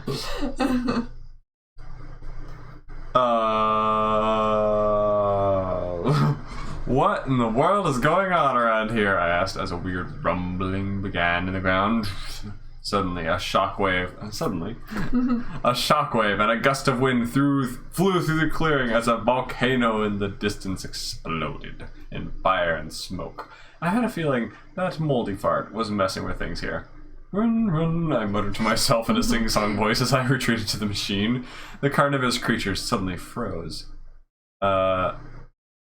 Wait, what? I lost my place.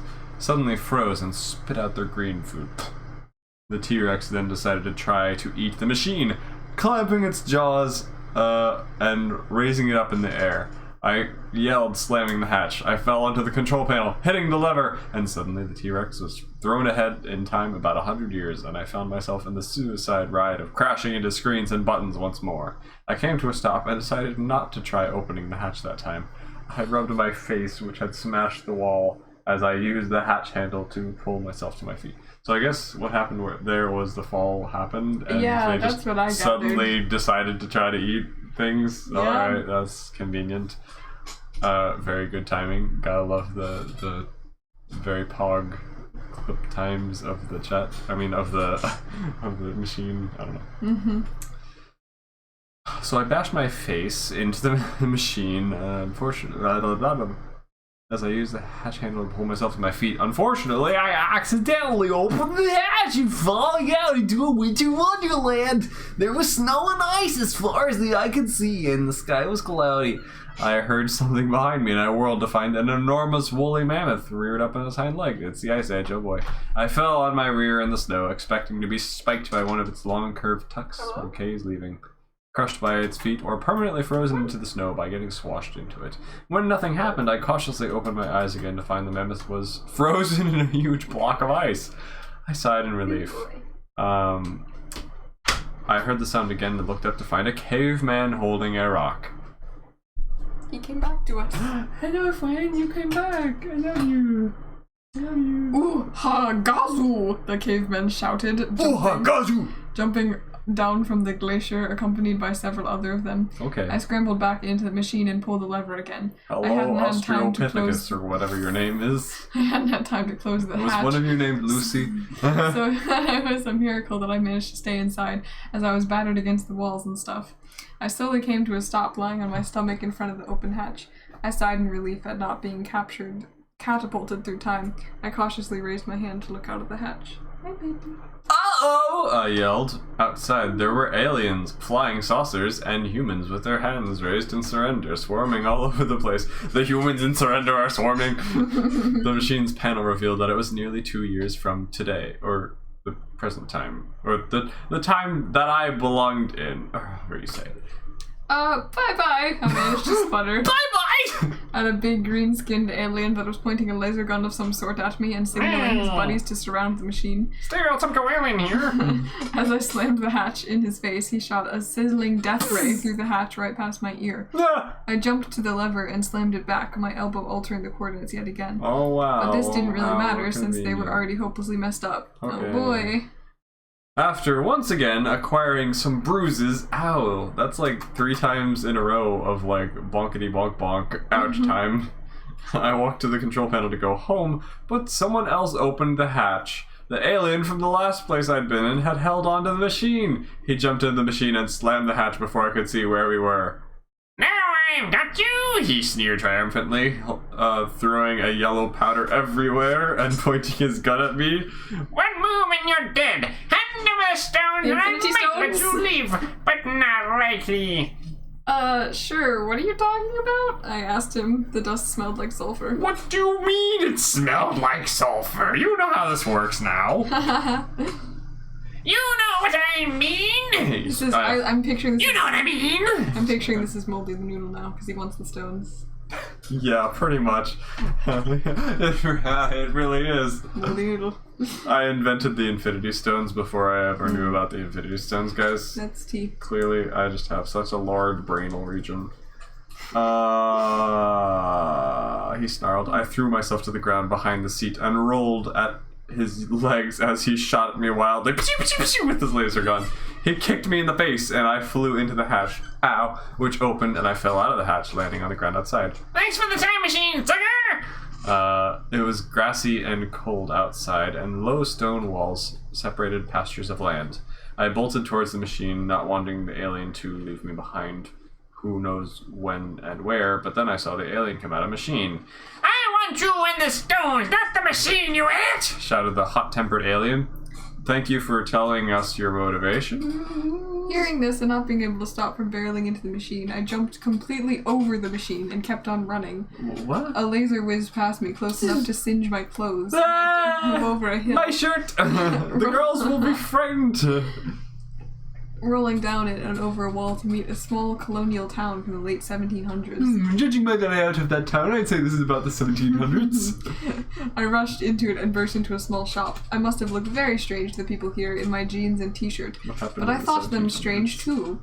I mean, how do you get to meet people with powdered wigs and what's not straight from a history book, but in real life? I mean, you do these kind of things often, so... Another laser zapped through the wall, igniting the building. Oh boy, I ran out of the building, tripped over a rock, and landed in a trial filled with waters. Am I going to cause the Salem with trials or something? Oh man, was it cold. The yellow powder that had gotten on me in the machine washed off, and I got up and quickly zipped over another wall, rushing straight into a wall of men in bright red jackets and oh no. Bright red jackets and uniforms with muskets at the ready. I was dripping wet, had wacky clothes on, and the soldiers seemed to think I was crazy. Mental image is ruined. Trigger words, though, have possibly hinted as to what this is. Oh. You there, hold the name of King George III. One of them. In a British accent. What? Nothing. Okay. I obliged, but hit the deck beyond the wall to gain some protection from the alien. Do you want in or out? Oh no, you're over there. One of them. Oh. I obliged, but hit the deck behind the wall to gain some protection from the alien. What year is it? I asked the redcoats. They seemed very confused, as they should have, but answered. It's the year of our Lord, 1775, one replied. But I think we need to learn a bit about you. You're an odd one, young sir. I wonder if we might have a look at you and what you have in that rather strange bag, he questioned, the redcoats closing in around me. Sorry, but I need to get out of here right now. Maybe later. Bye! I yelled, attempting to make a dash for it, but being grabbed and subdued before any thought of struggling had crossed my mind. Didn't I dodge like 45 magic-using apprentices in Egypt? How am I getting outsmarted by like 5 redcoats? Plot. Okay. That doesn't exist, but you know. Okay, so before I could blink, escape was made impossible as I was bound by thick ropes. I escaped ropes, metal bars, a stone prison, and a giant metal man surrounding me. This is nothing compared to the bonds that need to be used to subdue Super EJ. Where are we? Now young boy. Now, young boy, we won't harm you. You seem like a good sort, unlike How those nasty do you rebels know? we've been dealing with. But you know what we say. You do what we say, we'll give you a job, alright? Linda asked. I nodded, hoping for a chance to escape. Alright then. Jackson, take a few men and search more for Stormy, do not eat that. It is important document. You got scared. Got scared. Take a few men and search for more of For them. junkies. Lieutenant, come with me, he ordered. As I was dragged away, I saw a laser hit one of the officers, and the other redcoats came to see what was happening. Evidently, they had found my little alien friend. Alright, now put these on and distribute these. Distribute these to the men. Then get yourself a gun and help us if a fight breaks out. The lieutenant commanded, tossing me a red British uniform and gesturing to a few barrels. He then left me with another soldier. No Am I being drafted into the army for no reason? I put on the uniform over my other outfit as fast as humanly possible, hoping it would give me some disguise from my alien buddy who was still fighting the British. I then opened the barrel to find it full of musket cartridges, which are basically the bullet, gunpowder, and a paper piece to keep it together, rolled in little packages to put down the barrel of your musket to load it.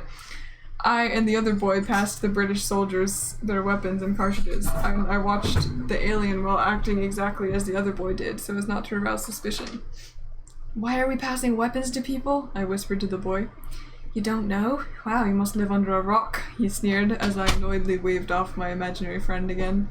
Oh boy, I love bloody fart. Okay, why? I asked. That is exactly what my friends at school said all the time, only they took it a step further, making fun of my social stupidity by saying, you know the saying about living under a rock? Evan lives under a rock. That's under another rock, a bigger rock, 10 feet of gravel, a bit of sand, and then Mount Everest. I sighed, reminiscing in the past as he explained why I lived under a rock.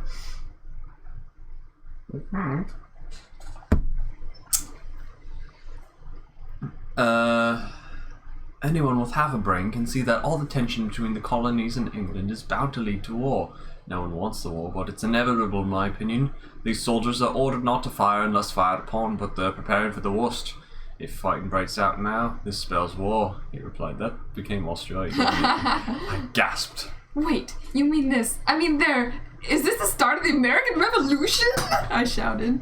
The what? Where are we? You don't even know where you are? We're just outside of Lexington. Oh my gosh, I bet the machine put me here just before the battle started, didn't it? I can't remember my history. Is Lexington and Concord where the first shot of the American Revolution took place? Yeah, it was one of those, one of the earliest ones. Something like that. I never paid attention to history that much. Great, we're about to witness one of the most important battles in American history. Man, why in the world was I giving guns and stuff to the British? Not that anything's wrong with them. Whatever. I guess I don't have half a brain. That was a lot. Shh! We're getting ready to march at the rebels. Help me carry that barrel that still has cartridges in it and leave the other ones, he ordered. I obliged, and we carried the big, heavy barrel in the hot sun with our red uniforms that even had gloves. I was hot. We stopped marching, and a soldier on horseback addressed the rebels I couldn't see. Disperse and surrender your weapons in the sovereign name of His Majesty King George III. Never! They replied. Let the King of England do what he wants in England, but over here we're Americans! Did they use that term at that point? I don't remember. Not part of England! We're free! Give us liberty and give us death! Extra phrases! The rebels replied, all in unison. Hive mind. I also heard them say to one another not to fire. How? I can't even see them! How do I hear them talking to each other? Don't fire unless fired upon! I don't know, I'm very good hearing. Surrender your weapons! Never! Surrender your weapons! Never! You will surrender your weapons and submit to arrest! Never! They replied. I decided to climb a tree to watch the fighting. Maybe I'd write my own history book when I got back. Nope, boy. you're probably gonna be dead. I took off my uniform and cast it out of the tree as the boy climbed up with his gun to snipe at the rebels. A laser came and hit my new friend in the back. Oh no, my buddy! He fell out of the tree and landed on his back. What happened to Ekapati? I don't know. I guess he's back at the normal time zone land or something. Yeah. A laser came out and fell on the back of his grass. I yelled, grabbed his gun, and waited. Another laser melted the tip of the musket and almost hit my face, but I had been looking the other way. I aimed where the laser had come from, behind the ammunition barrel, and waited.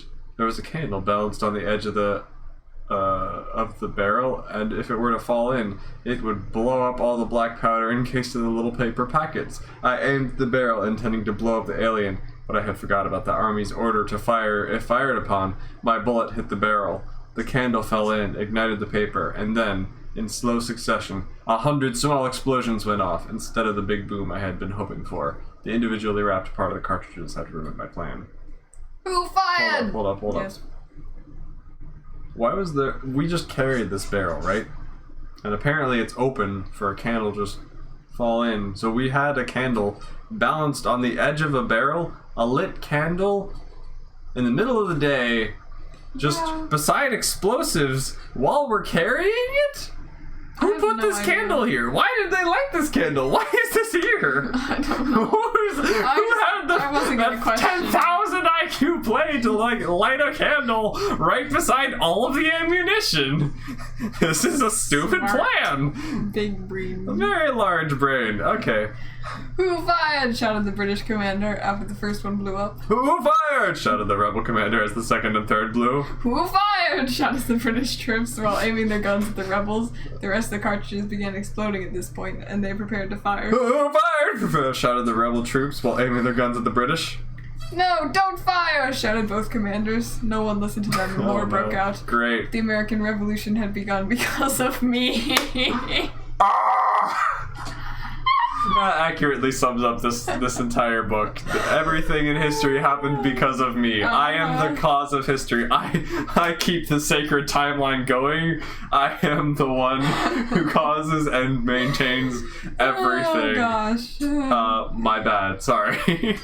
And no one was even paying any attention to me up in a tree. Besides, of course, the alien, who reminded me of his presence with a laser that set the tree aflame. I bolted as fast as I could back to the machine, I hoping knew not more to about history back then than I know now. hoping not to get hit by a bullet or a laser along the way. I made it to the machine, then stopped. The alien had beat me there, and I was out of energy. No more games! Give me the stones! He told me. It wasn't a question. I backed into the control panel. My birthmark grew hot, and I prepared for something crazy to happen. Okay, but I have no idea what you mean. I notified him as I flipped back over the control panel, kicked the alien. Backflipped over the control panel. I kicked the alien alien in in the the face. and a blue ray of energy shot from my palm. It ricocheted off the lever and bounced off the hatch. What? The part of the lever that had been hit began smoking, and we began to spin Bruh, since the how? lever was What? the only thing I had to keep me from falling Why out did of I the shoot machine. at the machine? I clutched it as hard as I could. The next thing I knew, with a tremendous crack, the lever came off in my hand. I was thrown thought into it was the bench. indestructible. Apparently not. I guess it is able destructible. to grab the seatbelt. We both looked at the lever and then at each other, and then the machine started to spin Oh. far more violently. Ah! He frowned. He frowned. Oh, perfect. He snapped sarcastically, but also. How perfect. He snapped fearfully as the machine began to spin. Ah! I shrieked as the machine spun faster and faster. I noticed that the alien had vanished with a very surprised look on his face, as though he had been made of mist that just blew away. Oh, Got no. Thanos snapped. He is gone. Perhaps he Where'd had they just go? flown The out mole of the people. hatch, having not gotten a good grip. I crashed into Those the wall were- where the it's gone. centrifugal force flattened me there, making me feel sick. All the alarms, buttons, dials, and everything was flashing, whirring, blaring, and beeping.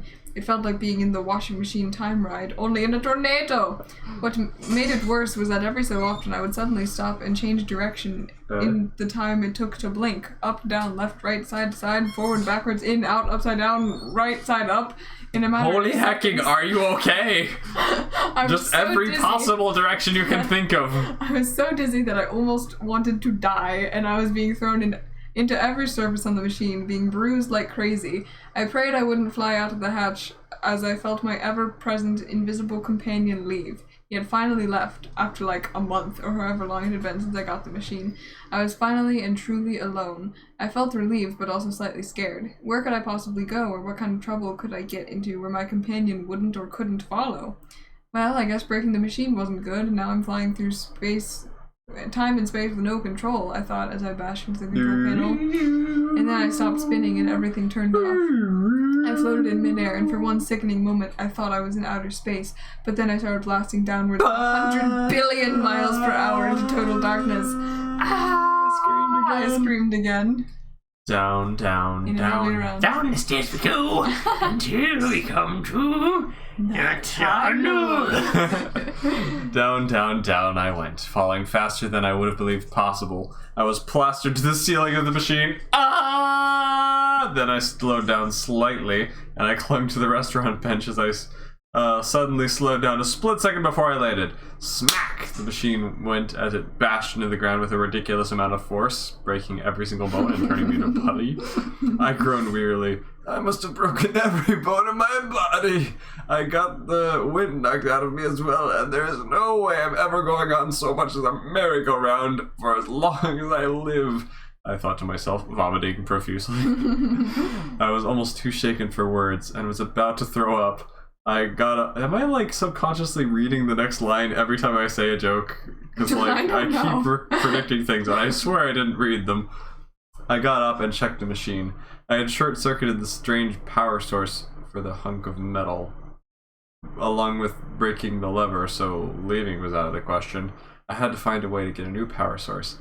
I know how this works now, apparently. Gotta Loki it up. Yep. Could I find one outside? There's only one way to find out, or I would be stranded in time forever. I opened the hatch.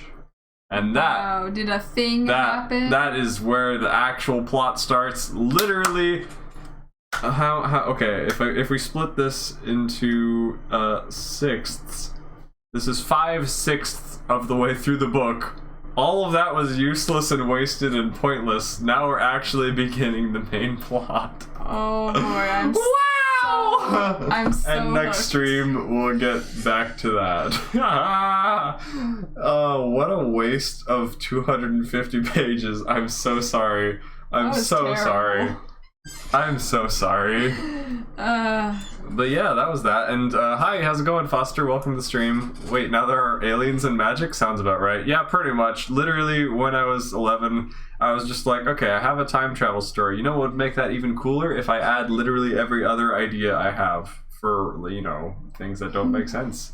So let's add some magic. Let's add some aliens. Let's add some interplanetary travel and whatever else I can think of, because no idea is a bad idea. It's just cool to add cool things for coolness sake, and then it just makes it all into a little mess that's really hard to keep straight.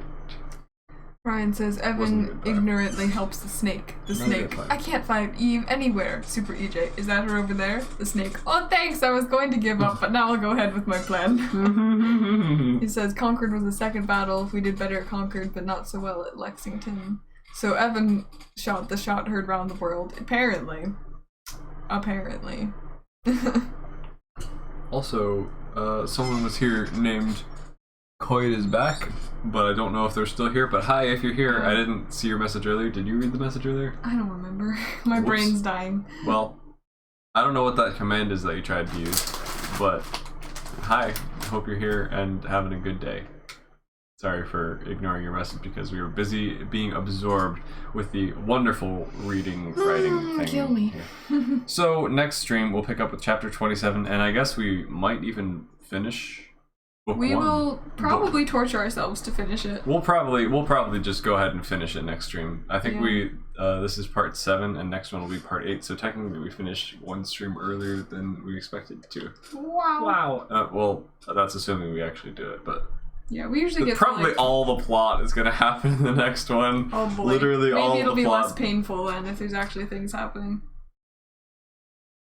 Maybe I don't Don't want count on to it, promise but we'll anything see. because okay, what I remember is yes, the inciting incident has kind of happened, but it's also still a lot of the same kind of oh no, there's a thing, oh no, action scene, oh no, there's a thing, oh no, action scene, and then like things progress kind of slow.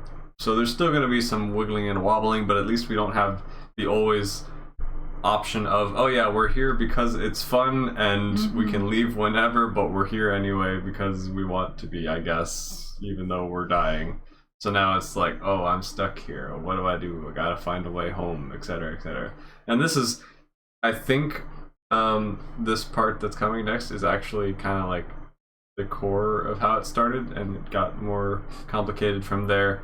And then everything before this was added after this. So this is actually what really was important, and all the other stuff was added after and really is not as important. And that's why it got so bloated at the beginning, because like I kept having to go, all right, well, I can't have us do these fun adventures if, you know, there's a main important thing to deal with, so obviously it's gotta happen before the important thing happens, right? Because there's definitely no Clearly. way to merge it with the story Definitely. or like No way cut possible. things. Impossible. Doesn't make sense. I was a bad writer. I'm sorry. Oh boy. Anyways, thank you all for coming out to the stream. It was a really fun time. I enjoyed messing around with y'all and insulting my previous selves writing. God bless. Hope you all have a fantastic week, and I'm gonna get some sleep and be non-dead and stuff, as opposed to currently when I am a corpse being puppeteered by Super EJ. No. Okay. This one wasn't as infuriating as I thought it was gonna be. This segment, I thought there was more of the like irresistible or whatever that was. That was so funny. So bad. I was going to cringe my face inside out. That's my favorite part of like that. The ship stuff is my favorite thing of the whole book, just because it makes me No. feel something, you know. It makes me feel pain and Well, I know. I can imagine if I suffering. wrote this, I would want to Oh, die. But it's funny when man. someone else wrote it. Alright, what does it make you feel? It makes me feel like humor and Oh, like okay. I was gonna say, Oh. like, if you feel any, like, oh, what's going to happen? That, no. no, it's just hilarious. I love it. It's so It's like bad. reading those imagines. It's the same energy. Yeah. He has some tears in his eyes. Alright, I'm gonna end the Okay. stream. Bye.